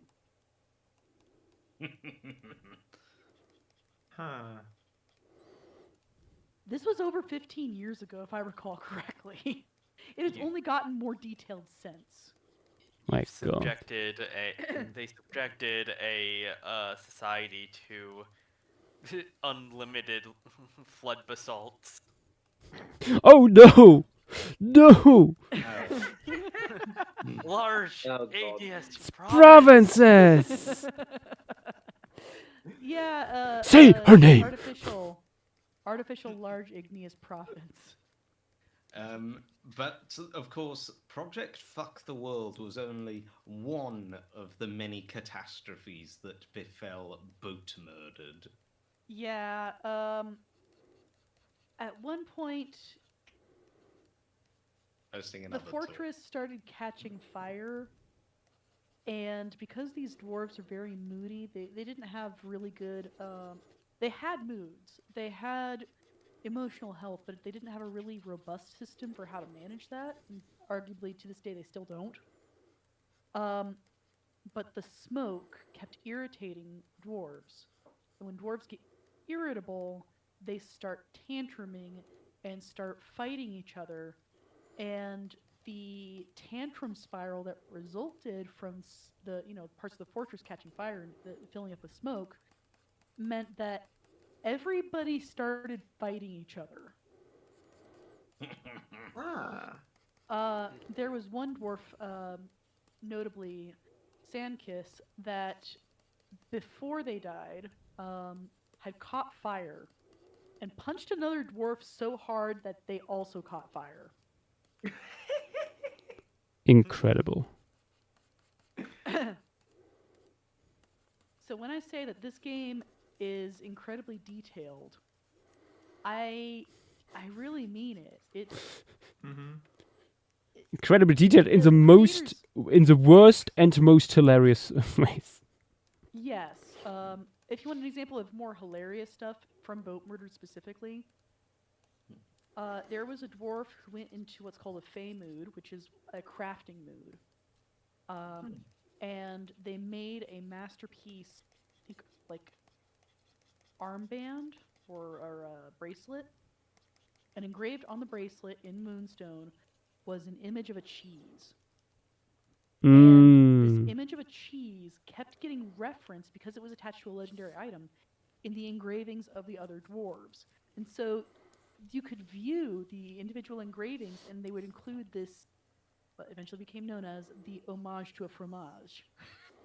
It got to the point where, as I understand it, was on closer inspection, they realized that many of the artworks of cheese, they were not images of cheese, but images of the images of cheese. Yes. And that's why I love this game. This is why every I would say year and a half or so, I remember that Dwarf Fortress exists, and that just ends up consuming my free time for a solid week. Yeah. Amazing. I have a stable fortress going right now. Like, we have steel, we have ostensibly an army. I just don't know what to do with it at the moment because it's stable and kind of boring.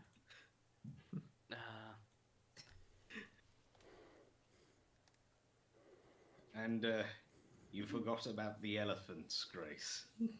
I didn't mention the elephants, but yes, in my last little bit of keeping my dwarf fortress hat on, trust me, the elephants ended up being a persistent problem in the very early stages of Boat Murdered, where being very large herbivores, the elephants were quite aggressive, and they did not like that there were dwarves occasionally in their personal space. So the elephants would frequently turn to violence.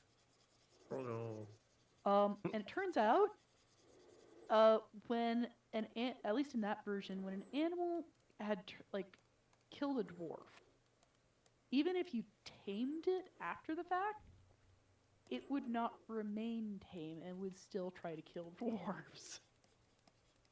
Oh.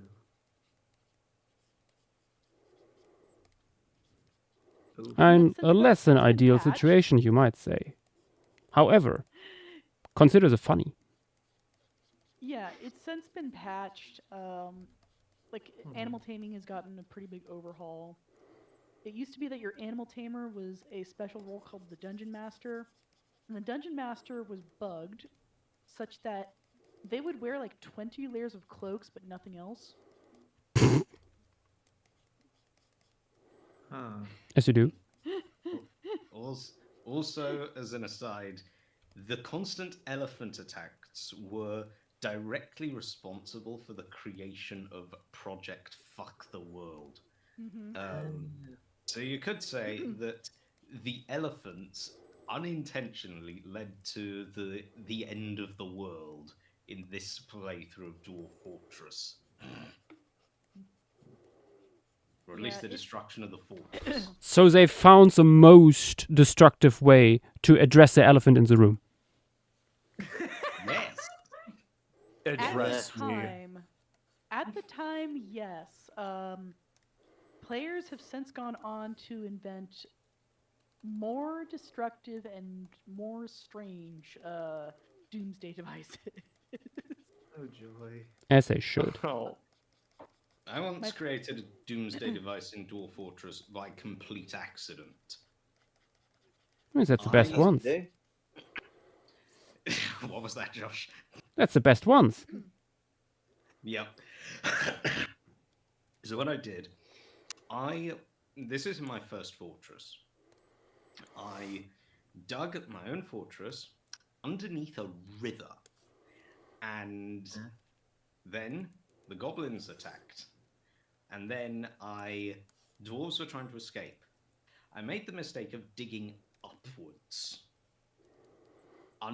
while still underneath the river. So you flooded your fort. Yeah, and I drowned everything in it. Yeah, that happens. A common way to deal with nobles and their inane demands, because they demand a lot. If you really truly get fed up with them, you build them a special bedroom that's hooked up to a floodgate and a locked door. Can we implement that in our world? Please.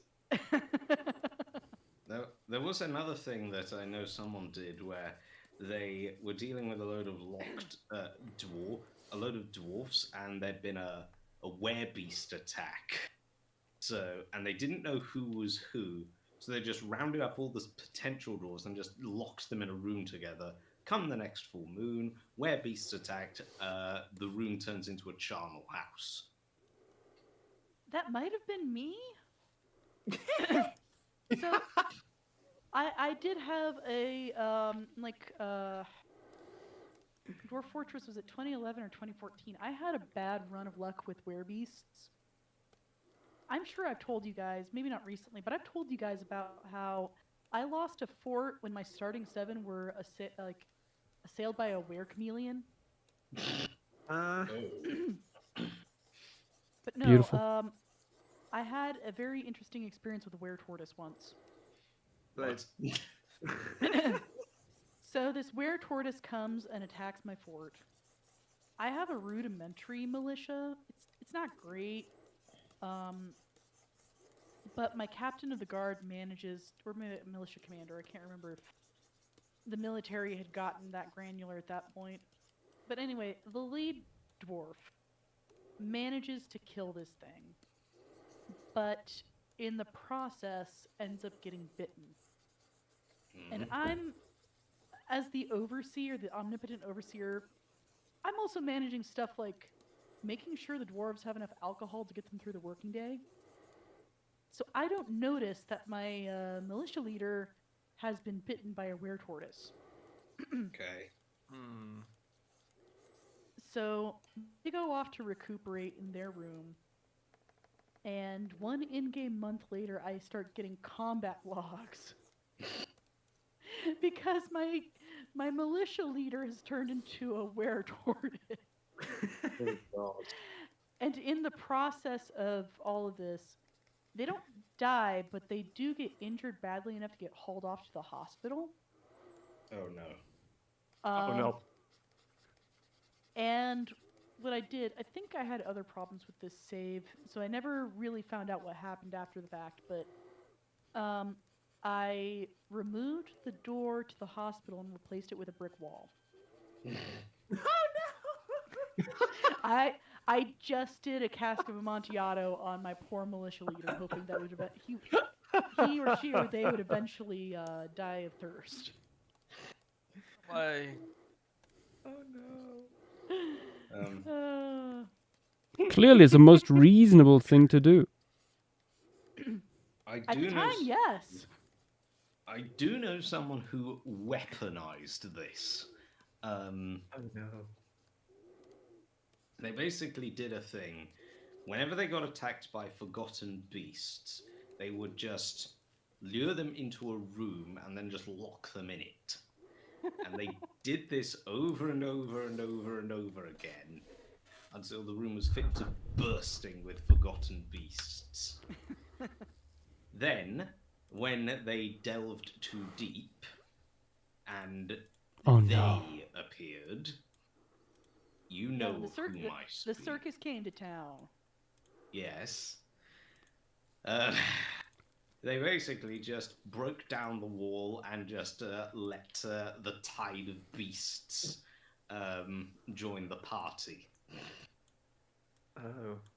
So, I was going to say, for context, Forgotten Beasts are procedurally generated titans. They can, like, the material they're made out of, the body form they have, their abilities, they're all randomly generated alongside their names. Anyway, Zach, continue. Well, that was more or less it. It was they unleashed the horde of forgotten beasts down upon the things from below. And the result was complete and total carnage that spiraled out of control and brought down half the fortress. Excellent. Of course. Yep. This is a game where, in its default form, all graphical interface is like made of ASCII characters. Yep.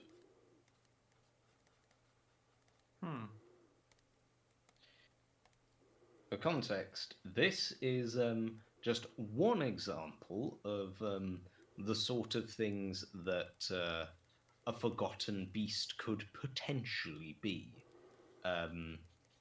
They are weird and sometimes downright paradoxical. This is what Grace was referring to with the four-legged hexapod stuff earlier. Ah. Oh. Yep. That one you see there is probably one of the least strange examples. Yeah, that's pretty normal. Yep. Same as this one.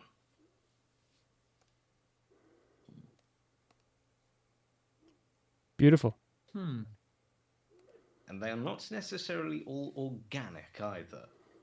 Some of them are made of metal, some of earth, some of rock, some of fire, some of water, some of ice, some of corpses, some of vomit, and some of other things.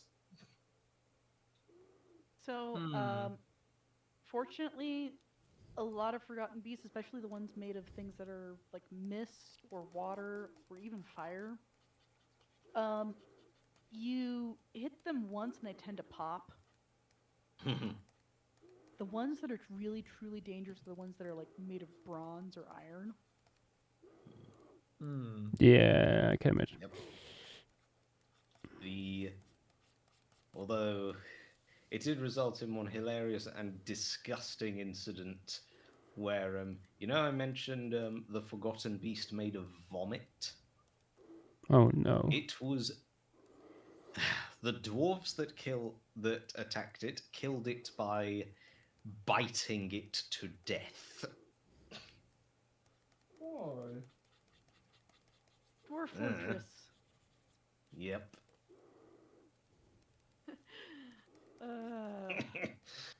Yeah, there's a similar horror story from the boat murdered incident where during one of the first was it an elephant attack or a baboon attack? It was neither of those things. It was rhesus macaques. That's it. They the dwarves rushed out, and they had war dogs with them, and oh god, and one of the dogs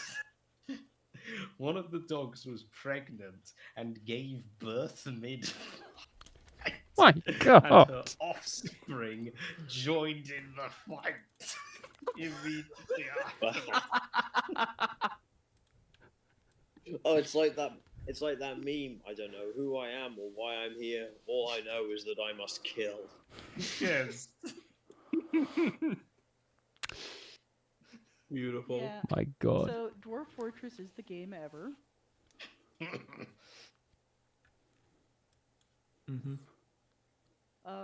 If you are willing to suffer through learning the graphical interface, which has gotten much better, I've got to say. If you're willing to suffer through it, it has so much depth. And you will lose. But that's okay, because losing is fun. So it's not a game for VDAX. No. No.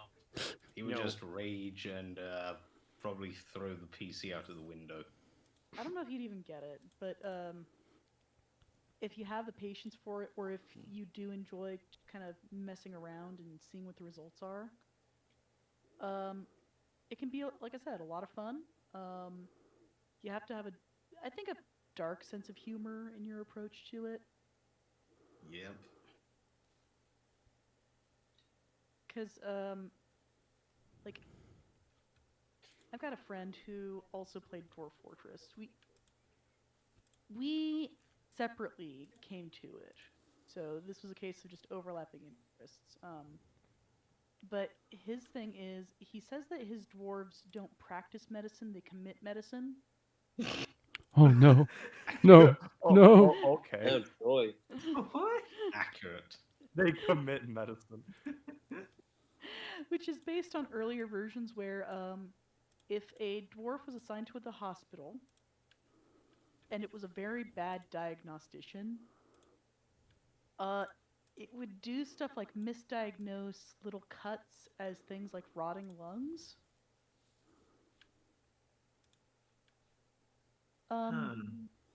So what would have been a fairly superficial injury that would have been fairly easy to suture up ended up turning into major surgery that the patient did not survive.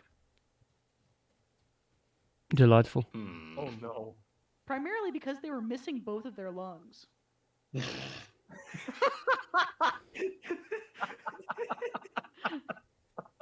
Yeah, checks out. That'll do it. So Oh, dwarves, no. in my friend Jasper's estimation, they don't practice medicine, they commit medicine. Seems about right. Oh, you got this tiny cut. It's obviously a kidney stone. Mm-hmm. Mm-hmm. Oh god. I think that got toned down in one of the latest updates, but in the updates, the game creator said this is working as intended when a dwarf was sutured up with their GI tract still outside of their body. Oh. And they were followed around by the little symbol for viscera. Oh no. Oh god. Oh god. Like, you can legitimately play Dwarf Fortress, I think. In my opinion, it is a legitimate play experience to just read the bug reports. You don't need to play the game. Just read the bug reports. Sounds about right. The carp, the better. There's the carp. One of my favorite bug fixes is where the developer is talking about how, as a necromancer, he had a severed hand that he raised in adventure mode. And that now zombified hand had a personality. You could interact with it. And if you talked to it, it'd say that it was a peasant. And he said that the way that he imagined it is that it formed, like if you're like talking with your hands, like making a little puppet motion. Oh god. There's so much hilarious stuff to do with necromancy in this game. There was one Back in a place where second. Cats the demand attention. I'll keep the Dwarf Fortress bug fix stories rolling. So, one thing that happened entirely by accident was that the developer, in testing out necromancy, cast a necromantic spell on a body and raised the skeleton and the skin of that creature as two separate entities. Oh, and decided, God. You know what? Oh no. You know what? Animated skin makes just as much sense as an animated skeleton when you think about it, so I'm just gonna keep it. Oh boy. Yeah, sure. Why not? Was the reanimated? Oh, sorry. Go on. I did lose a fortress once to a necromancer that came to my fort and reanimated my my midden. And I kept getting interrupt messages from dwarves that were terrified of reanimated horse hooves. Oh. Wait. Understandable. Wait a minute. I don't know if this probably isn't a thing, but the entire outside layer of your skin is dead while you're alive. I don't know if it includes all the layers of the skin. I was just gonna ask, like, is the reanimated skin, like, does it have its own skeletal structure then, or is it just like on the floor? You know, that's the magic of Dwarf Fortress. You can just imagine whatever's happening. So I'd like to imagine it's just like this hollow outline of an individual, but it's just their skin, so there's nothing on the inside. And back. So it's basically a flatworm just creeping across the floor. Yes, yeah. That's heinous. Yeah. I don't know what's worse, that idea or this thing is just flopping around like a puppet with its strings cut. Whatever's funnier. God. Yeah, so Dwarf Fortress is good. You don't need to download it, although it is free to play if you wanted to mess around with it. Like I said, you can get a lot of legitimate enjoyment just by reading either the bug reports or the bug fixes. There was a recent one that was logged as babies are born worshipping unknown gods. Oh no. Sounds reasonable. Ah, you returned, Josh. You know they Indeed. probably are. Yeah, no, what was happening in the game is that when a baby was born, I think it had some sort of notation that it followed a deity, but that deity list was empty. So the way it was phrased in the bug report was babies are born worshipping unknown gods. Oh boy. I know As you do. nothing else, but I must worship. Yeah. I mean, there's a lot of baby-related stuff in Dwarf Fortress that's hilarious. There was one point where, in order to have dwarven mothers pick up their children, oh boy, babies functionally served as a rider to a mount, where the mount was their mother. But because they were babies, they basically just piloted their mothers around without any real AI. And so what would eventually happen is their mothers would die of either starvation or thirst. Oh no. Oh no. Oh god. Yeah, I can see that being an issue. The baby just becomes like a tapeworm. Tell them about the incident with the cats. Okay. There is a video on this, so my recap is going to be pretty succinct. There are better recaps of this. But in Dwarf Fortress, first off, creatures can clean themselves. It is, in fact, very important that certain creatures clean themselves. Certain body parts will automatically clean, like eyelids will clean eyes, for example. The other thing is the developer of Dwarf Fortress loves cats. He got a kitten fairly early on in the development cycle. He loves cats. He's added so many unique behaviors to cats. Cats are the one animal that your dwarves cannot adopt. A cat will adopt a dwarf. The cat distribution system has come. Yes. Yes. But one of the behaviors coded into cats is they groom themselves. And when they groom themselves, they ingest whatever it is that they're grooming off of themselves. So it's important to understand that this is a level of granularity that this game is operating on. And this wasn't a problem until the Tavern update. So in the Tavern update, it introduced, well, taverns. And in a tavern, a dwarf would be able to, you know, drink their drink and go dancing or recite poems or tell stories or sing. And if a dwarf was interrupted in the middle of getting a drink, they're just going to drop their drink on the floor. That's how the game worked at the time. They're not even going to set it down nicely. They're just going to stop whatever it is they're doing, and gravity's going to take over. Which meant that tavern floors very frequently were covered in booze.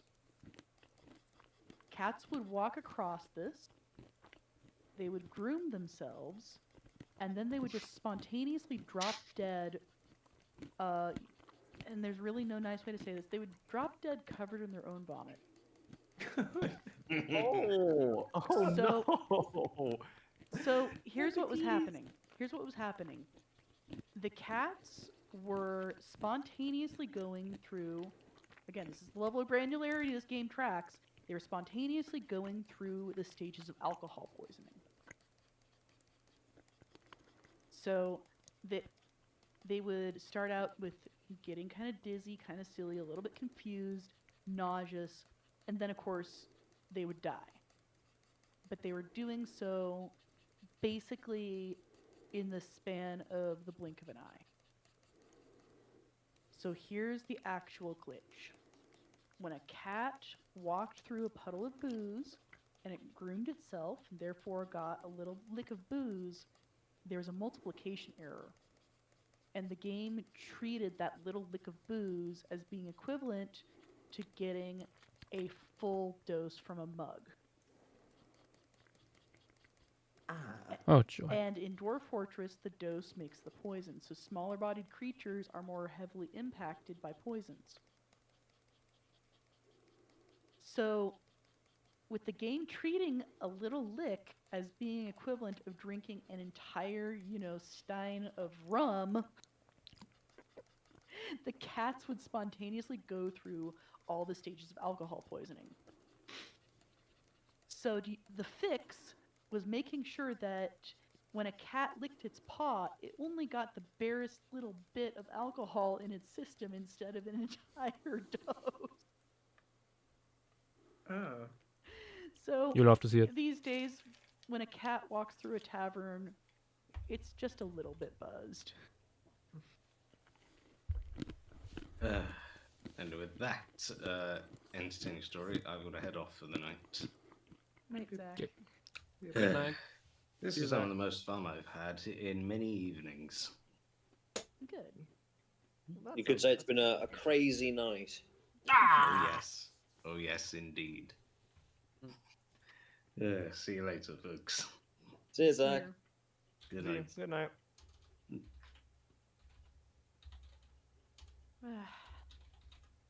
It's turning out really nicely, Joshua. Thank you. Is this one of the simpler ones that you've done in a while? Yeah. I mean, except for last week, honestly, all the formations since Lemuria ended have been a bit smaller. Thankfully. Like, Judith, Seaham, this. Like, last week was sort of the exception, at least so far. Next week will also be a bit large. And Solnhofen as well. Oh, I forgot about Solnhofen. It's about a 50-50 split. You forgot they Solnhofen. I did. Like, Seaham's like the smallest formation piece by a long shot. I mean, yeah, easily. Yeah. The only thing we'd get something smaller is by doing, like, the Clendidromius locality. If we ever do that. Is it just Clendidromius? Yes. Of course. Clendidromius, and it's like 4 synonyms. Mm-hmm. Yeah. I mean, clearly Russia should simply stop having war so they can dig up more stuff there. Yeah. Luckily, museums have a lot in their collections. And how much funding is there to study it? I mean, depends. Eastern Paratethys stuff gets a lot of work done, like, consistently. Multiple things have already been published from the Caucasus this year alone. But that's completely different work groups. It's the Russian author that publishes a lot of it. Yeah, but yeah. It's Russian teams. Like, Russians are, to my knowledge, doing almost, if not all of the...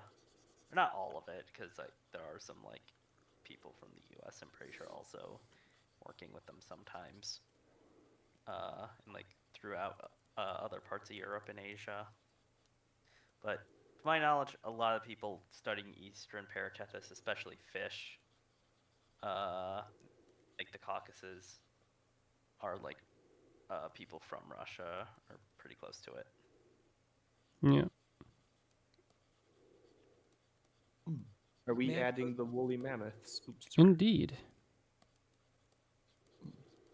I was just going to ask, may I post an update to the size chart? Sure. All the carnivores have been rendered. Yippee! And the camel. Yippee! Yay! Nice. Yippee!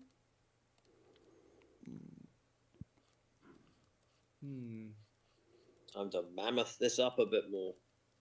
Mammoth. Specifically, I just checked. Specifically, one of the main people works at a place in Moscow. I mean, he literally published something earlier this week. Cool. And he is very nice. He sent me a entire reference of all Cenozoic fish in the Caucasus. Like a huge, like... Damn. It's part of that book that we used for, like, Permian Russia, where it's just like, here's Russian paleontology. It's it was the Cenozoic fish chapter of that, and he also sent me the plates from that section as well. Nice. So I pretty much have access to at least either an image of the material or a drawing of it from pretty much every single species known from Cenozoic localities in the Caucasus, at least described wise. Nice. Which is why I would absolutely adore to have like at least one of those get put on the wheel at some point.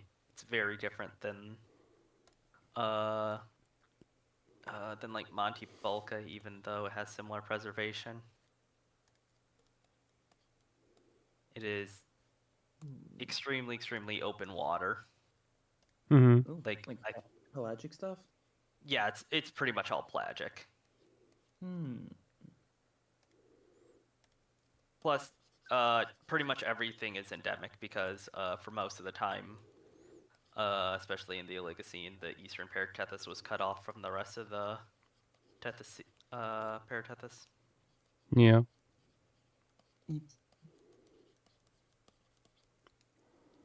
Depends.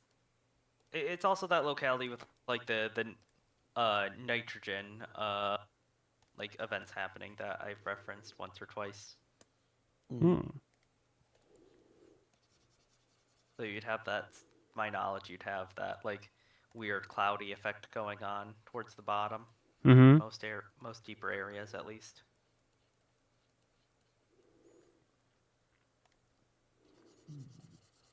Yeah, there's a few very cool localities, like Eocene through Miocene.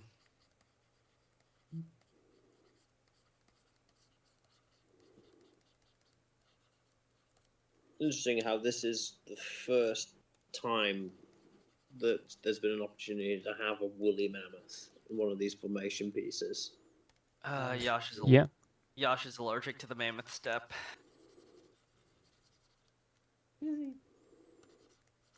Slander. I mean, it's been brought up so many times throughout the last like year and a half.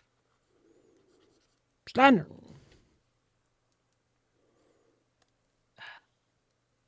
Maybe one day the time will come. Yeah. I mean, this is a step with mammoths on it. So It is basically mammoth step. It counts. Yeah, though we are lacking China, but Nath is wanting to finish the Wikipedia page for that before he actually add it, which is understandable.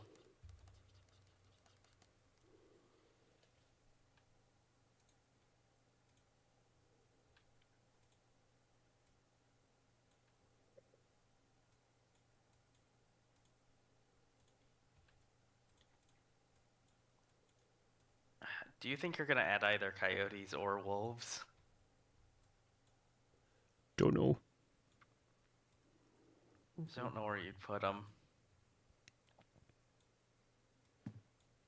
You could probably stick like a pair, either one or a pair of coyotes just watching somewhere. You can still put the prairie dogs in the foreground near the camelops. That's true. They're silly burrows. Yeah.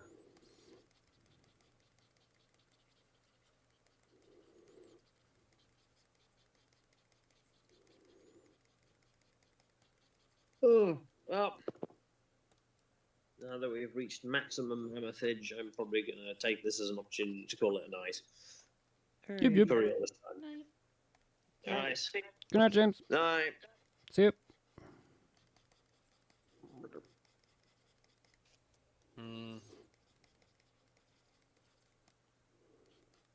Since we haven't asked it yet, what are people hoping gets spun on the wheel tonight? Indeed. I should say, before people say something with Pleistocene, if we get another Pleistocene site, I'm spinning again. Valid. Yeah.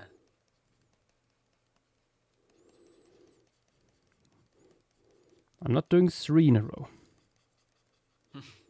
Cowardly.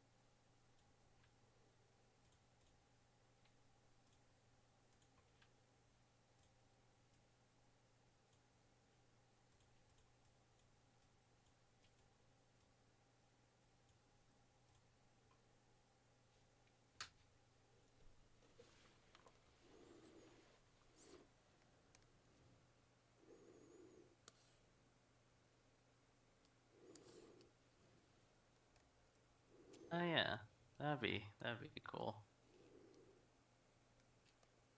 Jurassic Deep Sea, or at least the vents. True, that is an option. The vents. That thing's been there for a while.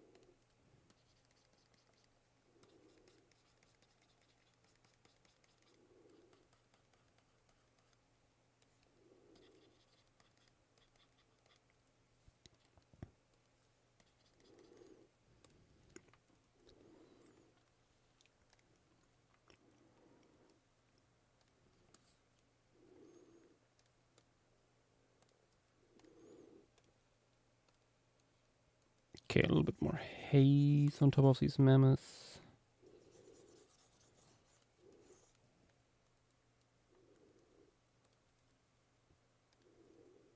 Yeah, that works better.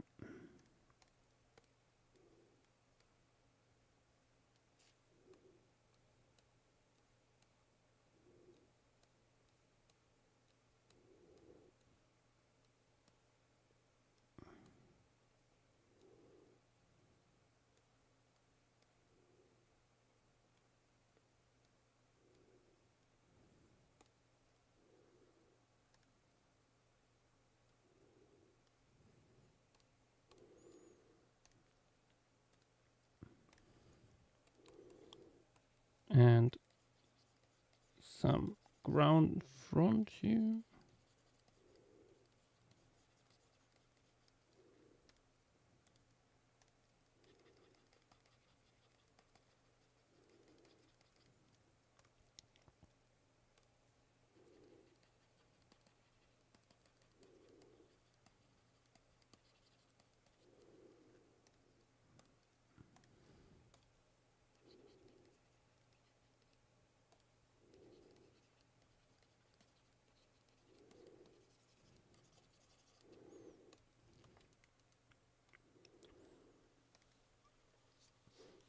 Down in the steps.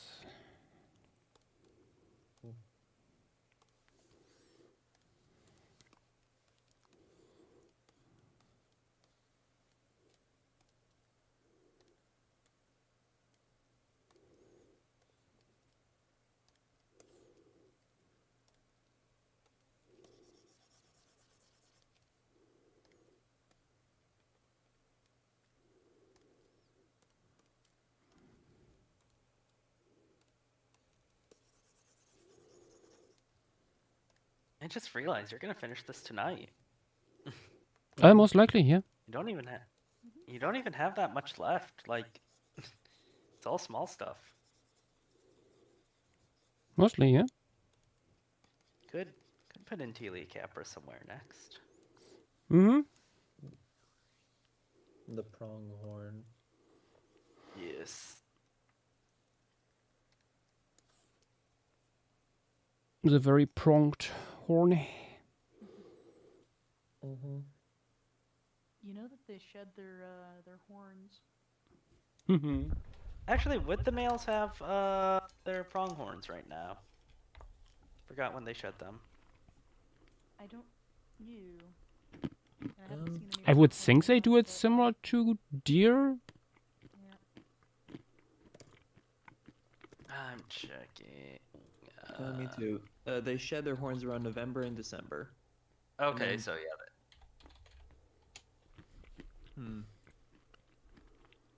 When does this take place?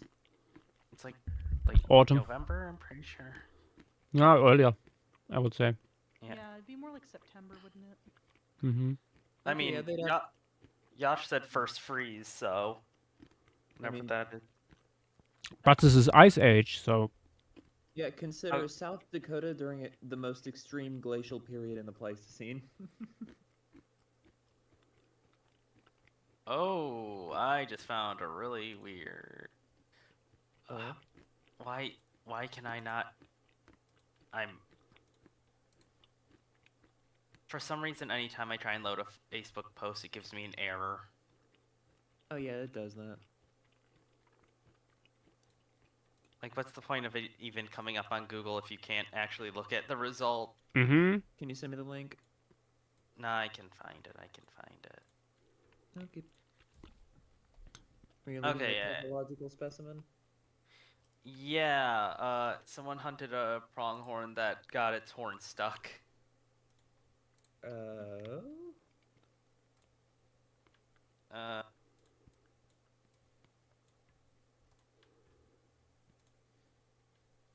Pretty sure.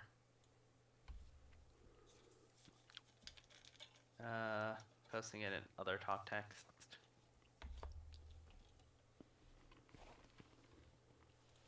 Seems like they got stuck then. Heck? Oh. Yeah, no, the old sheaths are just there. Yeah, there's two separate images of it. Interesting. That's really weird. I didn't even think about that happening.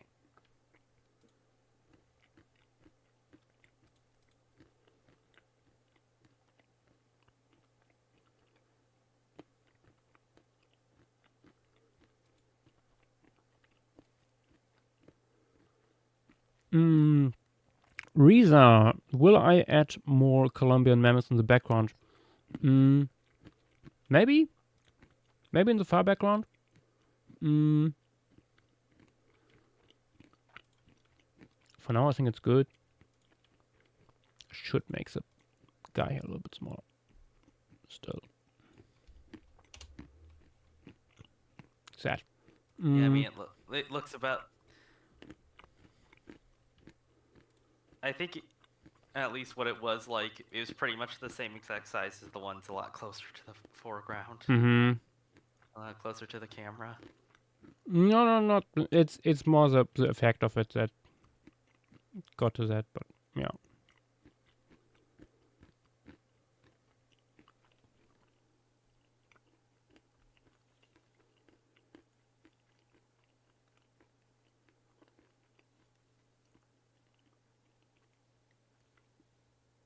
Could put like a whole small herd of them.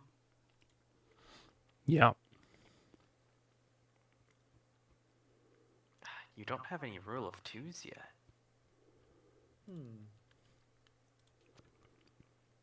I mean, I broke it by putting another camel in here. Yeah.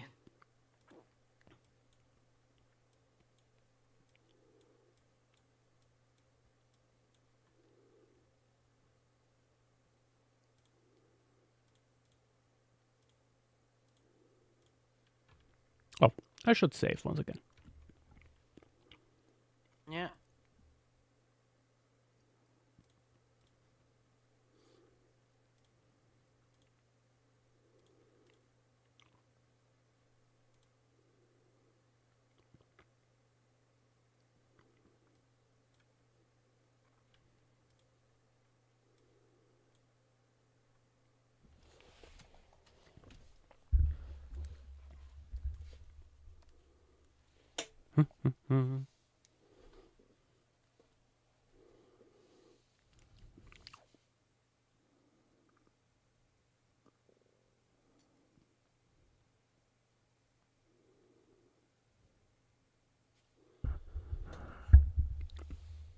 The best gaming beaver. Oh, you mean Mammoth's Primigenius?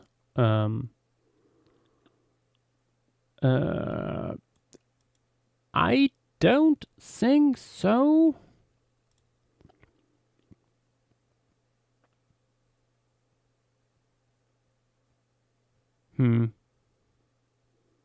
Doubt it. Maybe in like the tiniest, like a tiny bits and bits of their range where the all three would overlap. But yeah.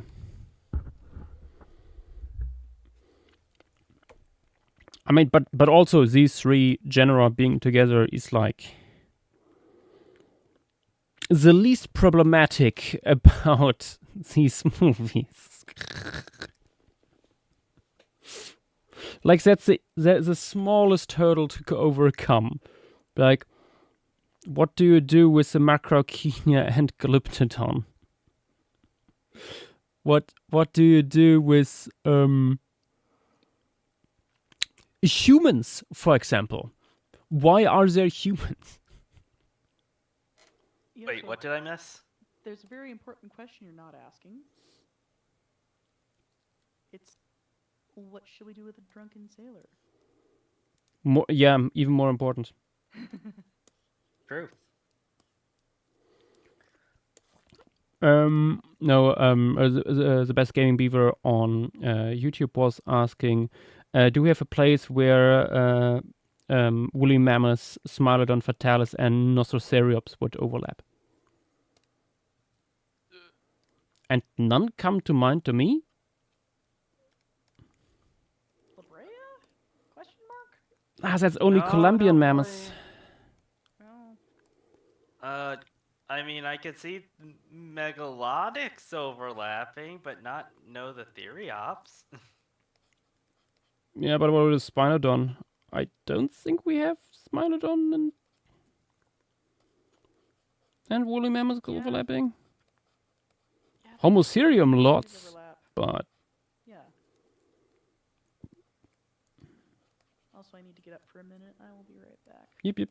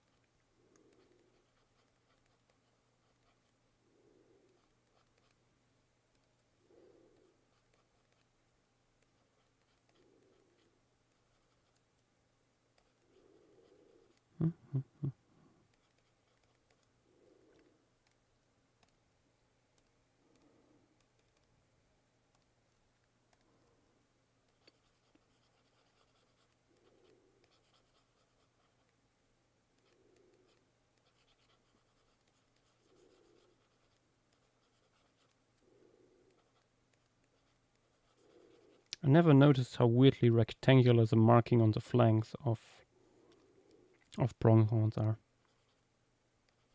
They're just generally weirdly patterned. Mm-hmm.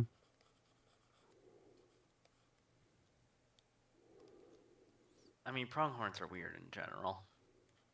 I mean, yeah. I return with bread. Bread? What sort of bread? Toasted baguette. Bread made out of bread.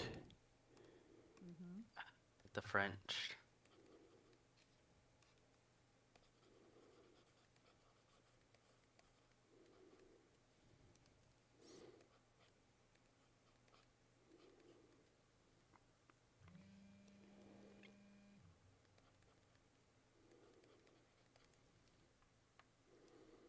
Yeah, legitimately, this is my dessert. It's baguette sliced up and toasted in olive oil and parmesan. Ooh.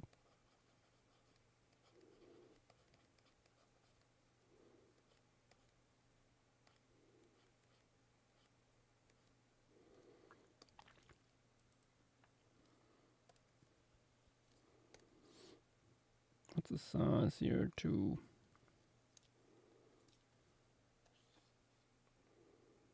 I'm not sure if a pronghorn would be that close to an Arctodus, I'm gonna be honest. No, I just put it there to paint it, not to place it. Okay.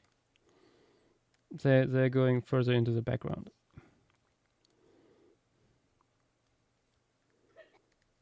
You could have it like a few feeding on that willow that is near the Camelops. Yeah.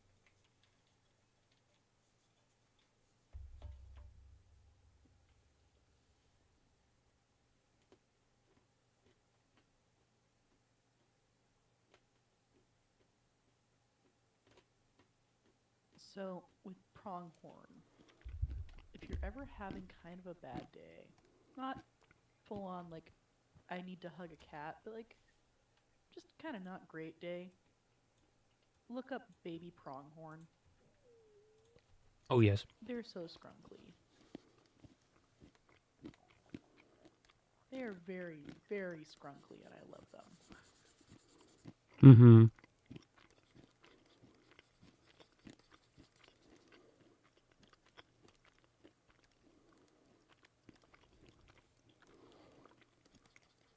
Baby pronghorns has to be protected at all costs.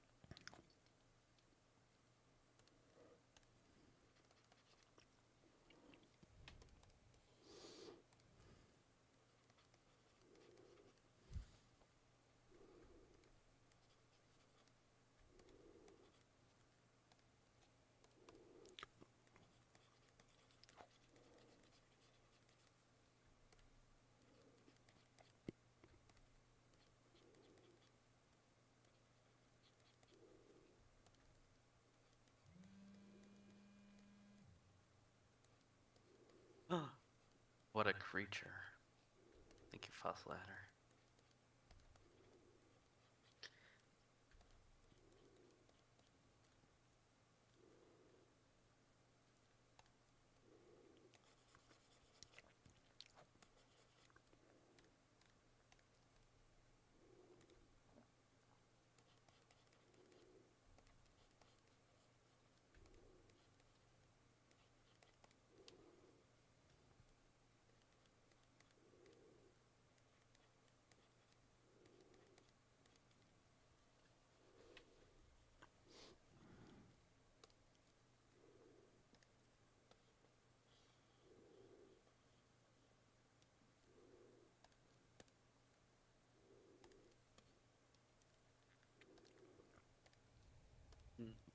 Might be good to make at least one of them a female.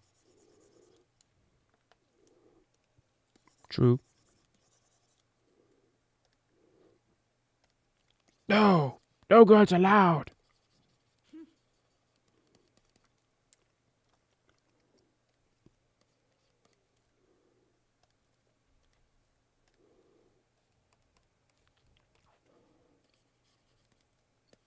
It's not just the mammoths, the entire ecosystem is a bachelor's party.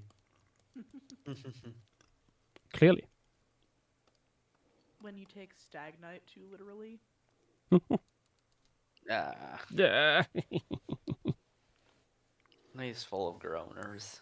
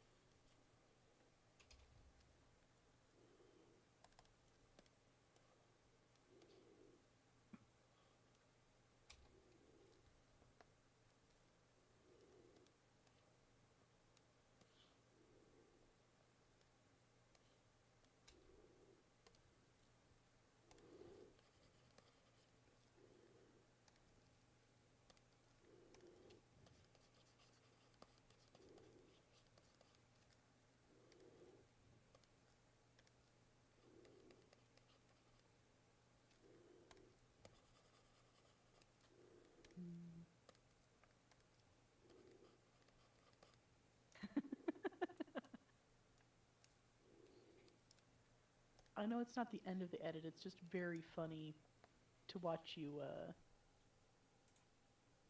swing them around like little puppets.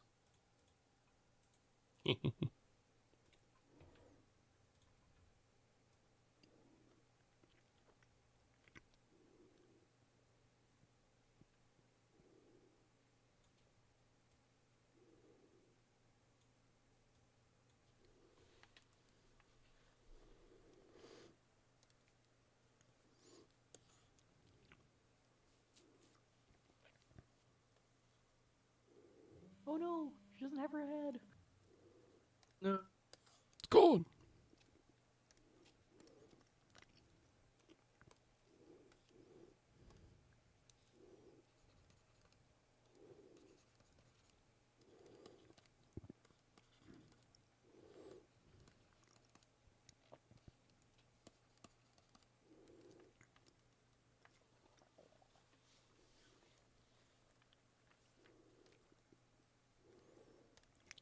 few bags there. And I wanted to add a few more here in the front, actually.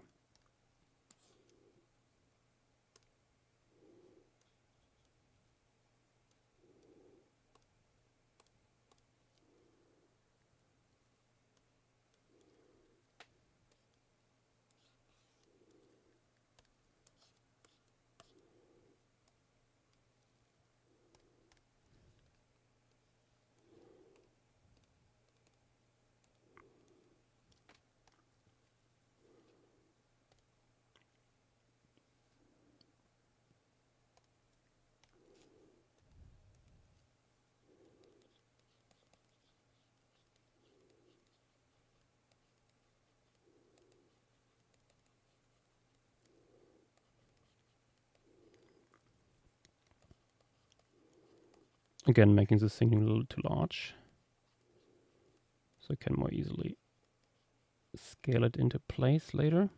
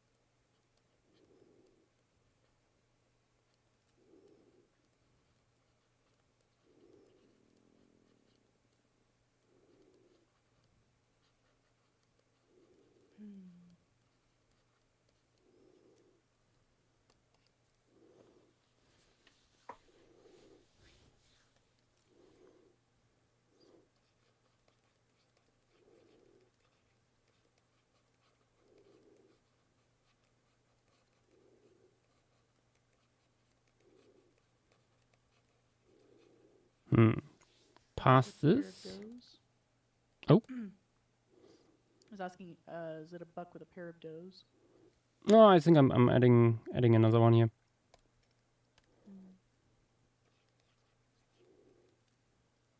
I don't really know how tolerant the bucks are of each other.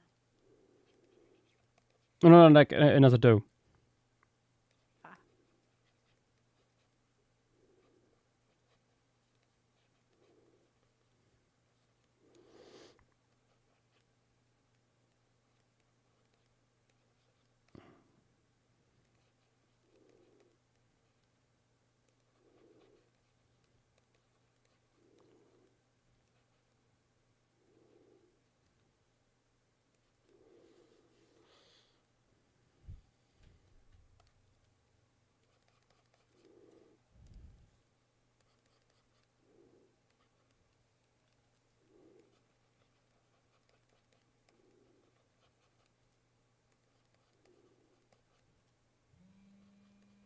I like how there's one that just checking out the camels.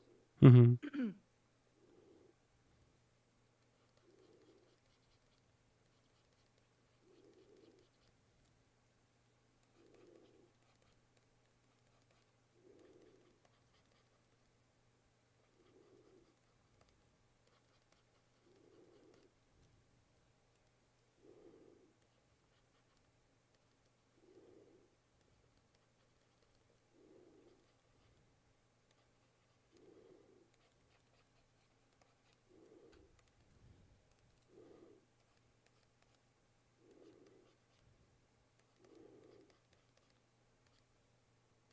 Such weird markings. So silly.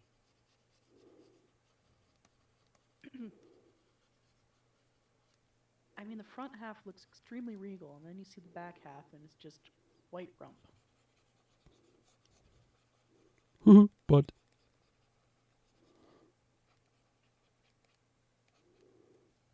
I love how just quite literally a barrel on stilts is the fastest land mammal in North America. Yes. Like, from every angle, it is just a barrel with a big rump on skinny little stilts. But it works. And that's really all they can do. They can run. They don't really jump so good. Yeah, fences are an issue. Do the rest of y'all know what pronghorn do when they encounter a fence? pretty sure they die. No, they survive. It's just where a deer is going to leap over it, and most other animals are going to leap over it. Pronghorn go under. Oh no. Or at least attempt to. Yeah. Sometimes they do end up dying, but barbed wire is just nasty like that.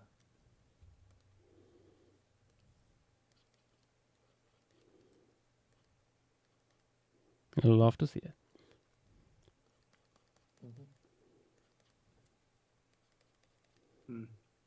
It's like what broke down my barbed wire fence, the conveniently pronghorn-shaped hole. I think bison are going to be a bigger issue in this part of the world. If a bison decides that it wants to go somewhere, there's no barbed wire fence that's going to stop it. Yeah. I think most fences are sturdy enough to hold a pronghorn. Oh, yes. They go fast, and that's all they do. Yep.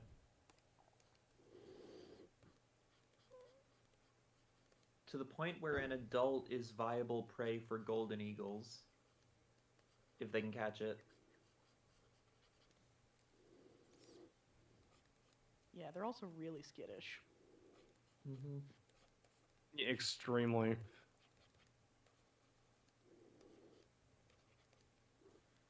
Yeah, I do not envy the people who go out bow hunting for pronghorn.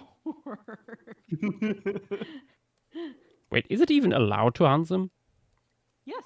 Yeah. Really? Yeah. I thought they were endangered. No. No, they once were, but their population is like rebounded by a considerable amount. Good for them. Or bad for them, considering, being hunted. I mean, the tags are still pretty limited, but the addition of an archery season means that there are people who attempt to hunt these things with bows. And, well, like I said, you need to get really skittish. close for that. Yeah, you do need to get real close for that.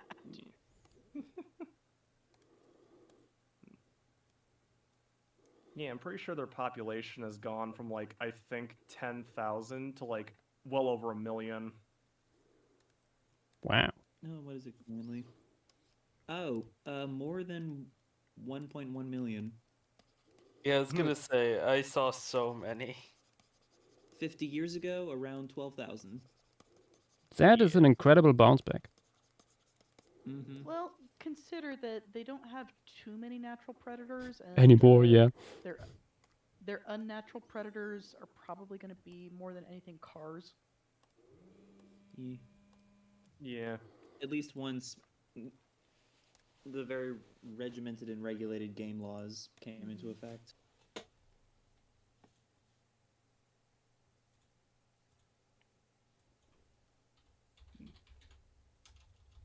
Yeah. Like when a pronghorn is in full sprint, there's almost nothing catching it.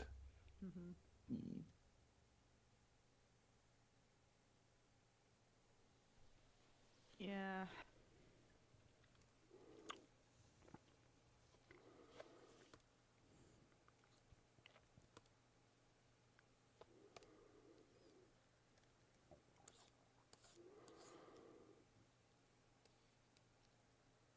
Okay, what layer do we have? You on 16. Top.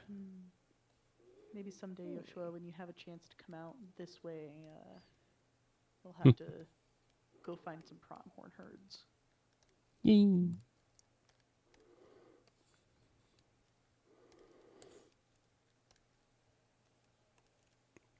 Only the prongest.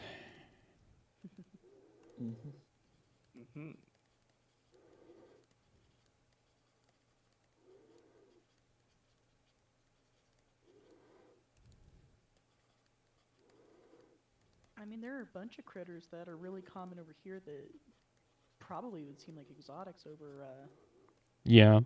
over in Europe. I mean, I still find it very funny the way Michael reacted to seeing like very common birds over here. I think I had a similar reaction when I heard those rooks. I was like, what the hell is that bird? Oh, yeah.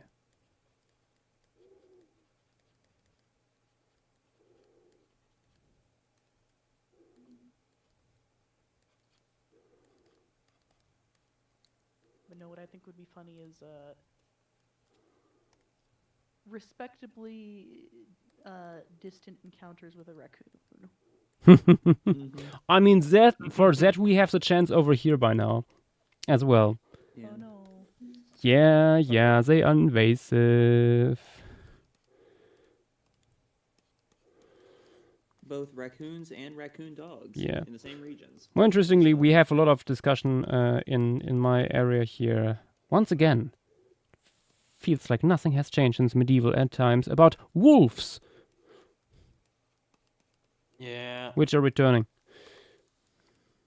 I mean, y'all need them, but also I don't know where they'd go. Like my experience with Germany was very thoroughly settled. Yep. You got a lot of green space, but it's very managed green space. Yeah.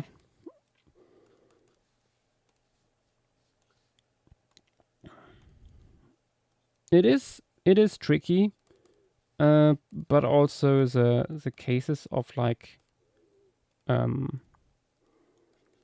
livestock being killed over here so far are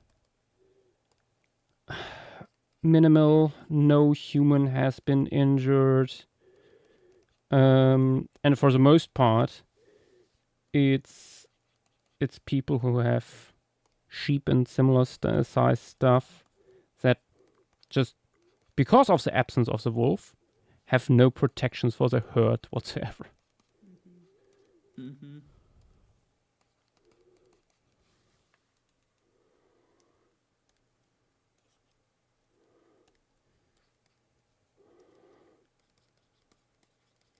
Going back several hours at this point. So alpacas. Oh. What about them? As protect your herd? Get a couple alpacas. Yep. Would a llama be better in general against wolves, considering larger size, or aren't alpacas bigger? Nope. Last I checked, alpacas were the little fluffy fellas. Huh. I just noted that maybe it's that alpacas just have attitude. Yeah. I always thought of them as the more friendly ones in the family.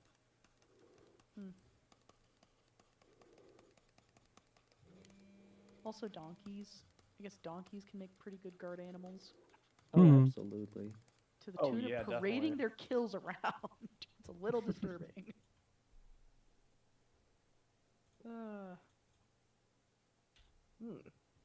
Okay, obviously various breeds are different sizes, but I found a really good comparison image between the two domestic South American camelids in other talk text.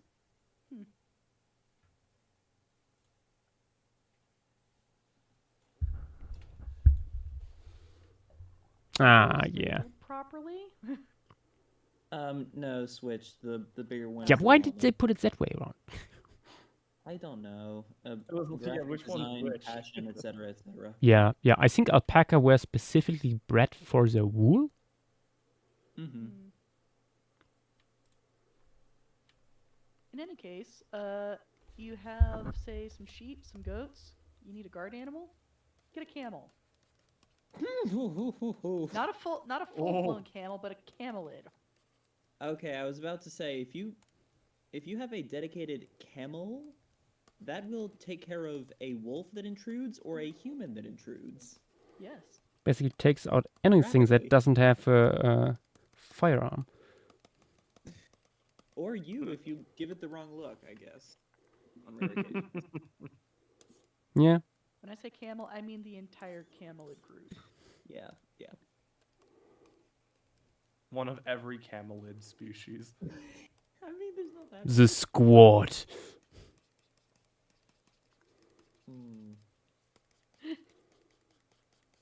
Wolf tries to get a sheep from a guarded herd, and a Bactrian camel just comes out of nowhere. It's just like there's just a pile of wool in the middle of the field. Wolf creeps up to it. Two of the piles just lift up, and they just keep going up. Aggressive kicking. Suddenly I hear Stravinsky.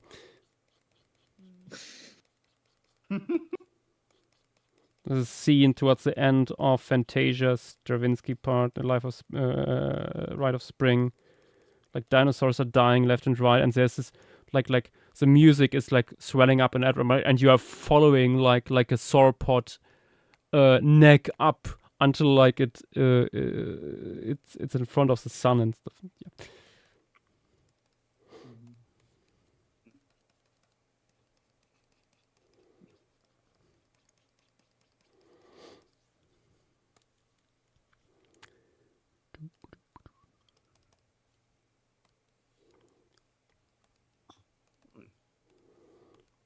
Okay.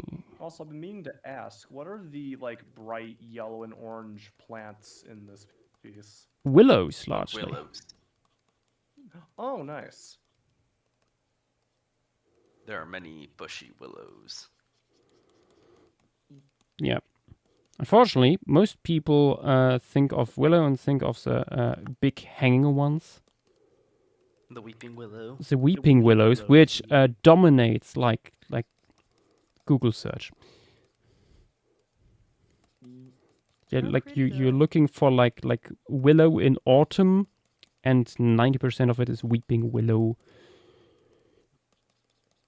Yeah, like at that point, your best reference might be going to INAT and filtering search by month of the year. Probably. Always bet on INAT. I know it's a purely human-made aesthetic thing, but like weeping trees are very pretty. Mm-hmm. Yeah. We've got some weeping aspens, not in my neighborhood, but in town. Ooh. Especially when they grow like really large, they become like almost ethereal during autumn. Yeah, like living cathedrals. But even more so after it snows.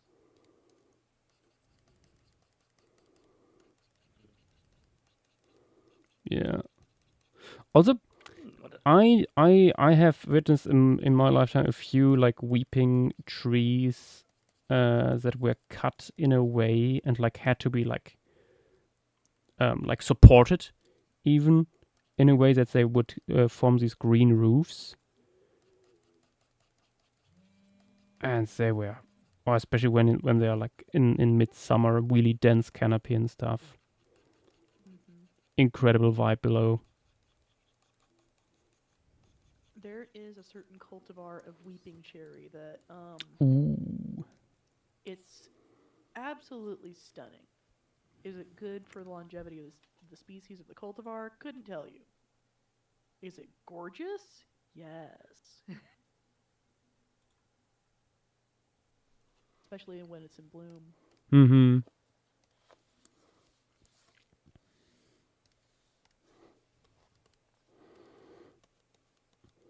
adding a few more willows actually here now that are already has lost their the leaves. Nice. They have these thin red stems that glow in the morning.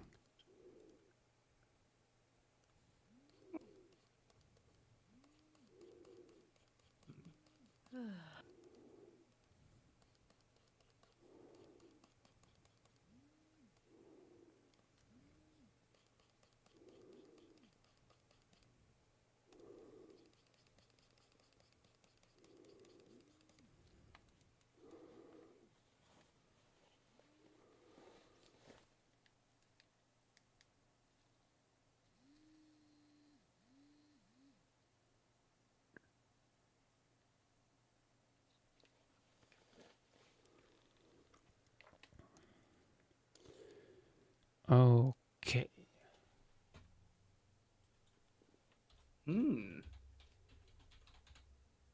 Are you thinking of adding anything else? Well, prairie dog burrows. Oh yeah. Ooh. And then you could show maybe like a badger trying to go for them. Ooh. Yeah. Badger. Maybe. Badger. I'm wondering how visible prairie dog burrows would even be with like camelops being that close to the foreground. I mean,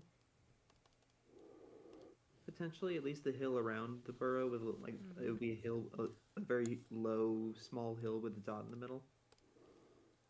Yeah, that's what I was thinking. Yeah. There'd be quite a few of them.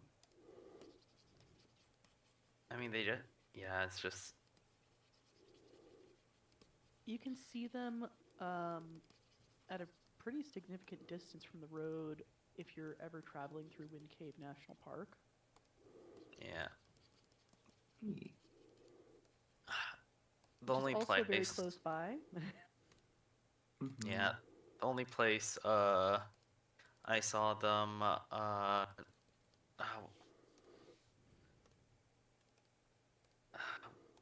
I need to find the attraction or like the monument.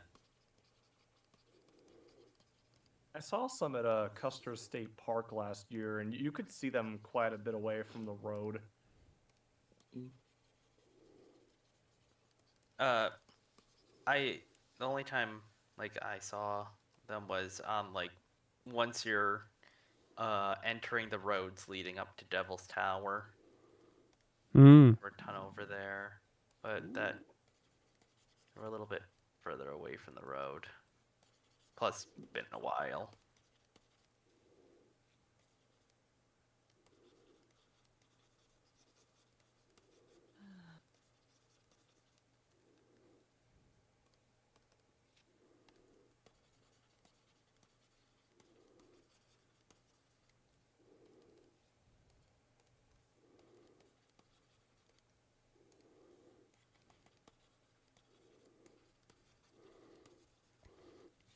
God damn. Antelope just chilling.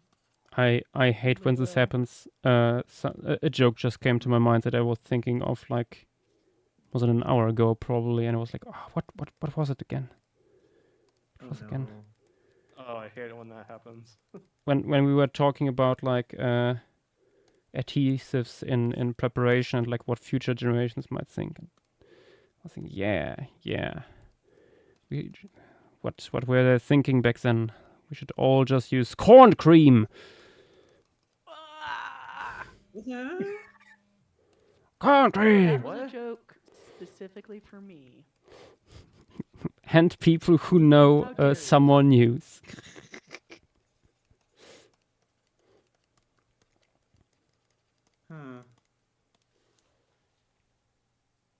Here, Joshua, I posted the GIF. Rather, a GIF. Indeed.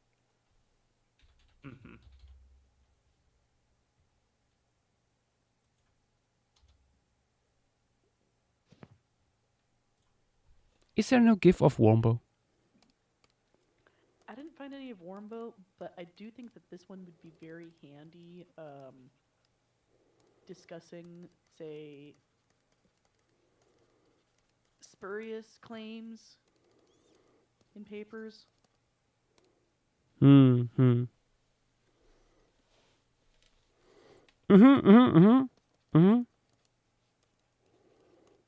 Extremely handy. Yep.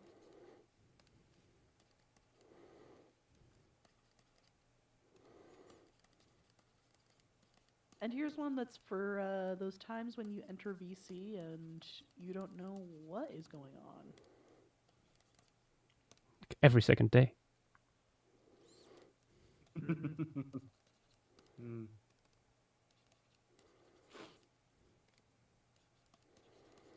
But yeah, corn cream. The adhesive of the future. You don't know it yet. I don't want to know it. Joshua. Adhesive? Y'all, you'd need to see the multi-month arc spanning some more news through line about cream. Corn cream! And what spawns from it. The fact that it's like a sapient eldritch abomination more than anything else. At some point, yeah.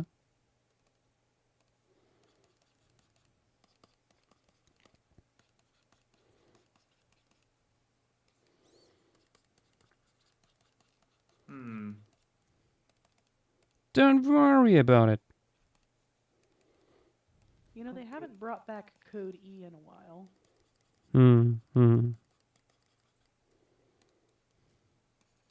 Code E being a quote-unquote robot that Cody put together by mashing an Alexa with a moose brain. True. Once again, don't worry about it. Okay. It will certainly not try to take over the US. Nothing ever happens. Nothing ever happens. Well, yeah, it might just be chewing on some waterweed. Or chewing on some deep sea internet cables.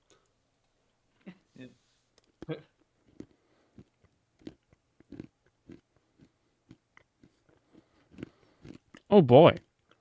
And Darius Termina posting a wombat burrow network in stream materials. Oh, hey. From space? Oh god. They must be communists. Ugh. We're not going to shame them for that. Nah, Yeah, I'm not. Never. It is beautiful.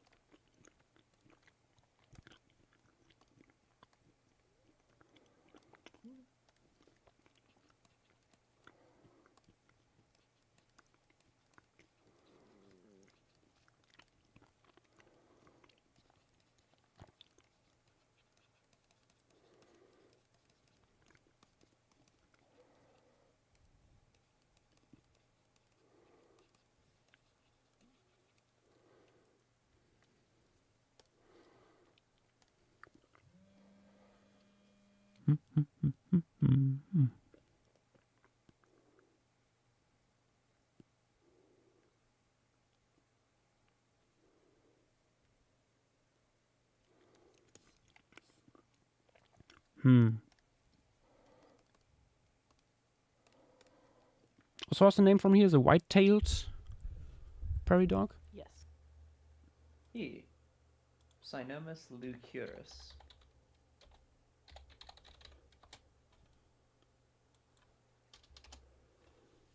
Have a look.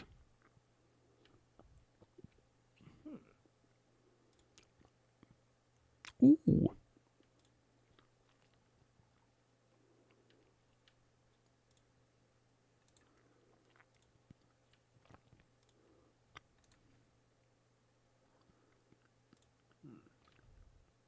It's a creature. Creature feature. What could he possibly be doing with the window minimized?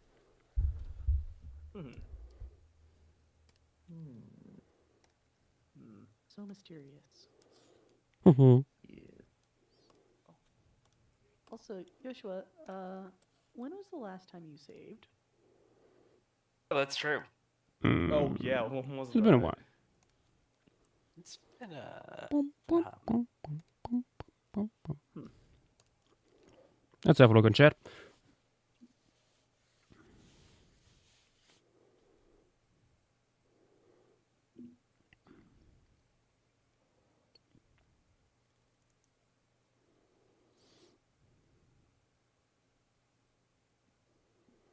Hmm.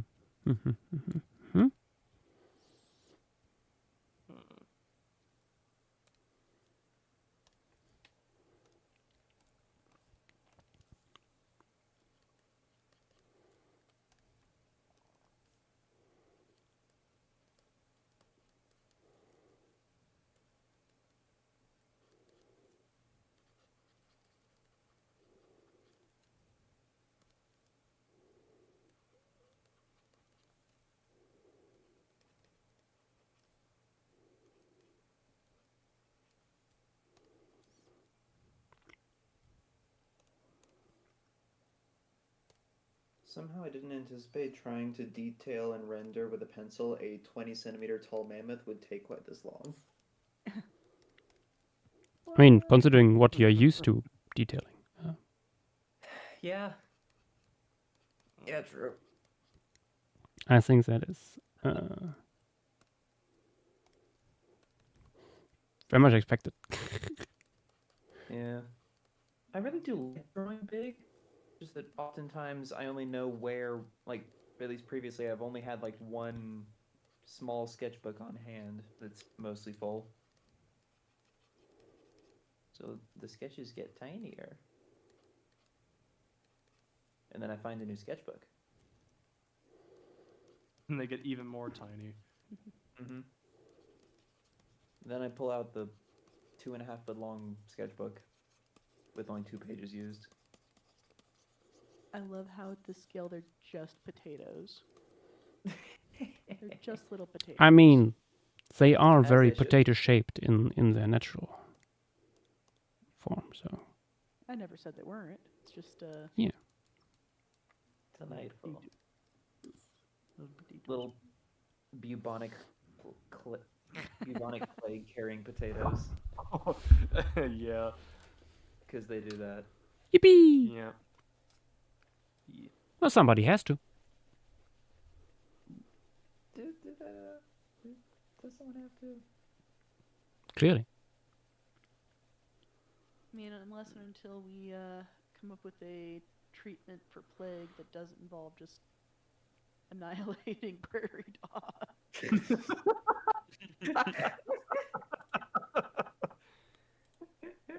Actually, hang on a sec. It does both. It's called the black-footed ferret. Yeah.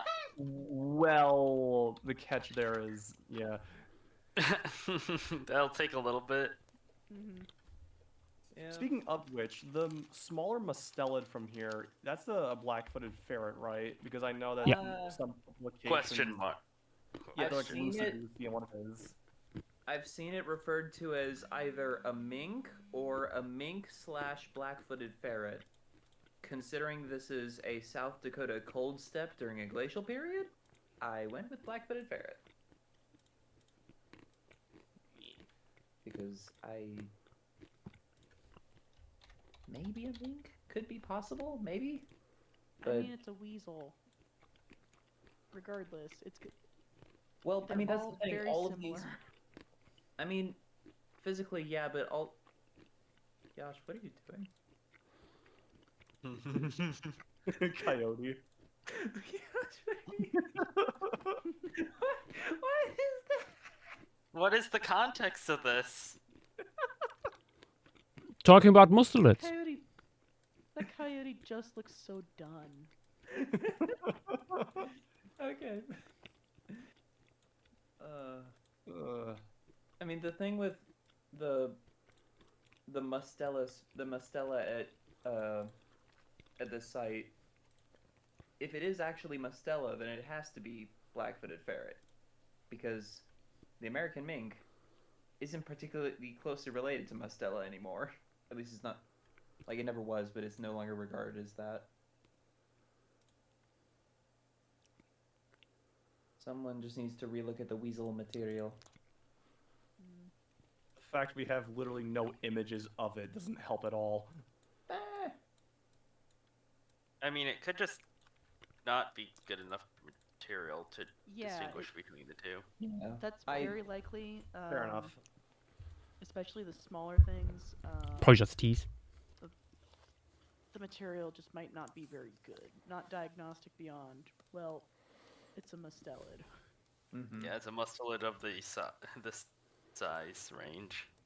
I did see in at least one paper, like, directly calling out that, hey, even though these are in separate genera, American mink and black-footed ferrets are stupidly similar in certain bones.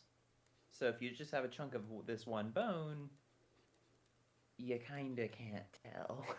So you're touching on something that is a problem in the fossil record, and it's using skeletal morphology as our prime metric for determining how closely something's related to each other. Mm-hmm. Which we have molecular analysis for extant species that do stuff like make trees that place critters that look skeletally very similar farther apart from each other than you'd expect. Mm-hmm.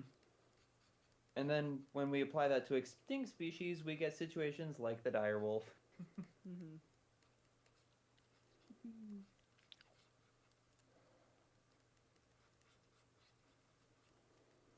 Yeah, that's also how there's a supposed species of Dipsosaurus from the Miocene of Nebraska. I'm not familiar with that genus. What is that? Dipsosaurus? Yeah, Dipsosaurus. The western fence lizard? Ooh.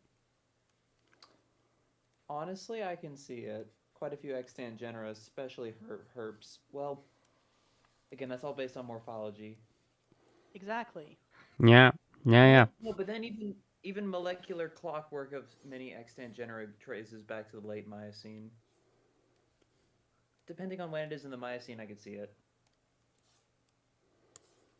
But yeah, morphology's not fun like that.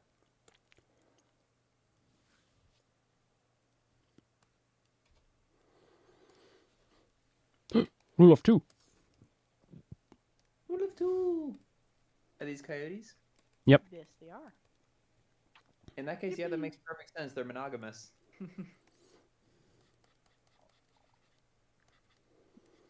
They do be pairing. They do be pairing, and they do be viviparous.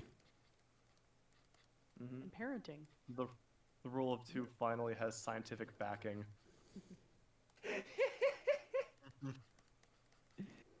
Yes, It's true. absolutely.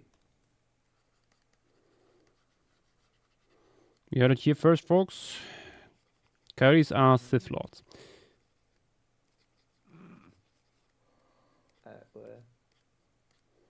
If you take anything away from this stream,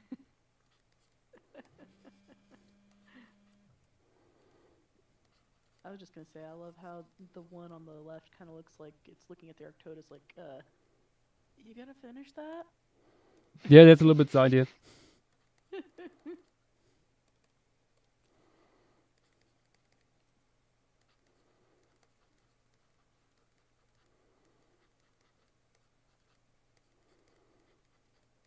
I like how this shows that coyotes are not big animals.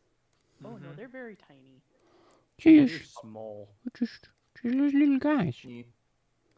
Although So- these ones, like 2 glacial periods ago, potentially a fair bit larger, though that gets into the skeletal thing of just assuming that these are coyotes and no one really figuring out when the coyote red wolf divergence happens. So yeah, Great Plains red wolf? Ancestrally, who knows? Who can tell? Who can So tell? Then you have. I have a coyote story. Ooh. This was back when I was living up in Drumheller. I was riding my bike around on one of the municipal trails. I was fairly close to the trail at this point, but I think I was on my way back to town. And I come up over a hill, and there's just a coyote in the middle of this paved bike trail. And we look at each other for a bit. And having been around dogs, I get the instinct that if I were to continue riding, this thing would give chase. And it's just looking at me, sizing me up, wondering, what the hell are you? So we have a little bit of a stare down. And then more people come along the trail and it just hightails it off the road. It's like, nope. Not my issue. Yeah, there was a family living out there in the Badlands over by the museum. And I would hear them in the early mornings when I would come to clock into work. And the first time I heard them, I was wondering, man, that ambulance is not getting any closer. I hope that everything's okay.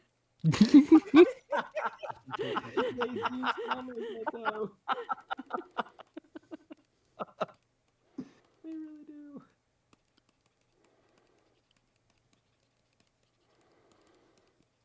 Oh god, that reminds me. I'm currently collecting sounds, animal sounds for another soundscape. It's time for the ear scene. You can guess why. And I'm looking at like sounds for stuff like Lophiodon and stuff. As it turns out, the free online library I've been using for these things has basically nothing. What I say, basically nothing on rhinos. What I usually would look at, and also nothing on tapirs. So I probably do something with that. But also we have these basal artiodactyls from here too. Quite a few of them. And you don't really find any good stuff on them. Like, and I don't want to like use modern day horse sounds for, you know, the tiny Eocene horses. So I'm like, ugh. And there's nothing on dicks or stuff like that, or chevrotans. What if for the Eocene horses you at least partially based it on the bark of a muntjac deer? Maybe? Actually, let me check muntjac. I have not checked muntjac, if they have anything on that. They bark. And they're shy, little, short-legged... Muntjac. Ooh! For some reason, next to no muntjac has anything, but Reeves muntjac has 54 recordings. I assume that's the one in England? Yeah. Yeah. Many of these are from England, the recordings.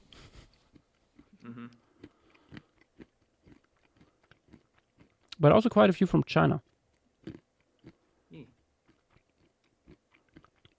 Very funny. It always goes with a distribution map and stuff, and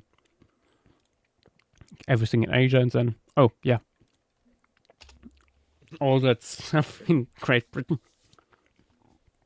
For people not aware, I'm looking at Xenocanto, which is a wildlife sound sharing portal platform. sounds cool. And the cool thing is, it's all Creative Commons.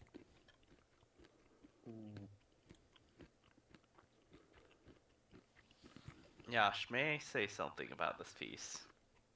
You may. Coyotes are like barely visible. Yep, they are. Maybe they're an Easter egg. I mean, the prairie dogs aren't that much better.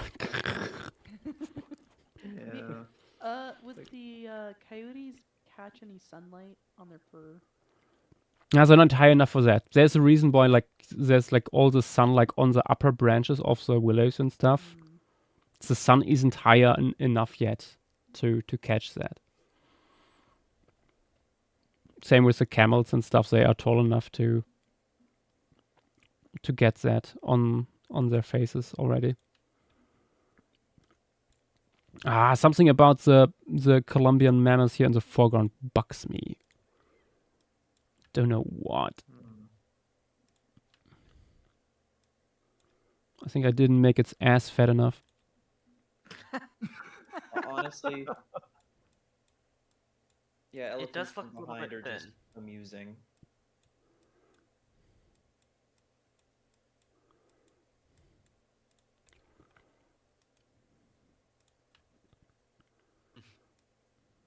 Wider. I have to make the layer larger for that.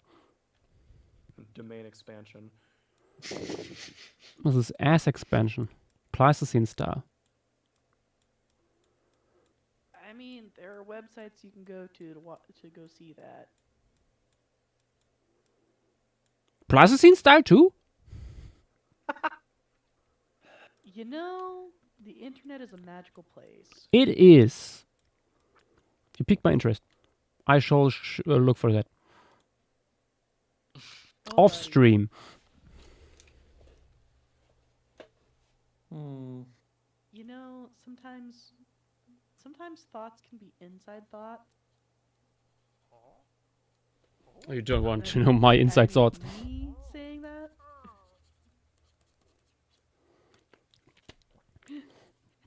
People are subscribing, so I must do something, right? Ronnie8955. Welcome to the stream. Thank you for the follow. Welcome to the end here of our Mammoth side stream. We are looking at the fauna and also flora of a particular site in South Dakota that features, well, as the name implies, tons of mammoths. Especially Colombian mammoths. And I'm doing one right now, or rather, I'm making it prettier. Yes. I don't think I can find the GIF if that exists, Joshua, but it's that one thing from Wormhole Extreme. Oh no. Get bigger. Oh no. What do you understand about bigger?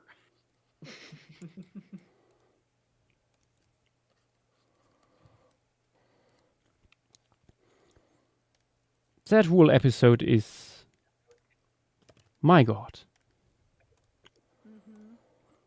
I sometimes don't even show anything else of Stargate, just that episode. Incredible. Or rather, also show the episode that leads up to that. Why that guy knows about the program and stuff. So again, putting on my nerd, a different nerd hat than Paleo. Stargate did a couple of episodes featuring this character named Marty. And Marty was initially introduced as a bit of a conspiracy theorist, somebody who was deeply into UFOs in ways that were definitely unhealthy. And for him and everyone around him. Yes. So, spoilers for a TV series that's more than 20 years old at this point. Marty is not an ordinary guy who is suffering from feeling very ordinary. He is an alien that has been drugged into losing his memory. Oh. As it happens in the Stargate universe, a lot of aliens are actually transplanted humans. So Marty looks and acts and functionally is a human. He's just not from Earth. And he's being drugged by members of his cohort who don't like that he's acting out in ways that they find are gonna wreck their nice little gig that they've set up for themselves. So it's a fun little twist on the whole like X-Files UFO conspiracy theory sort of character. Mm-hmm. Marty's next appearance is as the producer of this TV show called Wormhole Extreme. That is suspiciously like the Stargate program. And when the characters go to investigate, okay, why are you doing this? Why are you blowing up our secret space travel program, specifically us? They find out that Marty's lost his memory again, but this time it's on purpose. He doesn't want to remember. But there's little bits of memory peeking through, and in the process, he's accidentally recreated the Stargate TV show. Which flops massively. At first, at least. It's very funny, though. What's funny about Wormhole Extreme is they use it as an opportunity to make jokes about the TV show itself. So, I don't remember which Deluise. One of my favorites is with like falling through the floor and that it doesn't happen. Yeah, so they make a gag about a character who's been shifted ever so slightly out of phase with reality, which is something that happened during Stargate SG-1. And the actress, the person playing this character on this fake TV show is asking, off camera, so why don't I fall through the floor? Because they can walk through walls. Yeah, they can walk through walls, but why am I not falling through the floor? And the producer and Marty just kind of look at each other and go, we'll get back to you. Because that is also something that the actual TV show very much like overlooked. Yep. Stuff like that. There's the character of Colonel Danning, played by, again, one of the DeLuise brothers, is like, he is the cheesy knockoff version of the main character Jack, but in a way that's very funny. Like he has so Richard Dean Anderson very famously has a scar on one of his eyebrows, and this poor guy had to shave part of his eyebrow in order to make it look like he had a scar. Dang. Because Jack is posing as a consultant from the Air Force for this very cheesy TV show. This actor, played by, is it Peter DeLuise, is grilling him about, so does my uniform look realistic? Like, is this looking realistic? Is this feeling realistic? What's it like being a soldier, et cetera, et cetera? And Jack just kind of has to smile and nod.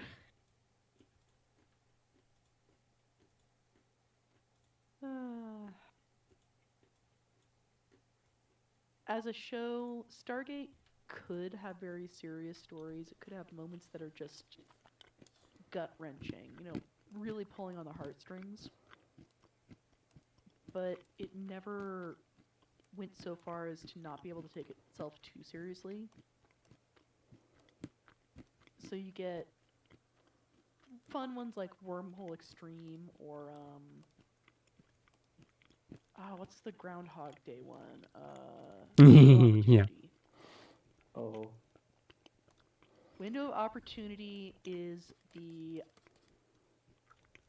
highest rated episode of the entire series. It doesn't really have any kind of impact on the mythology or the overall plot. It is one of those Planet of the Week episodes. Mm-hmm. But they basically do the plot of Groundhog Day. And the characters stuck in the loop are the two members of the team who don't have any of the technical and science skills. So you have Jack, who is the leader, but he's kind of the minder to the nerds.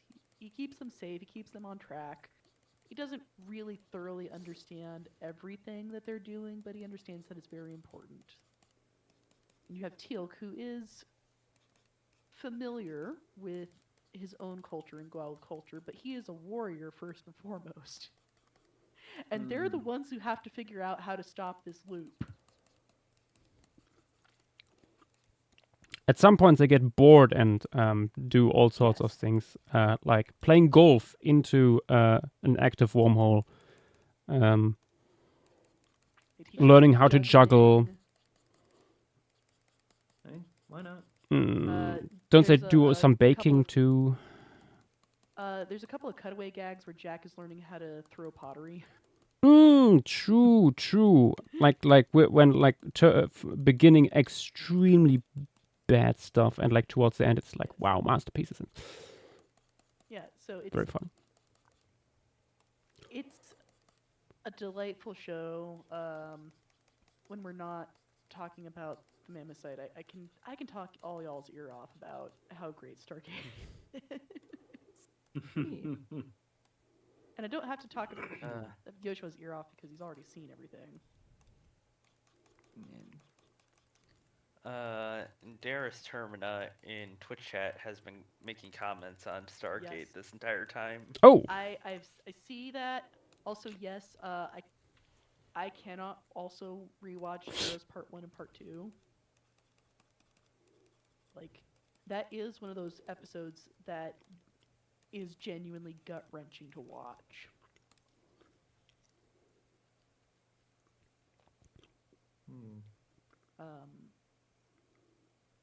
Because by that point, you've gotten very attached to some of these characters.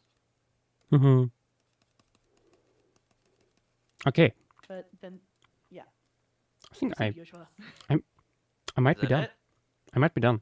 That's it. We're only 6.5 hours in. Yippee! I mean that's short for formation pieces. It's December. It's coming up on Christmas. Let him have a short one as a treat. Yeah. Next week probably will be like 3 days or so. Proceeds to spin Chen Jiang. Or Burgess Shale. I'm gonna end it all. Speaking of which, what would y'all like to see get spun tonight? I mean, either the two that you just suggested would be really None nice, of the ones that were mentioned. Something I don't tempt surprising. The wheel. Like, this whole thing started by me tempting the wheel. Because Joshua said something about how we had too many Cretaceous pieces and we need more Pleistocene pieces, and I'm like, sure, Mammothite. Guess what gets pulled?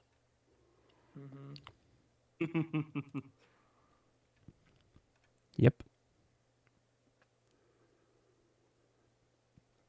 And Darius, Terminar, any mountain or island environments? I think we have that.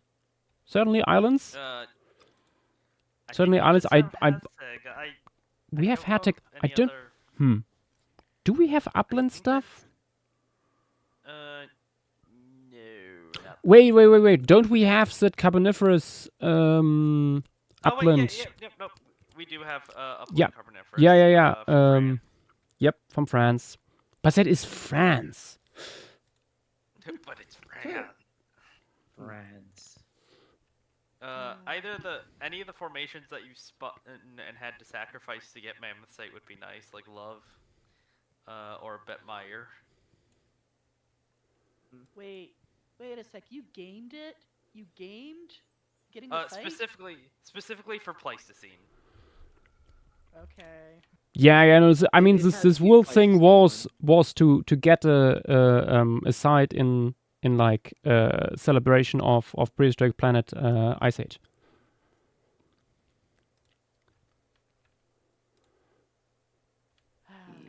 The game was rigged from the start. It was rigged. Which was funny, because I was told that there was a special wheel made that only had the Pleistocene sites on it, and then I looked back and see you guys were spinning until you land on one. That was the original planet, and Josh just sort of did it. Yeah, no, I felt lazy. Also wanted to torture a few people by showing what else could have been spun. Oh.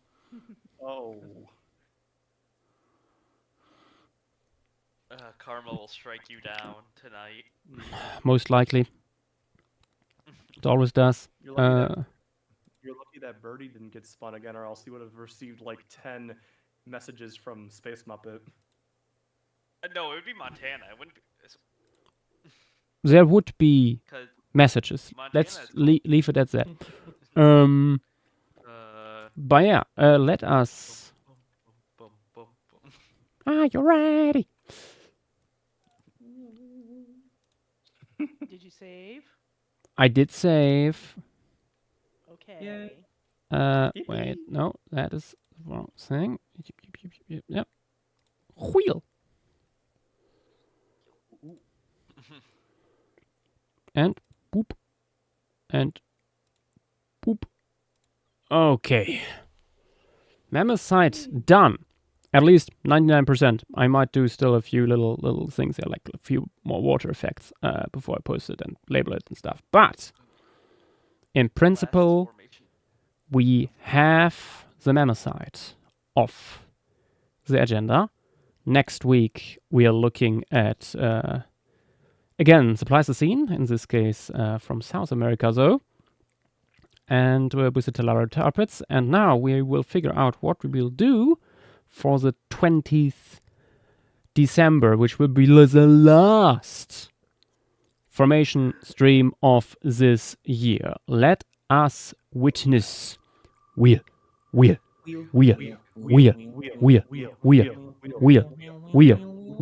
Oh my god. Oh my.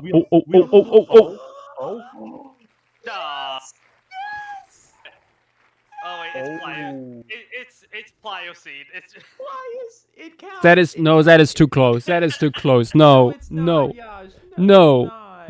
This is it's once again such an enormous, like, fairly modern looking. No. It's too close. It's too close. I cannot. I cannot. It's please something else. Something that is maybe not chock full of mammals. Please. Love site, oh please. Let's try again. Wheel. No.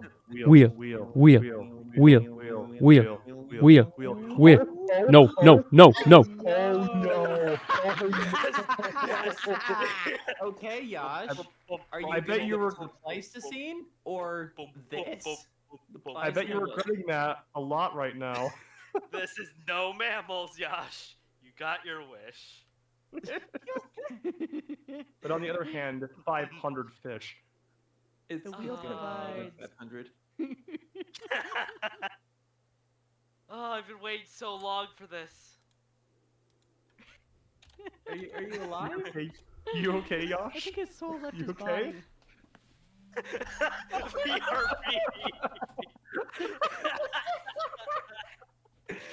BRB.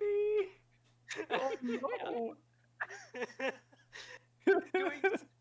Doing Solnhoven and Monty Bulka right after one another pretty much is so funny. Oh no.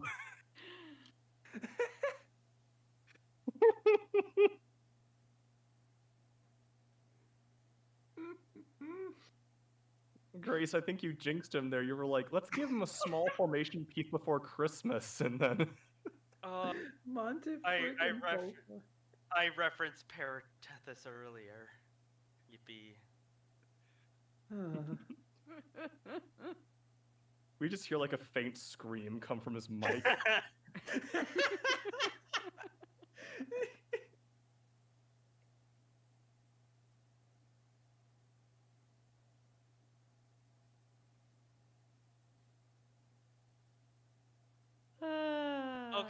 Okay, to be fair, Monty Bolka is split between like 4 biotas, some of which aren't co-evil. Like we would be doing the fishbowl itself. Even so then, like dude. so like edge of a reef, mangroves, and seagrass meadows. Still. I'm reminded of a bit of alt text from Kill 6 Billion Demons of the increasingly complex character designs that the author made for himself. Where he's just talking about how a local artist owns himself by making even more complicated character design. Oh no, Yash, what's happening?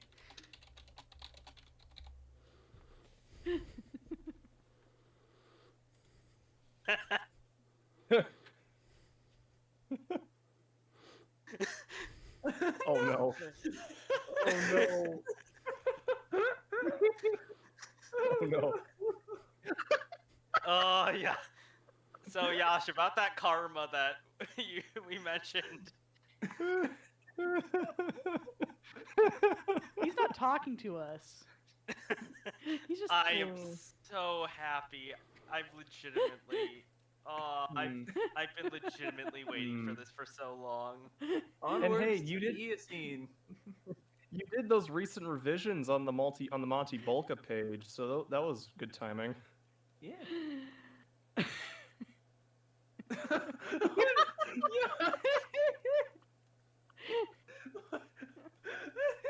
Oh no. Oh no. Oh no. The first zone you in. Jumped in willingly.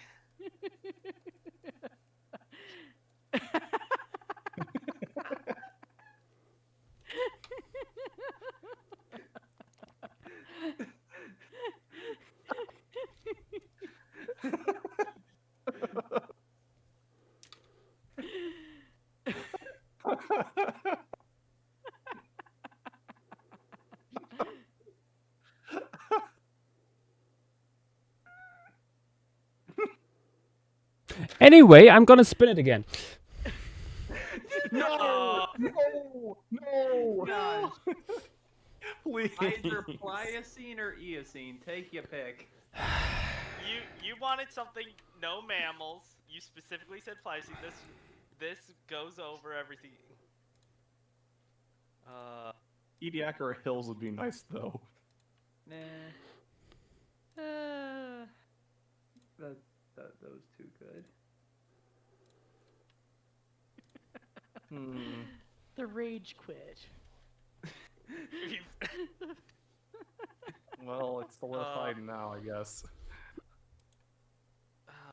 I mean, like, if you do it now, you don't have to do it later. Yeah. Uh-oh. I mean, it doesn't matter. He already removed it. What's the point? No. I don't think that's any better. Oh wait, no, that's actually small fauna. What's the point? You removed Monty Bolka. I just wanted to know what else could have been. You could have gotten Trypanosaurs instead. Pegasus. Yeah, Pegasus Volans. The world peace will be just Pegasus, a swarm of Pegasus covering everything. Joshua, linking that back to Stargate, you could give them color schemes based on the Pegasus Stargate.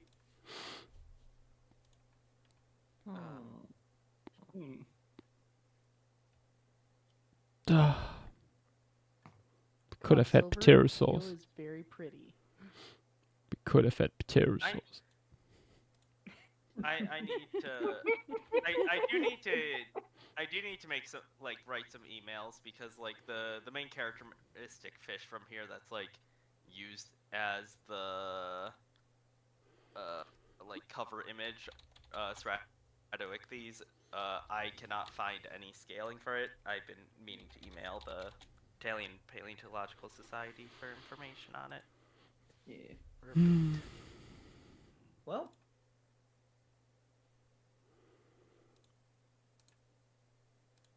Guess it's a Christmas miracle, just not for me. It is. Yeah. Second year in a row where the final formation of the year is a marine formation. I don't remember. Wait, what was it last? Whitewater. It was Whitewater. Whitewater. True. Yeah. I mean, Whitewater I enjoyed. Balka, I don't know. I will tell you afterwards. Yeah. But yeah, for people who are not aware, Balka is like Eocene Fish Central. Probably one of the longest studied, at least scientifically, formations ever for fossils. Probably goes. What was it like? Goes back to the Renaissance. Yeah. 16th century. Oh, yep. Wow. Yeah, it's Renaissance. And the first fossil known from there and illustrated is Pycnotus. So. Well, at least we have Pycnodons. Yeah, we have. One of the last ones. I mean, type genus for the order. Last one. I think now it's the only it's only constrained to Eocene since a ton of stuff got moved out of it. Makes sense. I think the final thing that was in it that was in the Cretaceous got moved into Savotis back in 2016. Yeah. That's Savo. I think. Oh wait, no, that's Pycnotus. That is from the Wikipedia page. That is type genus. Yeah. It's For people who want to see, wait, how extensive is actually the? Is there? I can give you the paleobiota page if that's what you're looking for. Oh no! I was on the French page for some reason. Why was I on the French? Oh, because that's where the image came from. The French page has a very extensive taxa list. Yeah, I sent you the English one. I forgot the Ichthyotis is here. This is do yourself a favor and look at the French page because that taxa list is 5 times longer. German, Spanish. Is it on the paleobiota page or? No, the normal page. Let me see. 8 languages, France. It's the same. It's just. Without images. Oh wait, no. Probably. Go to the paleobiota page. Yeah, no. I didn't see that. I'm there now. Yeah, it's just separated into. Goddamn Ichthyotis just sneaking into everything. Yeah. It should be constrained to Solnhofen and Solnhofen only. Everyone knows it. Yeah, I'm pretty sure none of the reptiles are from the actually good places. We simply take the places with the reptiles, so we have a smaller assemblage to work with. I mean, it's gonna be I'm pretty sure a crocodile and some hippopalms there if you do that. Excellent. It's just a Sunday. It'll just look like a Sunday piece. It will be Lemuria once again. You get hippopalms no matter what.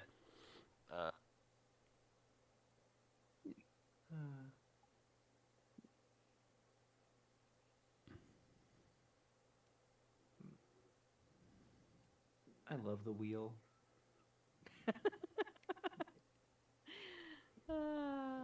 Has it thoroughly earned its nickname as the Wheel of Pain? I think that's been the case from the start.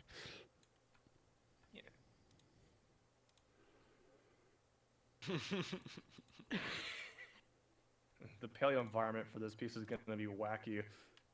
I mean, it's interesting, but it's not the weirdest. It's just you have the outskirts of a reef, but it's like seagrass meadows on the coast of like an island chain. So there's also going to be like mangrove forest. It would have a little bit of exposure to more open ocean, but not too much. Just enough for there to be some fauna, like barraculinas, to get in. It's not the like. It's pretty shallow water. It's just next to where a drop-off would be. There's like a reef that would be mostly blocking access to the more open ocean. It is quite an interesting paleo environment. Yeah. And the two big ones are similar. There might be some small differences. I would need to check that again. But awesome question if they're contemporaneous or not. Yeah, that's big question. Yeah, like they might be contemporaneous, like Prescara and Monty Posel might be contemporaneous, but we don't know. They're similarly aged. What's going on? Just help. I was saying the safest option would just the safest option would just be to do Piscara, because that's literally just the fishbowl, like the thing that it comes from. Like that is Monty Bolka. It's very funny because this is what the locality looks like. Oh. It's just one structure. Once this runs out, the fishbowl no longer can be collected from. It's like a giant hobbit house. Yeah, to my knowledge, it's That's a hobbit palace. Sedimentary rock. It's like a bunch of sedimentary rock with that's surrounded by igneous rock, from what I remember. I could be misremembering. Nah, they nearly managed to wipe out the locality. That's really cool, though.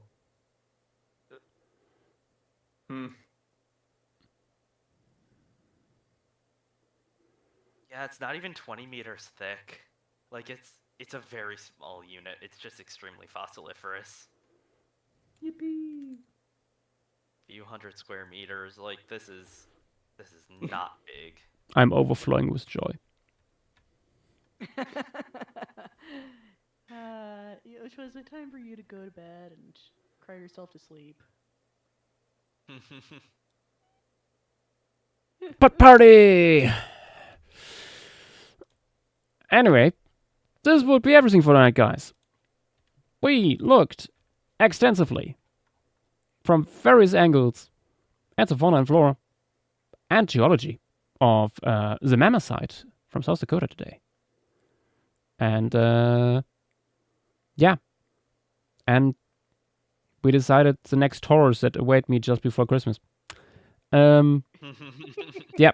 Good night, everyone. And see you potentially tomorrow for some more random shenanigans. Bye-bye. Bye-bye. See ya. Good night, guys. Good night.